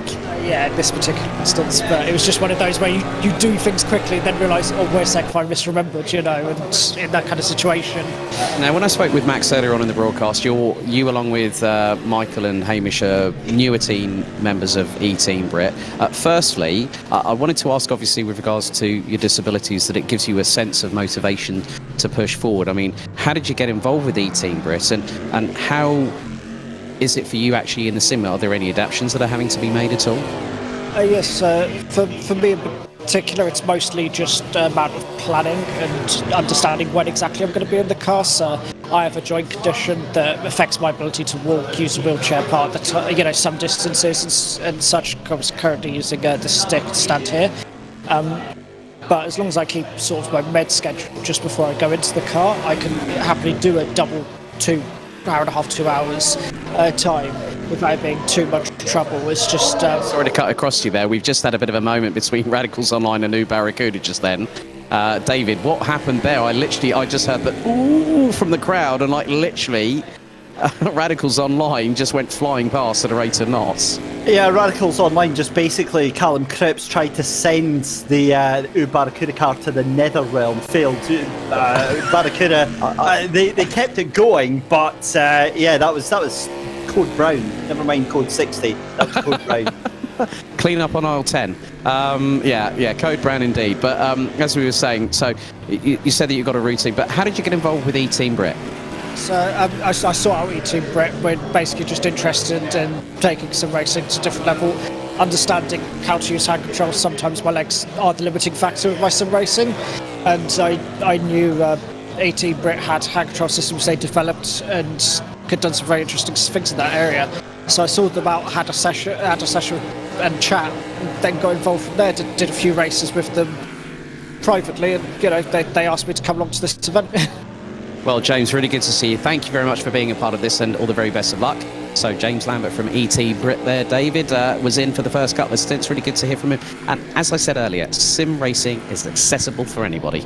Yeah, inspiring story as we see a replay side by side of, oh my goodness me, that was closer than I actually thought between those two cars. Wow, actual contact between Radicals Online and U Barracuda into the pits and confirming that it is now third place done and dusted for Radicals Online, because essentially strategy is now no longer an issue. As we cross over the 4-hour mark, we have got 8 hours left to go in this race, Alex. 8 hours. We've got 2/3 of the race still remaining. And we've literally packed so much into this opening third of the race. Yeah, there's still 2/3 left to go. So, ladies and gentlemen, don't go anywhere here on the official first round of this season, the 2021 and the 2022 Simply Race Endurance Series. Head to simplyrace.co.uk/SRES to get involved. You can also connect with us on social media. Why not tag us on Twitter and Instagram at Simply Race and use the hashtag SRES. Second round of the championship, 28th of November, the 6 hours at Autodromo Nazionale di Monza, running in GTE machinery.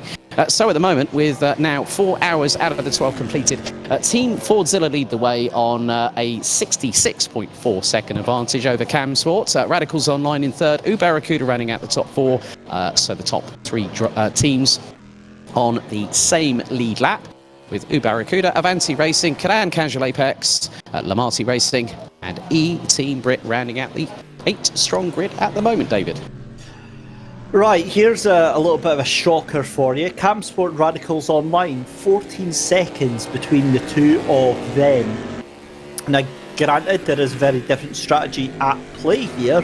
However, I am now starting to wonder whether Radicals Online can look to try and contend with that second place here, as we see them trying desperately to get past Kadan Casual Apex. Kadan pull off the racing line and actually let them past. But yeah, this is now a lot of variables that we didn't think were going to happen. I find it absolutely absurd that the Radicals are in the position that they are, given what happened early on in the race. But they are just doing an amazing effort here, and all credit to them right now. Yeah, I mean, I'm looking at the sector times at the moment. Radicals Online, 0.6 quicker in Sector 1 and half a second quicker in Sector 3. Callum Cripps has just had to make his way past Kadan Casual Apex in the meantime, going through the final set of corners, going through turns 13 to 16, but manages to get past out of the final corner, and now we'll try and start to hunt down. Gap now down between Camsport and Radicals Online is just about 14.5 seconds at the minute. Yeah, it really is awesome stuff that we're seeing developing here. Fordzilla, the gap 67 seconds, so it's over a minute over Camsport. Radicals Online 14 seconds behind them. It's then another minute back to Barracuda. But we are going to see pit stops now start to factor in. Again, it's going to be Radicals that take their first pit stop, and then it'll be on to the other cars as well. Again, we'll have to remind ourselves of the different schedules there, Alex. But again, I just wondered if you can give us a sense of the excitement. 8 hours left to go in the race. What's the noise like in Simply Race? It's a bit subdued. As they say, David, the calm before the storm, and that is very much true. I mean, there's been a few oohs and ahs, obviously, when we saw that radical moment from Callum Cripps, no pun intended there with the race team name, of course. But I think it's when we get to those final 90 minutes to 2 hours to go, I think that's when things might be a little bit quieter. And then as soon as you get into that final half an hour, that's when I think the nerves will start to show a little bit. The tiredness will be setting in rather well and truly. And some people have more than just a local commute to get home, myself included. But at the minute, everything just seems really, really nice and chilled out. There's no one being all shouty, apart from when we see a fantastic move happening on the cards. And that's the whole point of endurance racing. There's always peaks and troughs, so to speak.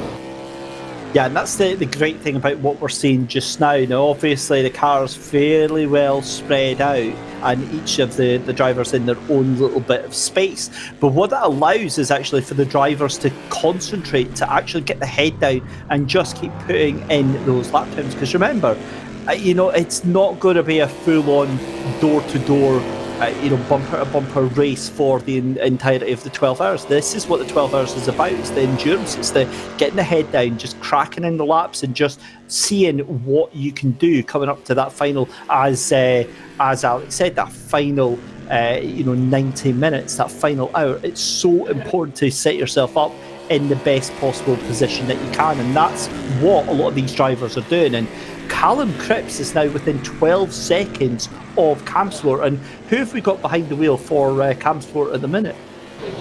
That is, I think, I'm just trying to keep an eye on who's there. Let me just have a quick check.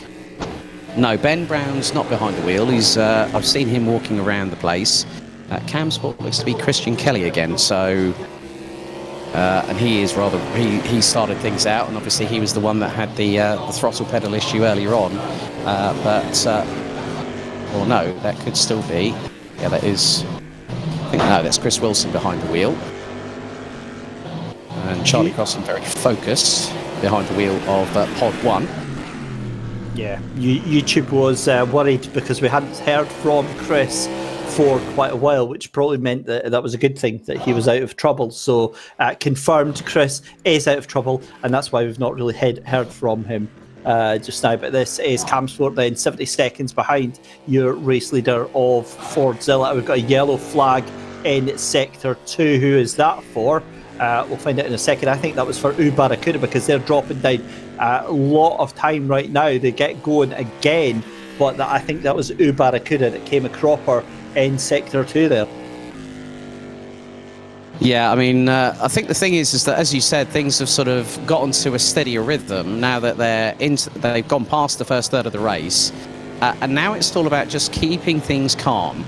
You know, not expending too much energy. As Callum Cripps again sideways through turn 10, he's definitely putting it on the line. And I've even seen, just from where I'm actually standing on the corner of, well, I'm a little bit further away from the podium now, but I can just see how concentrated Callum Cripps is, and it's very interesting to see the different approaches with driver styles. I mean, some drivers, you know, when you see that they're very relaxed behind the wheel, you can actually see that they're calmer, composed. Callum doesn't even look like he's breaking a sweat anyway, because he's a lot fitter than me. That's why I talk about racing, not drive.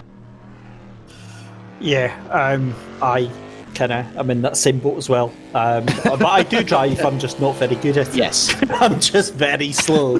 But by the by, I mean, going back to Radicals Online, Callum Cripps has brought that gap down to 9 seconds to Camsport. This is for second place. Granted, the Radicals driver is going to have to pit very, very soon, but I mean, this pace from Callum Cripps is unrelenting. I mean, looking at the sector time, the delta times between the two, he was best part of nearly half a second up in Sector 1, nearly 6 tenths up in Sector 2, and a further 4 tenths up. So looking at it from that perspective, that's nearly 1.5 seconds in that previous lap, and now the gap is down to, what is it, effectively, that is 9.1 seconds. Crazy stuff right now, and that Radicals car really just, I mean, there's nothing more that driver can give to that car right now. I mean, the gap's now down to 7 seconds. This is absurd, to say the least. Absolutely absurd, and I've never seen a car get hung out to dry like that, Alex, and I mean, it's so fast around these corners. Right, gap now down, David. It's gone down, and it is getting closer and closer, 6.5 seconds. So it's getting closer, and Camsport are trying to get past Cadan Casual Apex. So that's not going to be helping them any iota whatsoever. And now they've got to try and get the move done quickly. Chris Wilson's got to be on the hurry up through turn number 16, right behind Cadan Casual Apex. But with the slipstream, the tow, it will be able to assist Chris Wilson in pod 5. But at the moment, he's going to have to wait until the back straight. Now, this is going to allow Callum Cripps to close up. Gap is now 6.3 seconds between the pair as Chris Wilson makes his way. Oh, he has to get out. Oh, he has to hold on to the anchors big time going into turn 3. Nearly could have ended up in the back bumper of Cadan Casual Apex. And that is costing them time, 6.1 seconds. And to be honest with you, Chris Wilson's got to get past there quickly, and he's trying to get alongside. Late breaks into turn 4. Is he going to nail it through the apex? Oh, they nearly have a bit of a rub there through turn 4, and it's side by side down this little back straightaway and through into the left-hander. Cadan Casual Apex still in front, but David, the biggest thing is that gap has been truncated because of what Chris Wilson is trying to do, and he's trying to get past Cadan Casual Apex. Daniel Hyde behind the wheel. Yeah, 5.5 seconds left to go. I think Race Control are going to be watching this battle very, very carefully because, of course, Cadan Casual 2 laps down on that second place car, and this is a battle that doesn't need to happen. 5 seconds now is the gap between Camsport and Radicals Online. Radicals Online on a very different strategy. They will have to pit first. They will have to blink first, but ultimately, this is where the race pace is at. This is where the chips could ultimately fall. And, wow, this is awesome stuff here. Let's have a watch here as the Radicals Online. I just don't understand how Callum is able to get so much out of that car right now. Oh, it's getting a bit nip and tuck. Sorry to cut across you there, David, because the funny thing is at the moment, a little bit further back, it's really playing into the hands of Radicals Online. The gap now down is 5.3. This is starting to get absolute craziness now. It really, really is.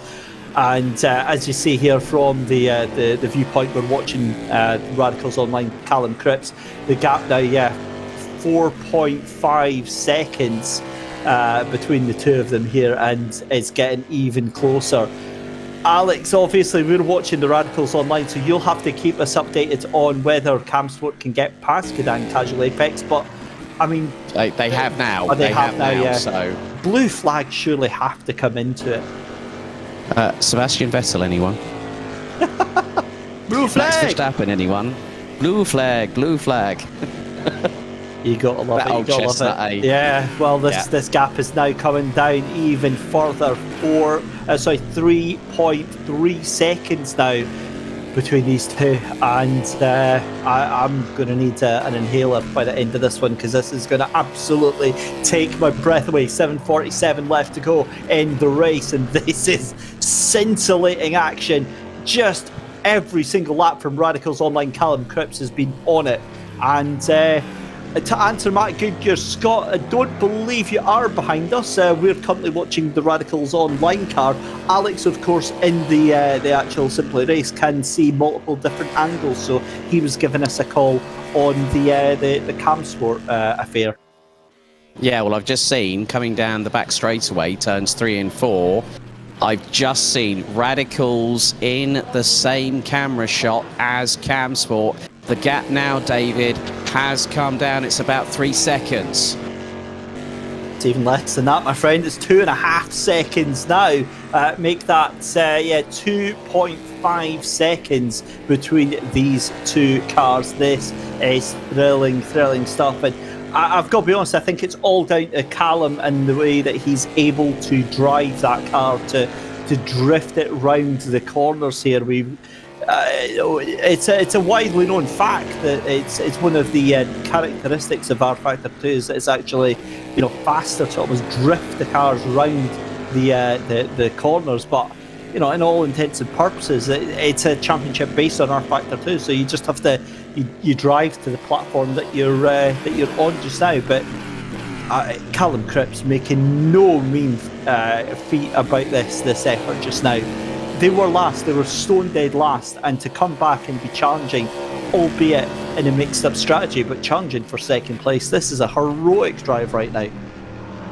Right, get this, David. Last lap, Callum Cripps, nearly 7 tenths faster in Sector 1, nearly over 9.5 tenths in Sector 2, and half a second. That is 2.1 seconds that Callum Cripps has just taken out of Chris Wilson, and they are heading their way down the back straightaway. This is getting close. Gap now down to 1.1 and closing. And the thing is that obviously, as we said, Callum Cripps is going to have to blink first in that Radicals Online machine. He's going to have to come into pits before. But as we saw from Barracuda, that could just be one spin. That could be one, accident. That could be one moment into the wall for Camsport, and they lose that position permanently. So Radicals Online, with all of the cards in hand, and I'll say something else as well, if they keep this pace up and they can get cleared of Camsport, I don't know if a battle for the race lead is out of the question with 7 3/4 hours left to go. Yeah, flip a coin. Is it heads or is it tails? That's a question we have to give to the audience watching at the moment, and a big thank you to everyone that's tuned in so far. So, but yeah, it's getting a bit closer. But like you say, with regards to Radicals Online, the way that Callum Cripps is now, he's coming to the pit, so we have been denied the battle there, David. Oh, I don't know about that. I think he's definitely made now. I think he's made his mark and he's proved his point. How do the lap times of Radicals compare to Fordzilla? Pretty comparable, within 0.2 of a second of each other, at the way that Callum Cripps was just pushing with Charlie Crossland behind the wheel for Team Fordzilla. So you've got to say then, because when he comes out of this pit stop, so essentially the Callum Cripps and Radicals is the earlier stopper. So it's not like it's an extra pit stop; it's just an early pit stop for the Radicals. And with the way this race goes, that could actually come to benefit them. But realistically, 77 seconds over the course of 7 3/4 hours, Alex, that's not a comfortable gap. Yeah, I mean, it's just sort of like, I mean, there's a lot of data coming onto other factors within this. You know, our factor very, very dynamic in the terms of the data that you can actually have on the middle of the triple monitor setups in each of these respective pods.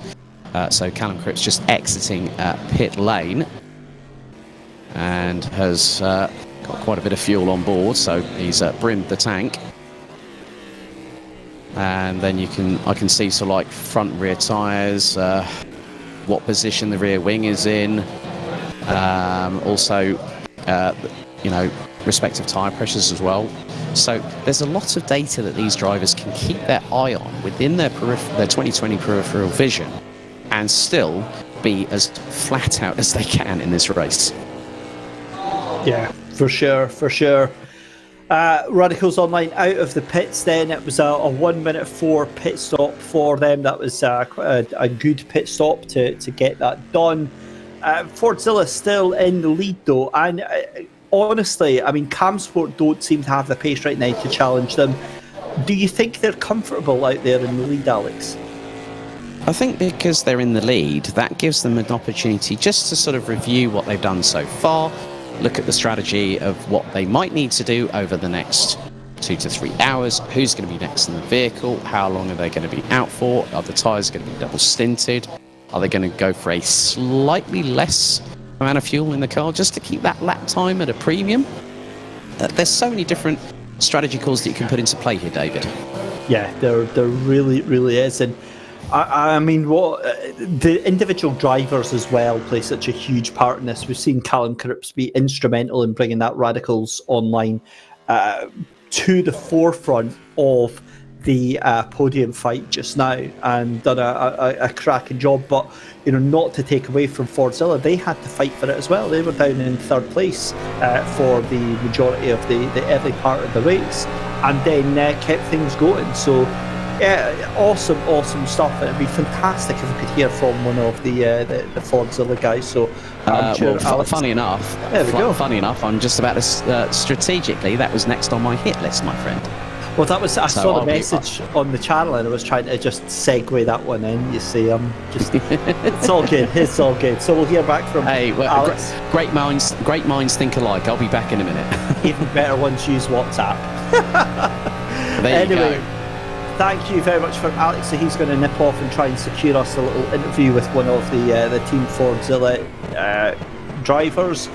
But I mean, 7:40 left to go in the race. Then we're rapidly coming up to the halfway mark. Just an hour and 40 left to go to do that. And it is, as we said, Fordzilla 80 seconds ahead of the Radical Online outfit. Callum Cripps, if he's back behind the wheel already, has taken about 3 seconds out of Camsport in second place. Barracuda down in fourth place there. Avante Racing in fifth. It's Kadan Casual Apex in sixth, and then E-Team Brit in seventh place, with Lamati Racing in eighth position right now. So that is how the cars are stacked up at the moment for Simply Race Endurance Season Race 1 of Season 4 here from the virtual Buddh International Circuit for 12 hours. 12 hours. It's going to be myself, David Christie, and Alex Goldschmidt taking you through all of the action this afternoon.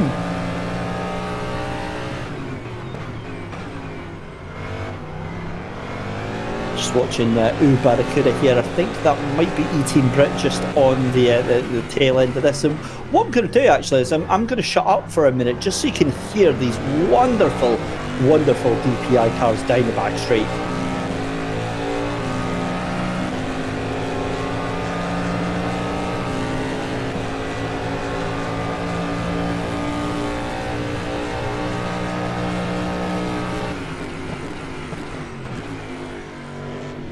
They sound absolutely magnificent.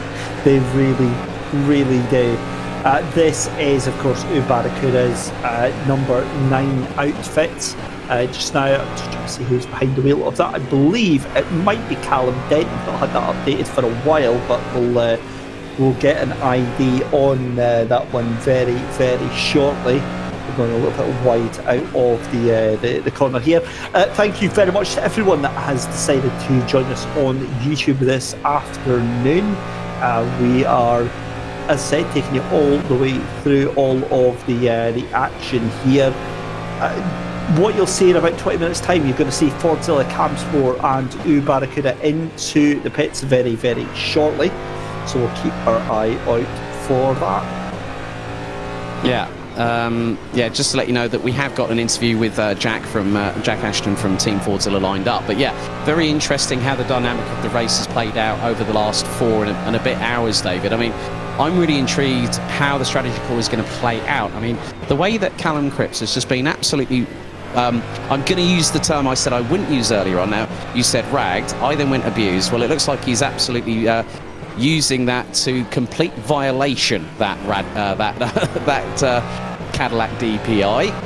I mean, it's the thing is that it's a really good car. It's very aggressive, as we talked about earlier on, and just the way that the aero really plays into the hands, and especially with the toe coming down the back straightaway through turns 3 and 4, really does showcase. I mean, they're pushing close to 300 kph going down the back straight.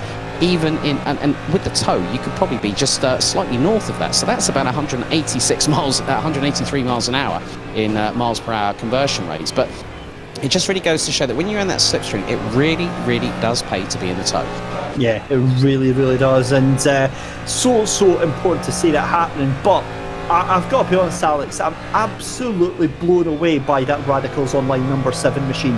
Back out of pit lane, and that was 64 seconds behind Camsport. That's now down to 56 seconds, and that's about 4 laps that have been put in. So Camsport really struggling here. They've lost about 5 seconds on the leader, so I wonder if this is coming to the end of their tyres and the end of their stint as well. Yeah, very, very true indeed. So yeah, it's just about how things really do work on out. Yeah, so it's going to be quite interesting. I mean, with the fact that the track has really evolved over the course of the last 4 hours and close to 25 minutes of this race, and well, we're about to now jump into another interview because alongside me.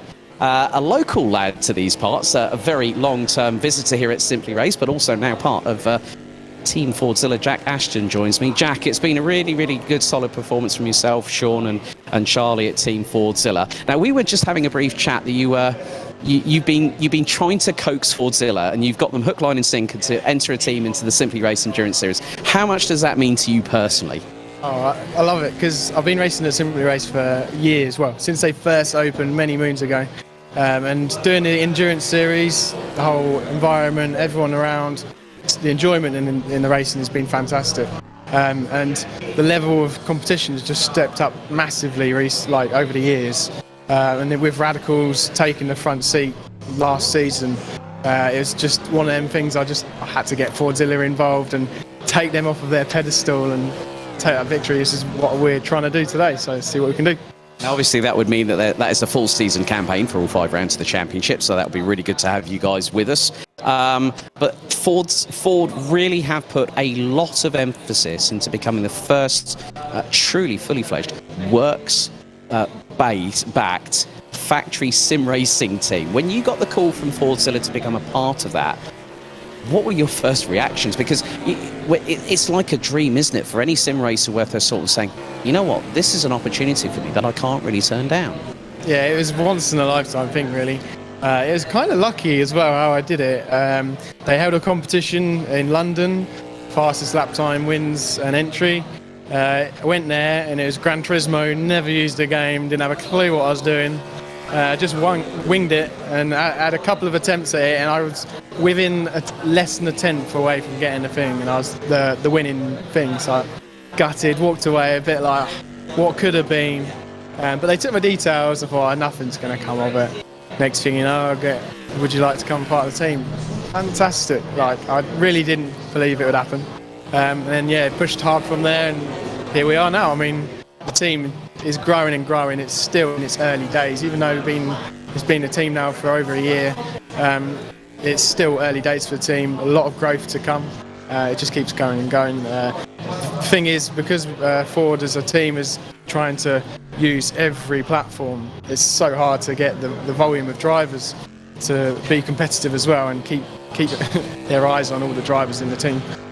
But now I feel like the teams are getting really competitive, and we're throwing some good competition down for a lot of the pro teams now. So yeah, it's looking hopeful for the future, and with the backing we have with Ford, it's only going to get better, hopefully. So looking forward to it.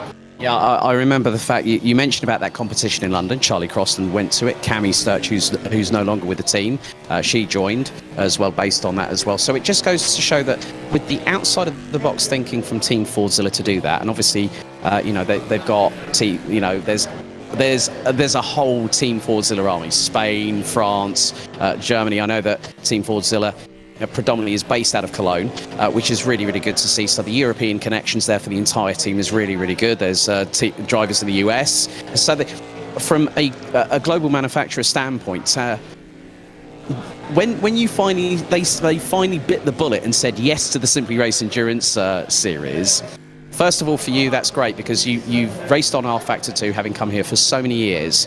To now be one of those teams with two great drivers. You've got Sean, who we have seen on Assetto Corsa Competizione as well, along with other platforms. Charlie, known on Assetto Corsa Competizione, very rapid, but he's making an adaptation to R-Factor 2. He's tried to do that before, it didn't quite work out, but he's come back for a second bite of the cake, so to speak. How have the pair adapted along with that, coming into the Simply Race Endurance Series?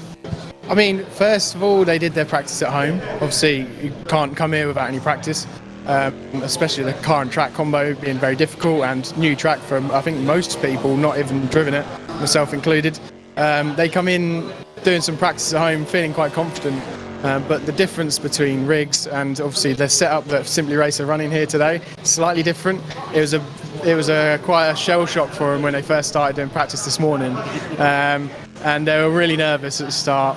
We got our head down, did our thing, kept out of trouble at the start. Now we're pushing hard, and lap times are really coming in, showing our pace now. So yeah, it's looking good. I think qualifying was a pretty exciting affair. You know, the 20-minute session, you guys were at the front of the field very early on, but then Radicals came through, Cam Sport, Avanti, and I think at one point the top three were covered by 15,000. So that just shows how quick these cars are. But the DPI, it's a very, very new car to the R-Factor 2 platform. It's very aero dependent. It's a 5.5 litre, 580 brake horsepower Daytona prototype, and it's basically a single-seater with a big Daytona prototype body on it. But the handling characteristics of a mid-engine rear-wheel drive car, how is it handling around this circuit? Because like seeing some of the sector times, especially from Charlie, who's behind the wheel at the moment, have been absolutely monumental. I've seen like performance gains of at least 1 to 1.2 seconds through sector 2. I mean, that's incredible.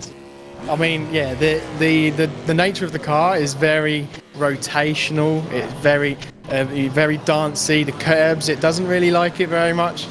So you want to use the curbs as much as possible to maximise the track, but then it's very dancey and slidey, but also very enjoyable. So it's like if it was understeery, no one likes an understeery car really. They prefer that little bit of dancing around. Obviously, it's a bit tricky in an endurance, but that's what you got to cope with. Everyone's in the same boat. It's not like there's any different setups. That's what I like about this series as well. Fixed setup, everyone's in the same boat. You just drive it hard, and yeah, I mean, the setup I think really good. Really, once you got used to it, that's the hardest thing. Getting used to it, you're good. The track is providing some really good entertainment as well, like that sector 2, like you say. And through that mid sector, it's just so tricky getting the line right, using the right amount of curve without the car sliding around too much, keeping it balanced, getting that throttle on nice and harsh. Yeah, I mean this for round 1, I think it's probably going to be one of the best rounds of this season, to be honest with you. Even though I'm looking forward to a lot of the other races, this track and car combo is just proved really good. Now I have to ask a question. Now, being it's a manufacturer that is a direct automotive competitor to Ford Motor Company, Cadillac, of course, part of GM, one of the big three over in the United States. I'm really looking forward to seeing what choices you guys make for GTE, because that's going to be rather interesting. But looking at it from this perspective, we know with any championship, it is more a case of, yes, it's a full-on sprint for 12 hours. We all know that. The minute that you get behind the wheel, you're like thinking, right, blinkers on, here we go. And we've seen that all the way through the race so far. The fact that we've got 2 6-hour races, 2 12-hour races, and then of all the circuits we finish with, Spa-Francorchamps in June of next year, twice around the clock, top 7 in the championship will go into the DPI. That's a mouth-watering prospect, isn't it? Yeah, absolutely. I'm looking forward to Spa. Like, I haven't really looked at the GT cars at all and what I want to choose. But hopefully we won't be in a GT car at the final at Spa, but I'm sure we'll try and push to get the DPI in the final. But yeah, GT cars, not even thought about it. I don't even know what the choices are. Well, I think Charlie will be able to tell you. There's an EcoBoost powered Radical, which is normally in GT3, but you'll have, like, say, the BMW, you'll have, like, say, the BMW M8, the Aston Martin GTE, amongst others. So there'll be a few choices, but obviously it'll be a case, I think, of probably what will fit all 3 drivers, because one of the biggest things that everyone has to understand with a team championship, where you're all sharing the same pod, you're all working in harmony. Mistakes do get made in championships, we'll be completely honest about that one, whether it's on track or a strategy call, or if you're having to adapt from a mistake that somebody else has made. It really adds a bit of character to the championship, doesn't it? Yeah, absolutely. I really wouldn't know what to choose car-wise, but with what we have behind us, Ford there will be coaxing us to that Radical. It's not the favourable choice for sure. That's our only downfall. But if the bop's kind enough, it might work. We'll see. We'll see how it drives, and we'll give some hints to Ford. Can we just please use something else? But we don't know. If it works, it works. We'll go for it. But I'm looking forward to it. But we'll cross that bridge when you come to it. Today. A little bit of constructive feedback there. But Jack Ashton from Team Fordzilla, a local lad here in Milton Keynes. Jack, all the very best of luck to you and Charlie and Sean for the rest of the race. Thank you very much. Cheers. David, back to you. Thanks very much. Brilliant to hear from Jack Ashton there, and you haven't really missed anything on the action at all. Fordzilla still out in the lead just now, and Camsport still in that second place then, with Radicals online. I cannot find the words to explain what is going on with that car right now. The pace that they've got in that number 7 car is absolutely ridiculous. Barracuda in 4th position with that number 9 machine, and then it's Avanti Racing in 5th position. Cadan Casual Apex in 6th position. Lamati somehow managing to get back up into 7th position, and then E-Team Brit down in 8th position just now. So that's how it stands then, as we are about 7 hours and 25 minutes left to go into the race. Fordzilla, Camsport and Barracuda due to pit very, very shortly, and then they will come out, I would say, very, very close. In fact, Radicals online, I think, might be quite close to Fordzilla here, so we'll have to see how this one starts to pan out here. But I mean, an awesome race. In fact, right on cue, Fordzilla into the pits now. What this is going to do is this is going to bring the gap to Camsport themselves to within about, I would say, maybe 20 seconds. But when Camsport pit, Camsport are briefly, I believe, going to get relegated into 3rd place, so that'll be quite the turn up for the books. So just watching Camsport now making their way round, and Fordzilla still in the pits. 1:04, 1 minute 4 is about the normal time for a pit stop. There's Camsport, a huge flick, Scandinavian flick around the corner there, and that gap coming down massively. Although Radicals online did start, it was about 64 seconds that they were behind Camsport. It's now 44 seconds. It's a 1:06.5 for Fordzilla, so that gap is actually 28 seconds. So it does come down, but not as much as I originally thought it was going to.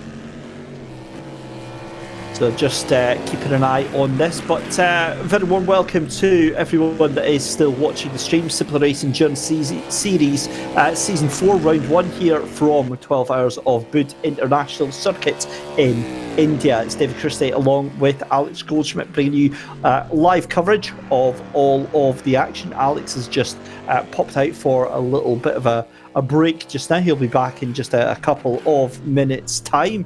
But yeah, a very, very busy sim racing weekend. Of course, we've got the iRacing doing the Bathurst 1000. We've got the ADAC Sim Racing Expo happening in real life over in Germany. And arguably, more importantly, we've got the first round underway just now. So fantastic to have you all along with us for that. And quite honestly, I've got no idea what's going to happen in these final 7 hours and 20 minutes of the race.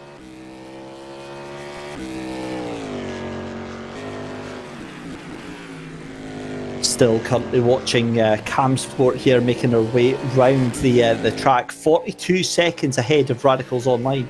Callum Cripps in that Radicals machine just holding on to the accelerator with everything that he's got, and yeah, fantastic to see. Barracuda then next to Blake there into the pits just now, and I do believe that Cam Sport will be in the pit in the next 2 to 3 laps. If that, they may actually choose to get into the pits at the end of this one. Certainly the character of the car would suggest that.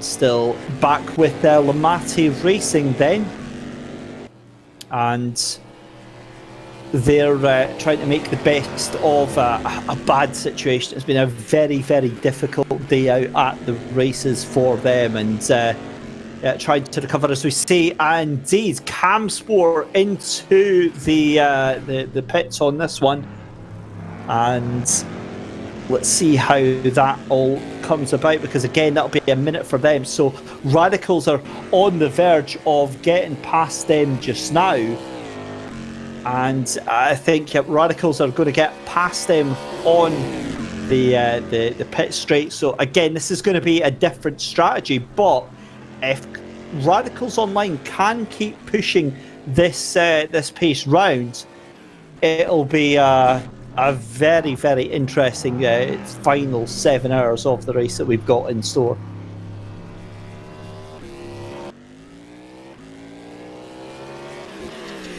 So what we're going to do then, with 7 hours and 20 minutes left to go, as we see E-Team Brit, we're not going to pause for a second. We're going to catch on the E-Team Brit car there that we saw going very, very wide there. What we will do is we're going to have a very quick break, and we'll be back after these messages.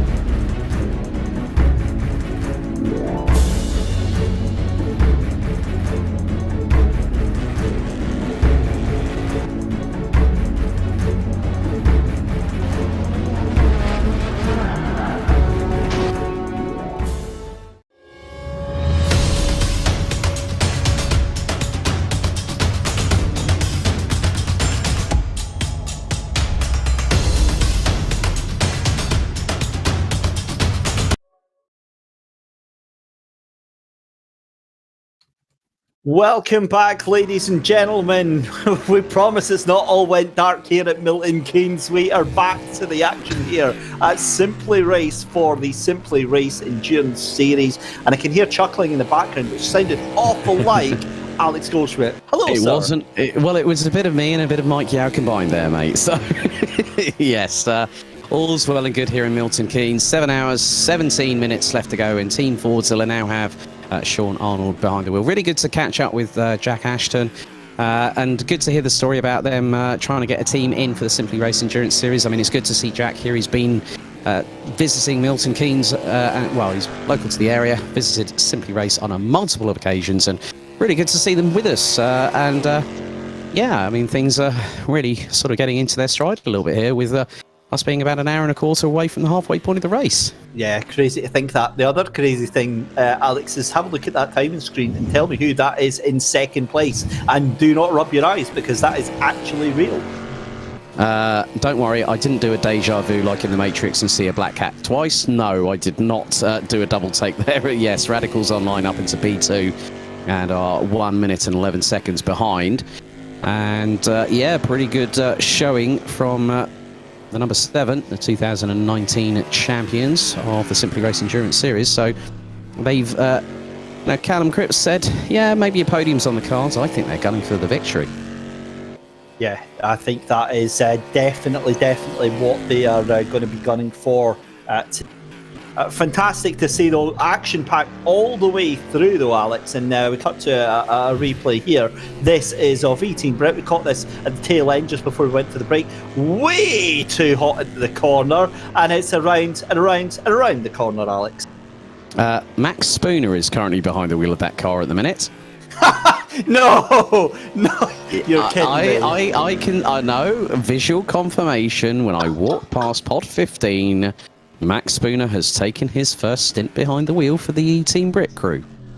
I was waiting to start singing, but I better not. So yeah, that's unfortunate. But look, it is what it is. They keep going, and obviously we can jest and have a bit of fun with Max, because we actually, like me and you, work behind the scenes with him on the E-Team Brit Championship. So you know we're good friends, but.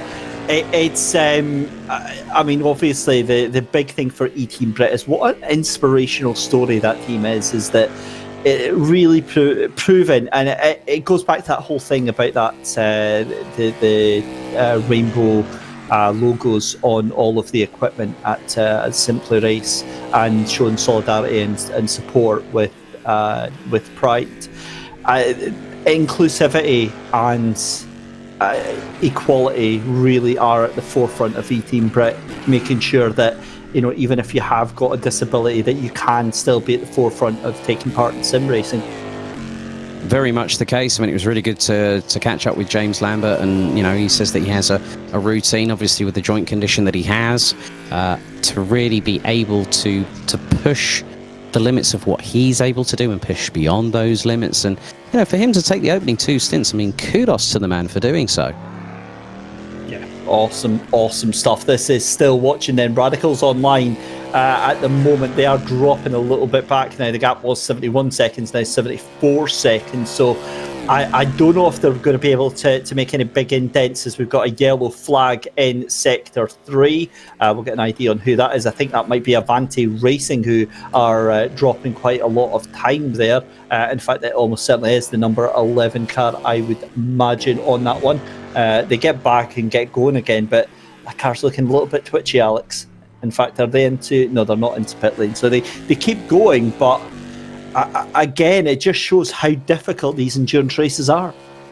Yeah, because I mean, as I mentioned earlier on, you know, concentration is very much a key. You've got to effectively have your eyeballs on stalks, David, and it's never easy. You know, some drivers will have tried to push the limits of human endurance, and sometimes when you go beyond that limit, you sometimes find it out the hard way a little bit. And yeah, just sort of having a look back, I think we might have a replay very, very shortly as we go to it now. Now, this is Avanti coming through onto the grass, back end steps out to the left, and it pirouettes nicely through the very next right-hander. and they managed to stop it in time before it goes backwards into the barriers. Now, we saw with Lamasi Racing earlier on, they lost their rear wing. Yeah, again with Lamati, the problem that they had was trying to keep the car in one shape after they had that initial incident.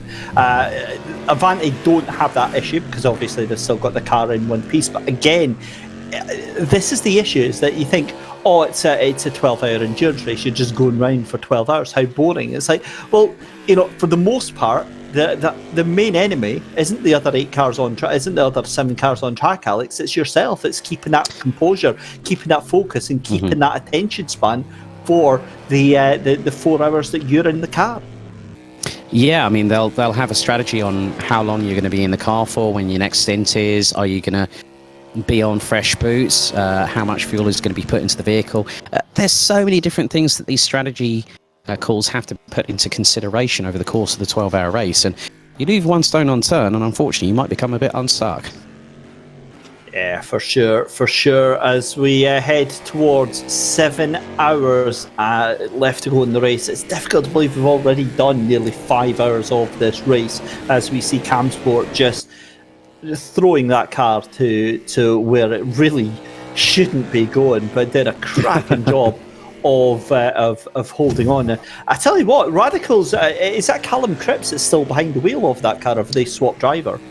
I'm not too sure, but because I'm in the back office at the moment, I mean, I've been standing up for quite a bit, and obviously the old feet need a little bit of a respite, but when I get a chance, I will venture out. We're at opposite ends of the spectrum there, Alex, because I'm been sitting down for the entirety and now having to stand up for a little bit because, need to get the old circulation going again there. But the point I was trying to make is that Radicals Online, I mean, they really aren't losing out too much speed to Fordzilla. They're still in contention, but I mean, I don't know what they can do to take a big chunk, because Fordzilla basically have to have an accident. They have to have an incident to bring themselves back into contention.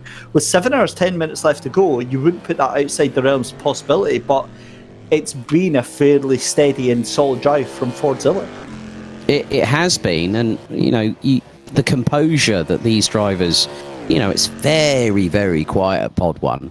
But the good thing is, they're sharing bits of information. The driver is being allowed to carry on with the work that they're doing, disrupted, so to speak. And when I walked past, before I had to quickly shoot off for a quick breather, was that, Charlie Crossan was on low fuel. Sean Arnold had his gloves ready on and ready to jump into the seat. And then that's why you got a message from me rather quickly to say, Sean Arnold's in the car. Yeah, for sure. And we appreciate all the intel we get behind the scenes here. So thank you very much, Alex, for that one. Still watching Camsport, though, just now. At the moment, 26 seconds behind Radicals Online. The number 7 car currently in second place, but remember, again, off strategy at the moment. Barracuda are certainly out of that podium spot at the moment, regardless of strategy, because of that earlier issue that they faced.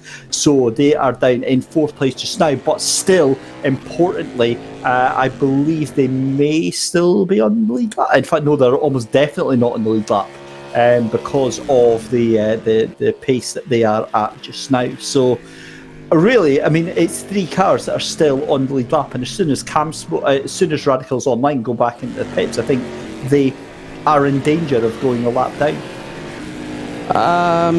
Yes and no. I mean, I'm talking rubbish, actually. I'm talking complete rubbish. Just ignore everything I said for the past 5 minutes. I remembered about the lap times. I'm thinking about pit stop times rather than actual lap times. Lap times are about the 140, whereas pit stop times are about the 104s. Yeah, I mean, the thing is that if when Radicals Online pit, we've seen it. It's been anywhere between 43 to 46 seconds at a push. To bring the tank, put a new set of tyres. I mean, Chris Wilson, very, very matter of fact, earlier on in the broadcast when I had a chat with him, that they were attempting to double stint the tyres. They found that it hasn't worked, and so the good thing is that with this championship, looking from the bigger picture, is we're about 8 minutes away from hitting the end of hour number 5, so we'll be in the penultimate hour of the first half of the race, as it looks like Lamati Racing have just entered into the pit lane. So that could give an opportunity for, I'm just having a look at, well, E-Team Brit are showing, according to the timing on the screens at the moment, about 50 seconds behind, but that is dropping as now Lamati are in the pits. They're into the first 10 seconds of said rudimentary and normal strategy in terms of the pit stop itself. But looking at it from this perspective, David, pit stop including a trip down the pit lane and the entry and exit could be at the point where maybe Radicals Online, when they do pit, that will put them behind Camsport, but it might be a bit close between them and Barracuda if the number 9 is going to be closing in on them towards the end of the strategic rudimentary pit stop for Radicals Online.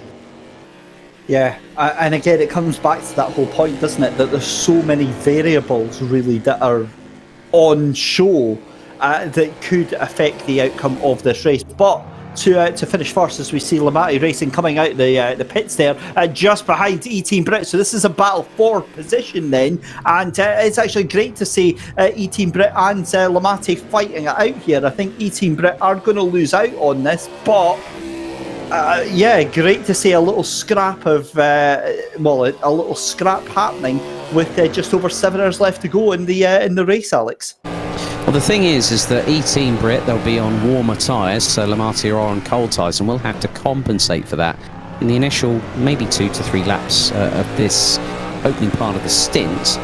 But looking at the way things are, Lamati Racing trying to keep towards one side of E-Team Brit as they go through into the next double left here at the Buddh International Circuit. They're making their way, that would have been through turns 8 and 9. Now they're going to go through into 9 now, and then they're going to go very shortly through into turns 10 and 11. A bit of a very run wide there from Lamati Racing going through into turn 9 and tight on the apex through turn 10, allow the car to drift out wide. In some respects, it has a little bit of the final corner at Autodromo Nazionale di Monza there, doesn't it? A bit of the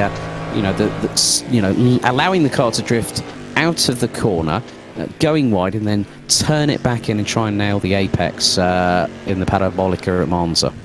Yeah, I think the great thing about the circuit, Alex, and we've mentioned this very briefly before, is the fact that it invokes a lot of memories from other circuits. It feels like it takes the best parts or some very memorable parts from circuits all across the world, and it really just puts them together in one big mega mix of a circuit here. Like this part here, the right-hander and the run down through the left-hander reminds me a little bit of the Nürburgring GP circuit, and then you go over to this long straight, and again this reminds me, as I said, about the Dottinger from the Nordschleife, that long back straight, and especially when you get the other camera angle, I think it's the elevation changes on that straight, it just makes it look that little bit like it. Of course, for a lot of people it won't look anything like it whatsoever, but then into turn 4 here, I mean, it's just such a fantastic circuit. Radicals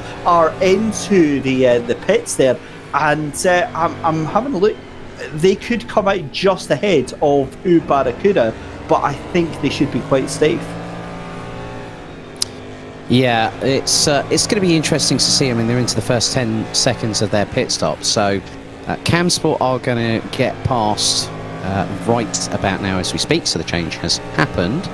And if they get out with 43 or so seconds, E-Team Brit goes wide, coming out of into turn 12 there, as we've got a rear spoiler shot.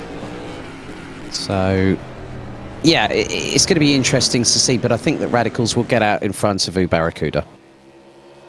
Yeah, I think it should be quite comfortable. I think I've massively overestimated the time. It's 1:04 that they'll come out, so that'll be out with about 33 seconds left to go. Yeah, Radicals out pit lane, and 31 seconds, maybe at a push, is going to be the gap over them. But Radicals Online, I mean, the pace that the time that they've taken out of Camsport ahead, right? Camsport were 64 seconds ahead of Radicals Online. That gap now down to 37 seconds. and that now means that almost certainly as soon as Camsport are back into the pits, they will have lost that position as well. But Lamati are all over the back of 18 Brit right now, and again, this is for position, and again, both of these cars affected by, well, in the case of Lamati, multiple issues early on in the race, and they've kind of knuckled down and got their head back into the game here. But these two they're kind of in their own race right now, aren't they? They are indeed, and as you said a few moments ago, David, it's really nice to see that. There's going to be peaks and troughs during this race. We all know that, and having a little bit of a battle adds a little bit of interest for not just us here on commentary, but also for those watching at home in the meantime. And a big thank you once again for everyone joining us. So realistically, the way things are going, it's not stagnated, I will say that much. It's just gotten to a comfortable rhythm where drivers are in the zone, just trying to figure their way around the circuit. I mean, like for instance, Max Spooner, first actual stint during the race, so it's now giving him a real understanding. The other drivers such as Michael Tyler, Hamish Eisner and James Lambert will have given feedback to Max and say, right, okay, just watch out for this particular corner and go this way through the corner on this particular apex or exit point where you've got to really know when to put down the throttle and then hit the brakes at the right time. It's just about consistency and flow, and especially when you're having to, as Jack Ashton said earlier on, it's a fixed setup, so you are having to work with the car rather than against it, but you are very limited in what you can do. And that is a brilliant point, actually, because a lot of the faster drivers will tell you that it is about working with what the car can't do instead of trying to push it past what it can't do, which is where you're going to get all of the time and all of the speed. And more importantly, all of the pace as well. It's a cracking shot from the left-hand side of Lamati Racing, the left-hand door there. You can just get a little peek inside to the driver and the steering wheel behind these DPI, these Cadillac DPI machines. I said earlier, I think you were off on a break, Alex, but the sound from these cars is iconic and just wonderful to listen to. Very much reminds me, the back end reminds me of the Audi R18 e-tron Quattro, when Audi was absolutely dominant in that sort of initial phase of when hybrid propulsion was introduced in the World Endurance Championship. And it sort of gives us a bit of a trip back down memory lane, as we now have hit 7 hours completed. And Team Ford Zilla at the moment, I'm looking at this, Camsport are about 0.6 of a second a lap slower at the moment in terms of pure stint pace at the moment, but obviously you've got to factor in how much fuel has Ford Zilla got, as E-Team Brit have just gone a little bit wide again, and that could allow Lamati Racing just to close up once again, and that was very close there. That was coming through turn 3. They have got a car just behind them. That looks to be Avanti Racing in the number 11, and it's side by side between E-Team Brit and Lamati have just edged ahead down the straightaway. And E-Team Brit back in the tow, heading down into turn 4. It's going to be the last of the late breakers here, as E-Team Brit absolutely sends it up the inside, but Lamati Racing keeps it pinned to the outside and still retains the position. Awesome stuff there, and a great move done. It's such intelligent driving from Lamati there. What they did is they spent 2, 3, 4 laps behind E-Team Brit and actually figuring out what their modus operandi were. And what they were is looking for the gap, looking for where they're vulnerable, looking for where they get a slow exit out of so that they can pounce, and really, really clever driving to get that done. So that move was set up laps in advance there, but Lamati taking that 7th position just now. It's certainly not all over yet, but E-Team Brit now looking that they're going to get a lap put on them, and I think that may have been Avanti Racing that gets that move up the inside done, so that's another lap put on them. So up at the front then, Ford Zilla still out in front by 101 seconds from Camsport Racing. Radicals Online in 3rd position, Barracuda in 4th, Avanti Racing in 5th, 6th place for Cadan Casual Apex Racing, and 7th place for Lamati and then Team Brit at the back of the fields in 8th position. Yeah, it was all very, very sideways there from Sean Arnold from Team Fordzilla. They're absolutely hurtling that vehicle through. That looked to be through turns 8 and 9 before the approach into turn 10, but manages to gather it back all together. And looking at it from this perspective, Fordzilla were about a tenth slower than Camsport through sector number 2. So those slight unforced errors starting to creep in there, David. What I want to know is how do the times of Fordzilla compare to Radicals Online in 3rd place? 8 tenths of a second at the moment as things stand, just over 8 tenths of a second based on the previous lap, a 1 minute 40.625 for Radicals Online, a 141.102. So Sean Ardle improves on that lap, so that's about close to half a second between the pair of them in terms of pure lap pace.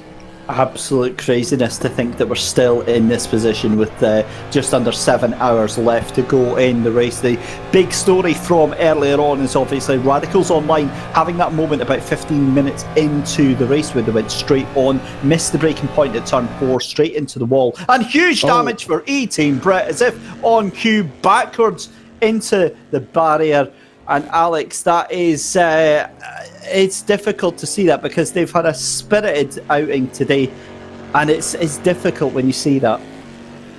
I think also when you've got to look into the fact that for a lot of teams, this is a new car, and drivers will have practiced ahead of it, and yeah, that car's got a very, very loose back end at the moment. Max Boone are trying to bring it through turn 16 and using a lot of steering wheel correction in order to keep it in a straight line coming out of that final corner. But it just depends on how hard a hit that was, and that was on the right-hand side. So whether that's caused a problem with the turning in, I mean, you can actually see. Well, the thing is, physically, we don't know what the damage is, but he'll have a warning on the heads-up display on the middle monitor out of the triples that they run on the simulators here at Simply Race as to where the damage is, and he'll understand it through the force feedback through the direct drive. Yeah, the technical term for it is the car is goosed. you certainly do. And the thing is, with the force feedback as well, just to explain what that means, is that if it's a suspension issue or there's a problem with the steering, it actually makes itself known by when you're steering the car. The car will what's often known as crabbing, where the car turns to a certain direction when it's supposed to be in a straight line. So not the best, but it does look like Team Brit Max Spooner getting the best of it and trying to hold on to that car. Well, I've just seen him go through turn 10 and it went a bit wider coming out of turn 10, heading into 11. Back end sliding out a little bit to the right going through turn 12. So he's trying to make the best of it. So whether he's going to try and see if he can run with it at the moment, or whether he's going to have to bring that car into the pits to repair that damage is another matter altogether, but we could find that out imminently.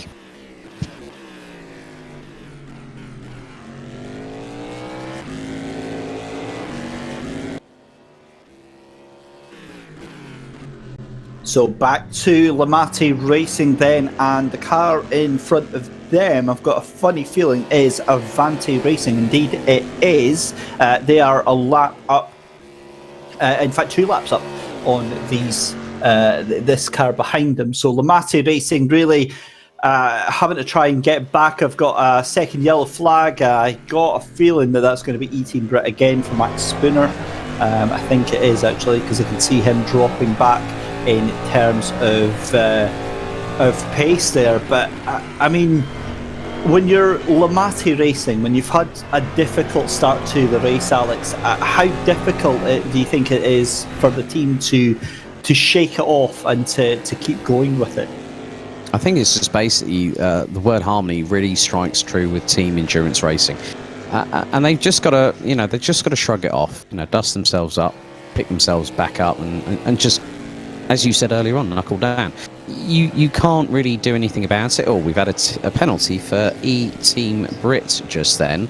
Not too sure what that was for, because we haven't. I don't think we've had any. I'm not too sure if we've had a ping for track limits yet, but it might be the first one of the season, second of the season. So yeah. So So it looks like we're going to have two teams already in the first round of the season being pinged for track limits. And as I said earlier, I know what the amount of track cuts are before you get pinged for a track limit penalty, but I'm not at liberty to divulge. Avanti Racing in the pits now, and here comes E-Team Brit into the pits here, David. Yeah, that'll be to either serve the penalty or to get fixed. I think probably both. Avanti Racing into the pits as well. Don't be surprised to see Radicals Online into the pits very, very soon on that one as well. So, as we said, 6 hours 52 left to go. And let's think about what we can expect to see in these final couple of hours of the race then, as we near to the halfway mark. And again, like all endurance races, the entire first 3/4 of the race is all about setting yourself up for that final stint. You spoke a couple of hours ago, Alex, about the final 90 minutes of the race, and let's just talk about that again. If you want to reiterate just why that's so important. Well, firstly, to reiterate the fact that we've had two incidents with regards to two particular teams, Radicals Online and Avanti Racing. Within the first 20 minutes, they were in the pits with damage. Getting those mistakes out of the way is easy enough to counteract, but when it happens in the last 90 minutes to 2 hours, if you're in a position where you could maybe get a podium on the cards, it throws it like water under the bridge. So you've got to really maximise your strategy. Keep it calm, keep it cool, keep it consistent. Don't get flustered under pressure.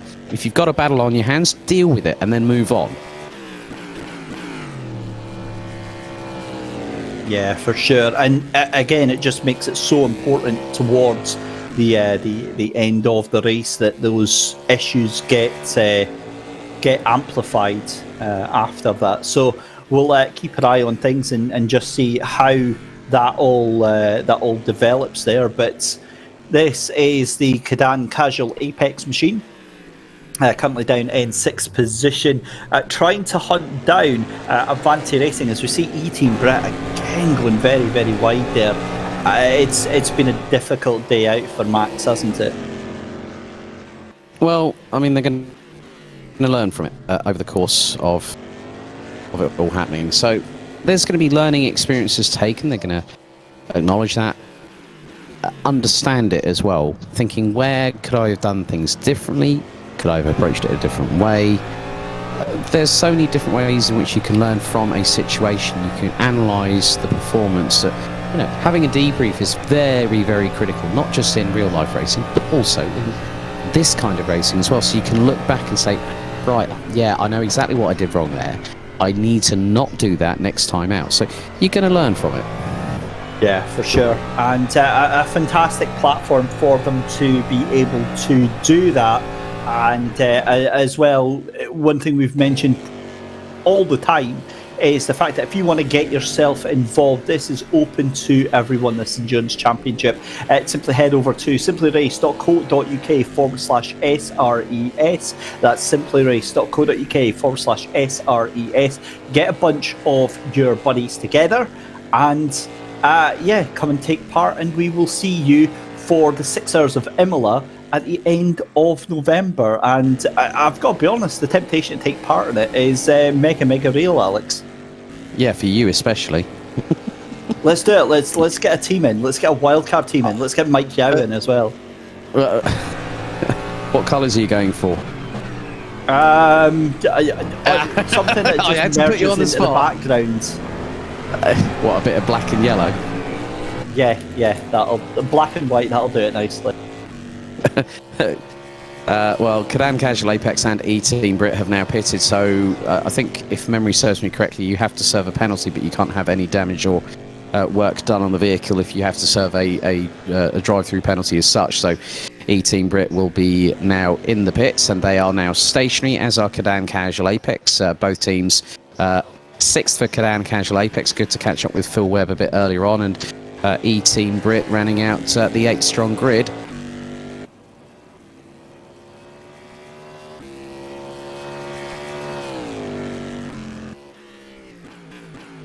Still find it absolutely ridiculous that Radicals Online are doing the pace that they're doing and able to to eat away into the leads.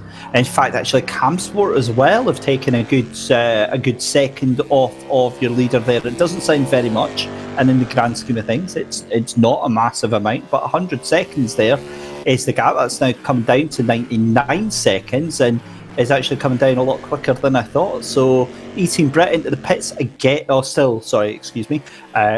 Moving on. Pit stop, yeah. Now, what Wake up, Mr. Christie. What is happening with Fordzilla? Because that gap is actually coming down quite rapidly. Yeah, it is coming down a little bit, but now at the end of the day, we still have quite a lot of this race to go. I've gone rogue. I've gone mobile again, David, so you can hear the background noise at the moment, so people are chatting away, so hopefully very soon I'll be trying to grab a few more interviews, but it's just really, really nice to see how... I'm just going to have a look around. Leader into the pits, Alex. Fordzilla into the pits. Yeah, so Sean Arnold still behind the wheel at the moment, and just going to see what happens here. I think there, so 50 mile an hour speed limit in the pit lane here at the Buddh International Circuit, the virtual recreation, and he's jumped out. Looks like Jack Ashton getting behind the wheel now. Awesome stuff. So pit stops normally take about 64 seconds for most of the teams. So Camsport will be trying to make hay while the sun shines. But Radicals Online really are setting themselves up to be in a fantastic position. But this is Cadan Casual Apex currently trying to keep Lamate behind them. And I believe this is, it's about a lap between them. So I'm just having a look here. For Fordzilla, I believe... Actually, hang on. Is that a scheduled stop for Fordzilla? Because I'm just going to have a look. I don't know if it is. Did they not already stop? Right, well, the thing is, they've got... yeah, it's a normal one. Yeah, they've got a full tank of fuel on it.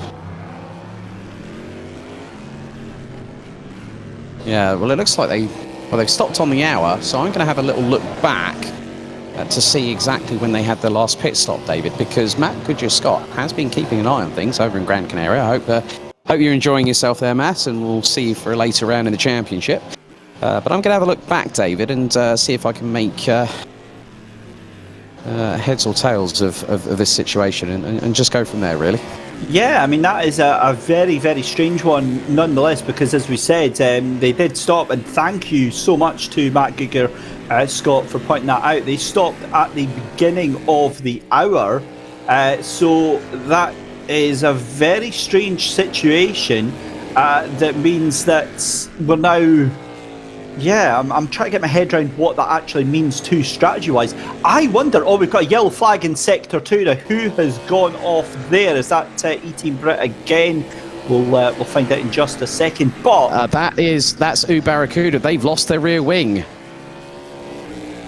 Well, that is a turn up for the books, and they're really going to struggle getting around the rest of this circuit now. It's a bad day gone from bad to worse for the the fourth place team, and in fact there they are, backwards into the wall again, and you hate to see it. You really, really do hate to see it, but they are going to struggle to get any sort of traction round this circuit. And I've got a feeling that Avanti Racing and Cadan Casual Apex, and oh my goodness me, Alex, this is so difficult to see, isn't it? Yeah, I completely agree with you there, David. That's the pitfalls of endurance racing. You never want to see something like that happen.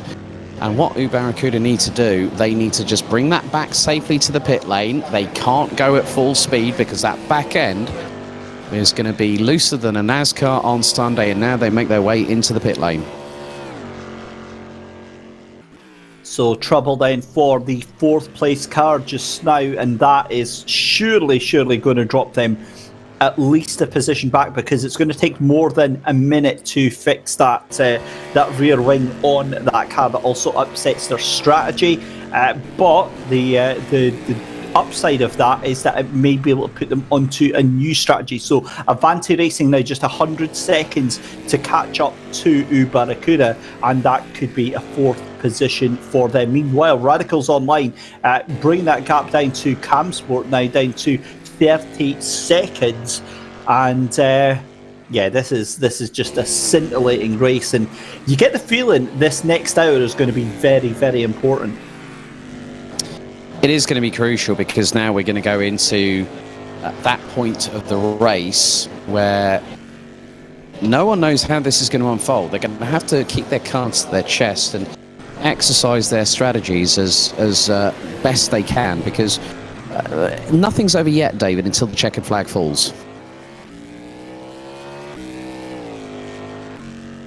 For sure. We're still watching Cadan Casual Apex then. They'll be hoping to try and make some places out of this little issue that has befallen Barracuda. So they'll be hoping to try and make some sunshine there. But they are a lap down as well. Meanwhile, Avanti Racing still hammering that car down, 28 seconds and falling. They could very well take that position here, because a rear wing is not going to be a quick fix on these cars. No, that car could be in the pit lane for an exceedingly lengthy amount of time on that front. So, yeah, it's going to be difficult for them. They're now going to have to just sort of grin and bear it, and they're just going to have to do what they can. I mean, they've been running really, really well. But they're the second team alongside La Massey Racing who have both lost their rear wing at one particular point during this race. And they've just got to come back at it, full charge, go for it, see what happens, and roll the dice. Yeah, for sure on that one. Just looking at the gap to first and second place then, as Radicals Online provisionally take that second place. It's up to 67 seconds between first and second place just now. But when you consider that Radicals Online, if I'm not mistaken, Alex, at one point were a lap down and have brought themselves back into this race and are now within a minute of the leader. Yeah, well, it's 67.1 seconds at the moment based on the current timing that I'm looking at here on site at Simply Race. And it is, that's the diminutive frame of Callum Cripps still behind the wheel. I think he's just wanting to go for it and go for broke. And, he's done a really, really credible job at the minute, and he's going to keep on pushing. Like I said, he's not going to give up. He's not going to give in.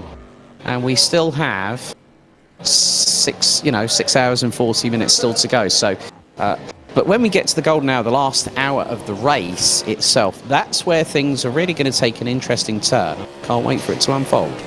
Yeah, and we just saw a replay there of Barracuda, and what they didn't have was a rear wing after mounting the curb in the most unpolite sense possible at this exact corner here. They've learned their lesson, or have they? That was still very, very wide.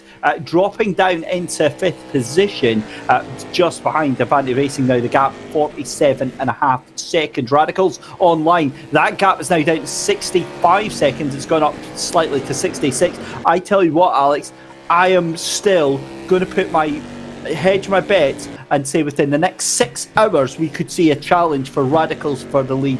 And if you'd asked me that at the opening hour of the race, I would have probably laughed in your face at that one. You laugh in my face generally anyway. Hey! But that's by the by. Hey, don't forget to tip your waitress. She's here all week. Or just on Sunday. Just having a look back, it looked like it was a really rudimentary stop, because it was at 15:44. That was 45 minutes ago. That was when Sean Arnold got behind the wheel.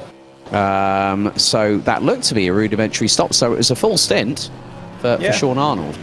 Yeah, it's probably because it's 40 minutes and not an hour, it does catch you off guard. So it's trying to keep a hold on these stints here. So I absolutely agree with you. I think it was in the YouTube chat agreeing, or kind of pointing that one out as well, that it was just a predicted stop.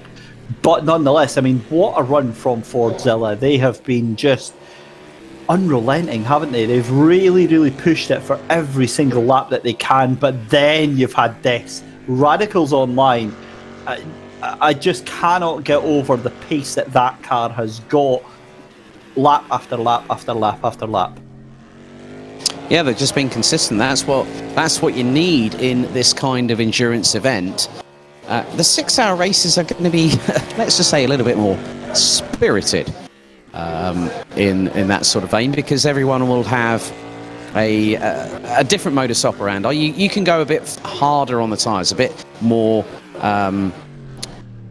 more aggressive on your strategy, but the 12-hour, the 24-hour races, it's a completely different proposition altogether. It just depends on how you get to the opportunity that you need.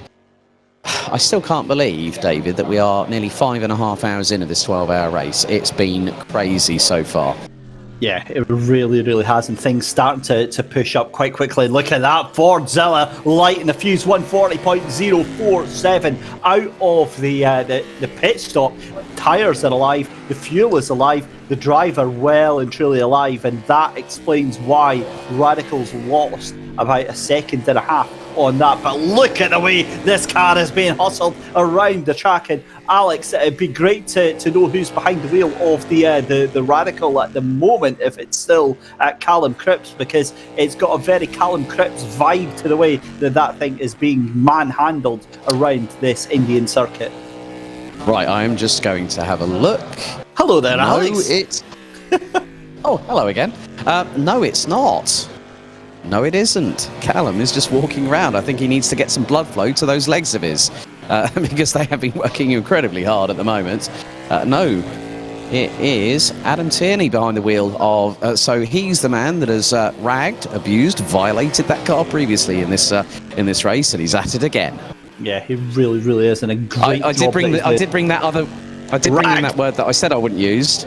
Violated. Oh, such a. But I mean, to be fair, in this context, it's actually very, very appropriate, because the way that he is throwing that car around, it doesn't.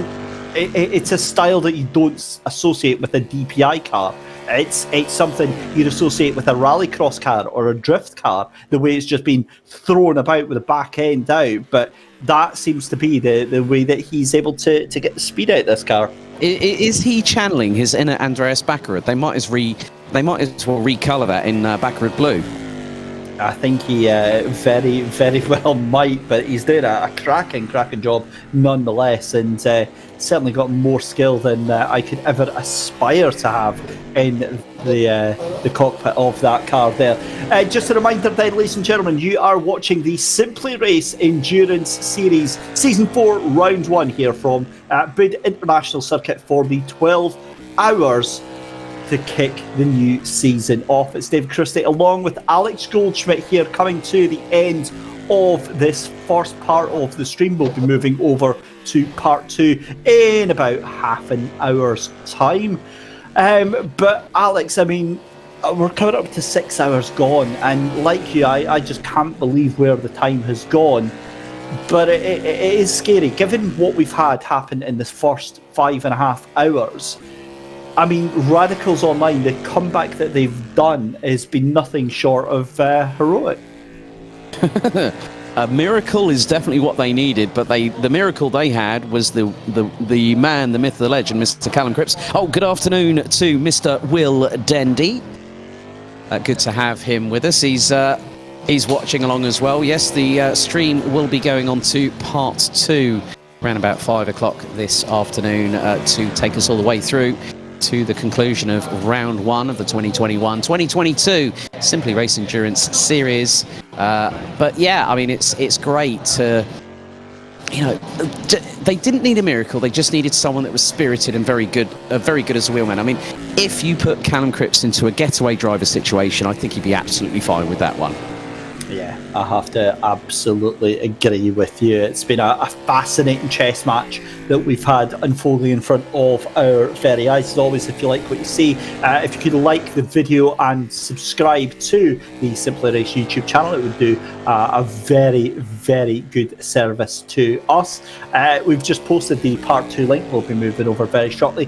Emily Wilson, I think by now, it's just time to just sack off the dissertation. Poor Emily's been trying desperately in the background to get her dissertation done, and keeps getting distracted by the racing and by us. So we're not going to be giving up any of the distractions. So you might as well just give in and just crack on with it at like 12 o'clock midnight.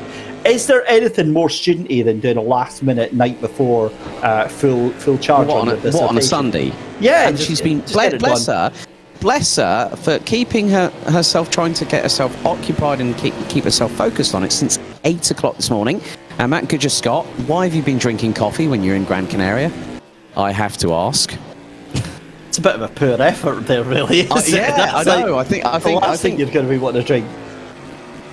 Yeah, he says, I've been drinking coffee. I don't think that's an excuse. No, you need to be drinking something a bit different from that, Matt. Thank you very much indeed. And he's already been burnt by me once already today when we talked about suntans.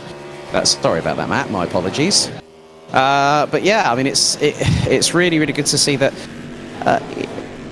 Just looking in the facility here, I mean, it's just really, really nice. I mean, it's great. I've just seen Matt Webb just rock up as well,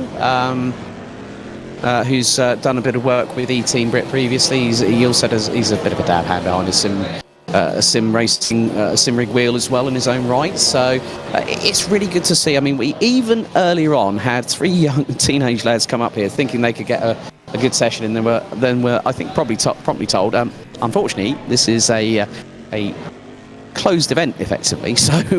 It just goes to show that people do love coming here to Simply Race. So if you want to get the opportunity to come down here to the centre in Milton Keynes, head to simplyrace.co.uk. You can find out about special offers for relevant events where you can have the opportunity of going behind the wheel of a GTE car, a single-seater. You can even come in for, like, say, a 20-minute session, which will cost you just shy of £10. And you can go on any track or car combination that Simply Race have at their disposal.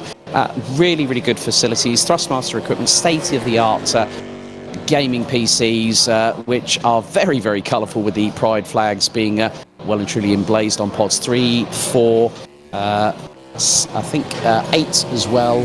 So, but Simply Race is a very, very good place to be. And it's just really good to see that these drivers are pushing like crazy. We are effectively half an hour from hitting the halfway mark, David, and there is no lack of commitment, I can very much guarantee, from any of the teams thus far. Yep, we're just seeing Fordzilla just behind Barracuda at the moment. So Barracuda already a lap down. This could be to put them 2 laps down, which would be a very difficult thing for them to swallow. I think they're just going to let it happen. I think they kind of have to just let it happen. They've not just let it happen. They've still got Fordzilla behind them. But that also means that Camsport now are a lap down as well, because you've got Fordzilla just in front of them. So, Alex, that means now we've got 1 car along with the leader on the lead lap, and that is Radicals Online. Yeah, quite interesting with the pace now, because the gap now has just gone under 65 seconds, 64.2 at the last intermediate, and Radicals Online, Adam, Mr. Tierney is on a tear at the moment, quite literally, nearly well over a 10.5 up in Sector 1, a 10th and a bit up in Sector 2, and close to a 10th up in Sector number 3. Radicals Online are giving chase to Fordzilla, and I think Fordzilla will recognise this. They'll see the on their heads-up display, they'll understand the closest driver to them, the closest team to them, and thereby they'll start to react accordingly, but they want to keep it consistent, and that is what Fordzilla have done since we went racing just 5.5 hours ago, David. It is about the consistency, and the consistency is key to winning a championship.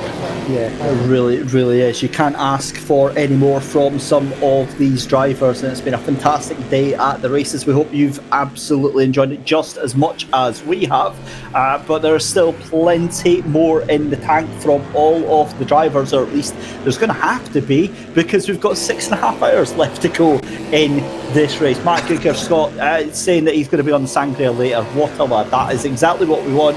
Emily Wilson's just said, good lad. Exactly. It's got to be done. He needs to get on harder stuff if he's over in Gran Canaria, doesn't he? Well, it's... Matt, what's your poison? It's... bring the old Jaeger bombs out to play. Job done. That's what we need. Oh no! That is a swear word where I come from. 4 o'clock on a Sunday afternoon. That's exactly what you need. I said that. Not during the broad. Yeah. That would be amazing. Not for you, Mr. Christie. We need to have one race, right? An exhibition race where we try and do it, and for every yellow flag that comes out, we get a shot. I think that would be the most spectacular thing in broadcast history. Well, the thing is that Matt Goodger Scott is saying the mojitos are pretty good here in Gran Canaria. Good choice.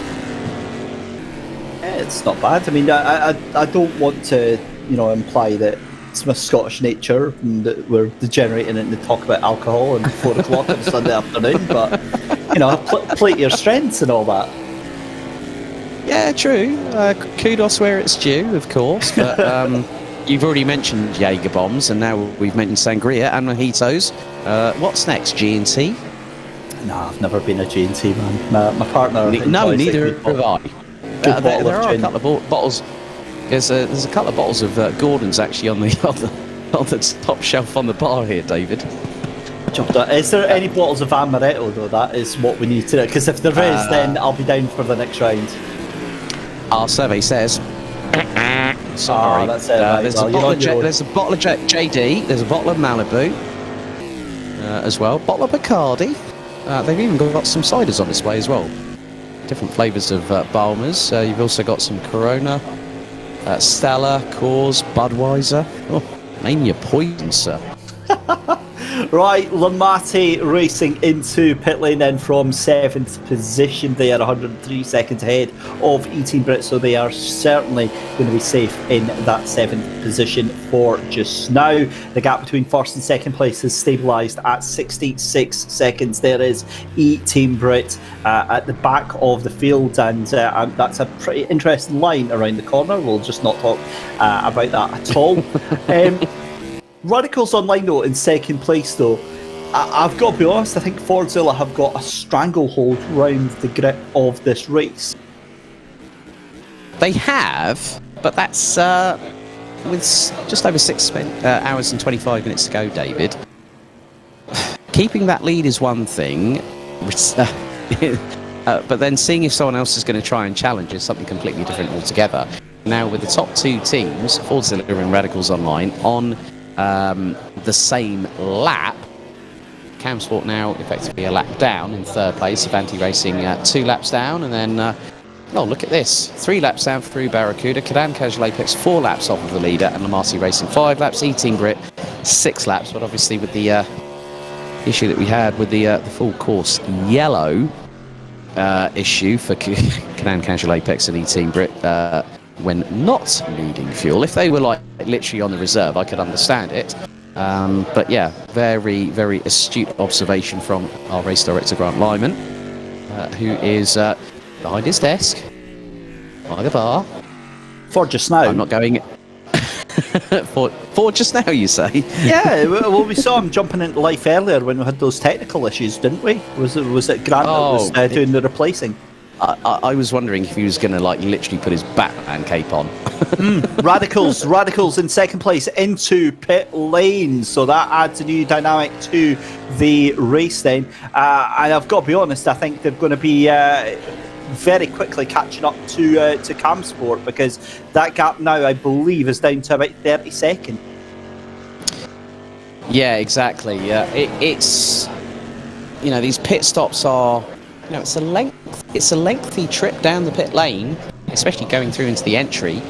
But it's a shorter blast coming out. But also, it depends on where your car is situated in pits. And so, hang on, if you're a bit closer, I'm a bit confused there, because we just saw Radicals going into pits, and then I'm confused as to what happened there, because it said they went into pits about 40 seconds ago, but we just saw them going into pits there.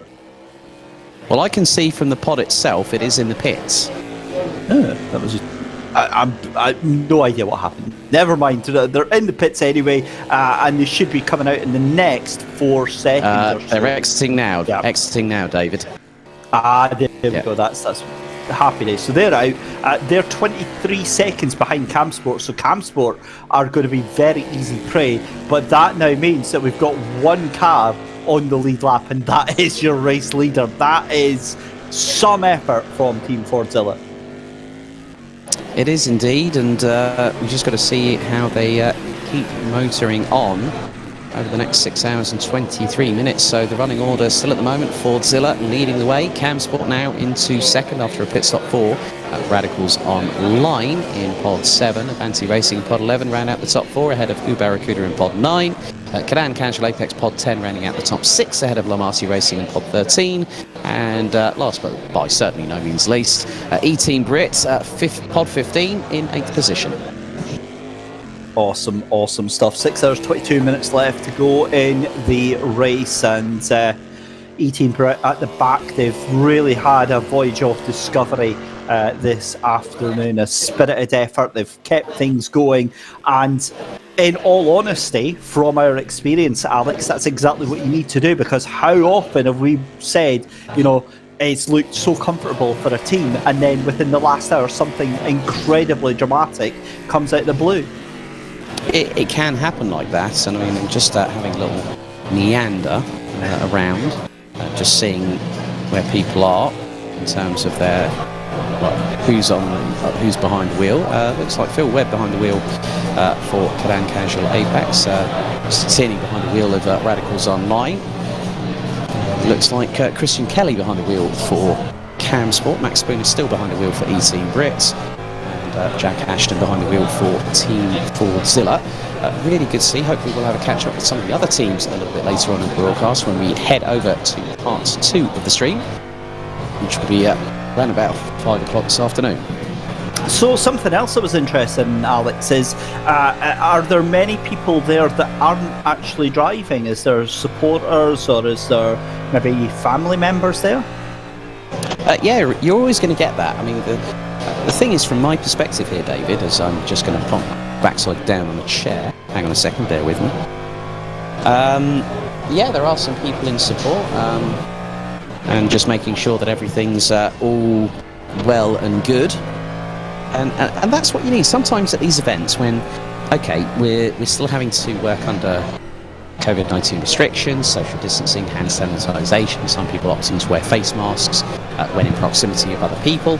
But it's nice to see that there are people in support of each other. I think I even saw a little family being, I think it might have been at the Cadan Casual Apex crew, where you had mother, father and baby all together in the same area, which was what really a huge nice moment for Cadan Casual Apex, Alex. A huge spin for the driver of that car. They managed to recover there, but that was a scary moment. Sorry about that. Yeah, clean up on aisle 3 for Phil Webb. Thank you very much.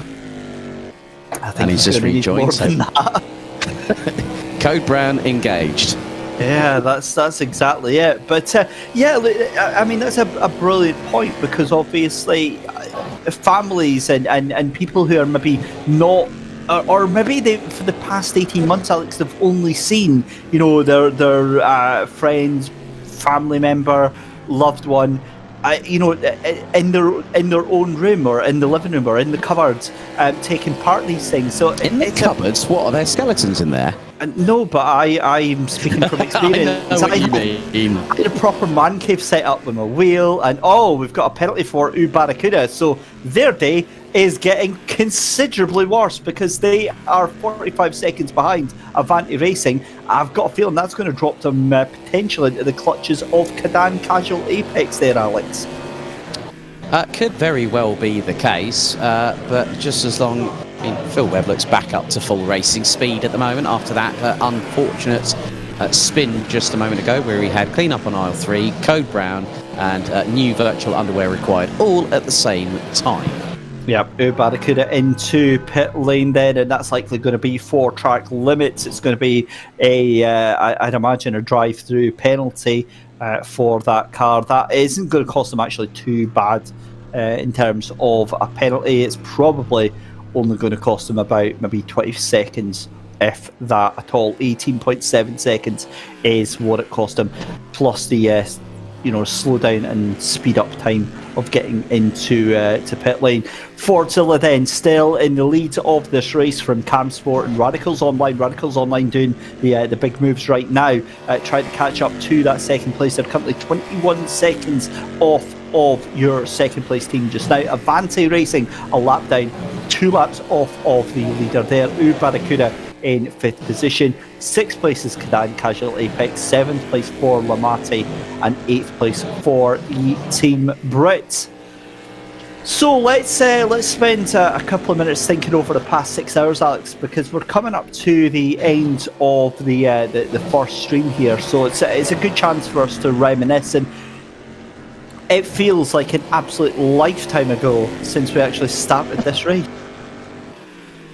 Eternity is an understatement when you mention it that way, David. But yes, we've had some contentious moments with the overtake. I think the most overzealous outbreak manoeuvre of the day goes to Callum Cripps on the very first couple of minutes of the race. But yeah, between Barracuda and Radicals Online, that side-by-side battle is still the biggest sticking point. But then also you've got to look at Team Fordzilla's strategy, just to keep on pressing onward, just keep it consistent, keep to a lap time delta that is going to be achievable for all 3 drivers and maintain a solid, healthy lead. And that's exactly what they're doing, because now with the way things have changed around with Radicals Online going into pit lane, that now re-promotes Cam Sport back up into 2nd position. But now Fordzilla, only team on the lead lap.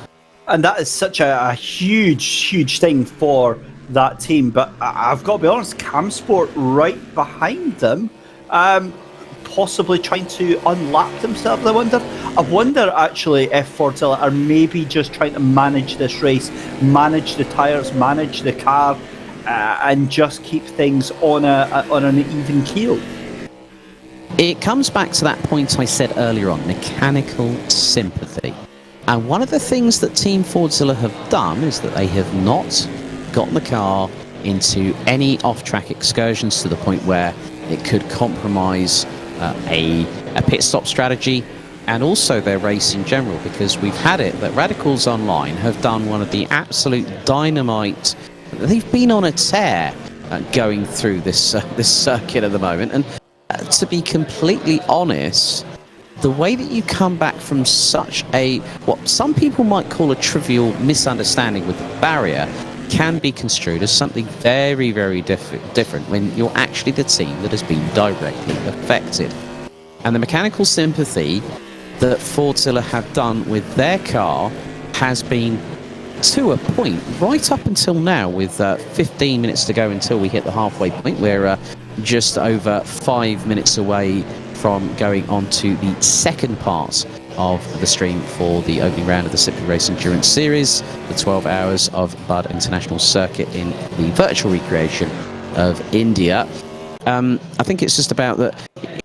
You've got to look at it from this way, and one of the teams that I feel really, really sorry for, who have had the biggest technical dramas, and there's 2 of them. You've got Barracuda have had a massive issue. They had 2. Respectively, within a couple of hours of each other. Cam Sport, the biggest casualty, being hit with 2 pedal issues within quick succession. But still, nevertheless, the work that Grant Lyman here at Simply Race, springing into action like a scalded cat on a hot tin roof, like a young gazelle.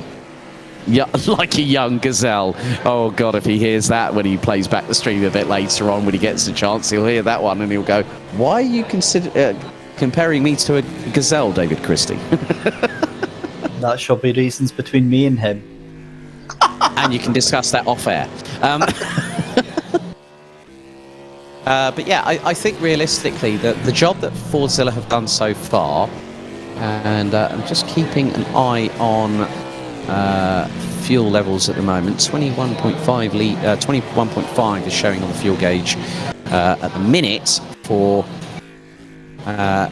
Cam Sport. Just going to have a look around at the moment, Dave, just seeing where fuel levels lie at the moment. Top secret information coming out here. I'm loving this, Alex.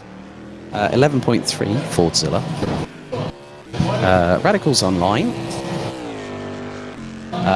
that's a lotto. That's about 50 litres there, or 50 on the gauge. E-Team Britain probably looks to be trying to sort of look from a distance. Blue Barracuda just under 20. E-Team Brit 11. Yeah. So a lot of teams now in the 12 range bracket on the fuel, which will be apparently litres. So, we've got a yellow flag in Sector 2. Let's have a look who that is. I've got a horrible feel. 18 Brett. Oh dear. Is that still Max that's behind the wheel there? Because, yeah, that's a shame. If that is. I'm just going to say this. Dum da dum dum. Sorry. I thought you were ready to break into just one cornetto. He's been asking Wolves Ice Cream for sponsorship recently. Yeah. Apparently, he's told me. Right. I mean. moving on. Yeah. So he's hit the curb, and like, to be honest, we've seen many drivers, many teams doing exactly the same thing. Absolutely nothing to. That was a clean up on the aisle 3 operation coming out of turn 11 there. Yep. Whoops! It was. He tried to channel his inner Callum Cripps, and it didn't work out. And Callum is actually standing right next to me on my left-hand side, and he's laughing at that one. Actually, it might be a chance to have a chat with Callum and just find out how he's able to throw that car around in such almost a violent fashion. I think what I'll do is I'll have a chat with Callum after the break when we go on to the second half of the stream. But yeah, I think his partner in crime, Mr. Tierney, is doing an absolutely fantastic job. I mean, they are both literally grabbing the back spoiler of that Cadillac DPI by the coattails and just literally throwing it along for the ride. And they have not given up. That is the key point in endurance racing. As they say, you take a lick and you keep on ticking, but they have kept going. The resolve, the determination, the motivation to get up there. And Callum said to me, we might be able to get a podium. Well, having ended up towards the back end of the field early on, they are now up into a genuine third place on pace between the pair of them. And the pair of them have been doing an absolutely sterling job, I must say. Yeah, sterling job all round, and a huge congratulations. So what we're going to do then, ladies and gentlemen, is we are not going to stop either. We are going to move over to part 2 of the stream. We will be back in about 5 minutes or so with some coverage and continuing coverage of the race. We're going to keep going on Facebook, but we'll head over to part 2 on YouTube. So switch over there, and we'll see you on part 2 on YouTube.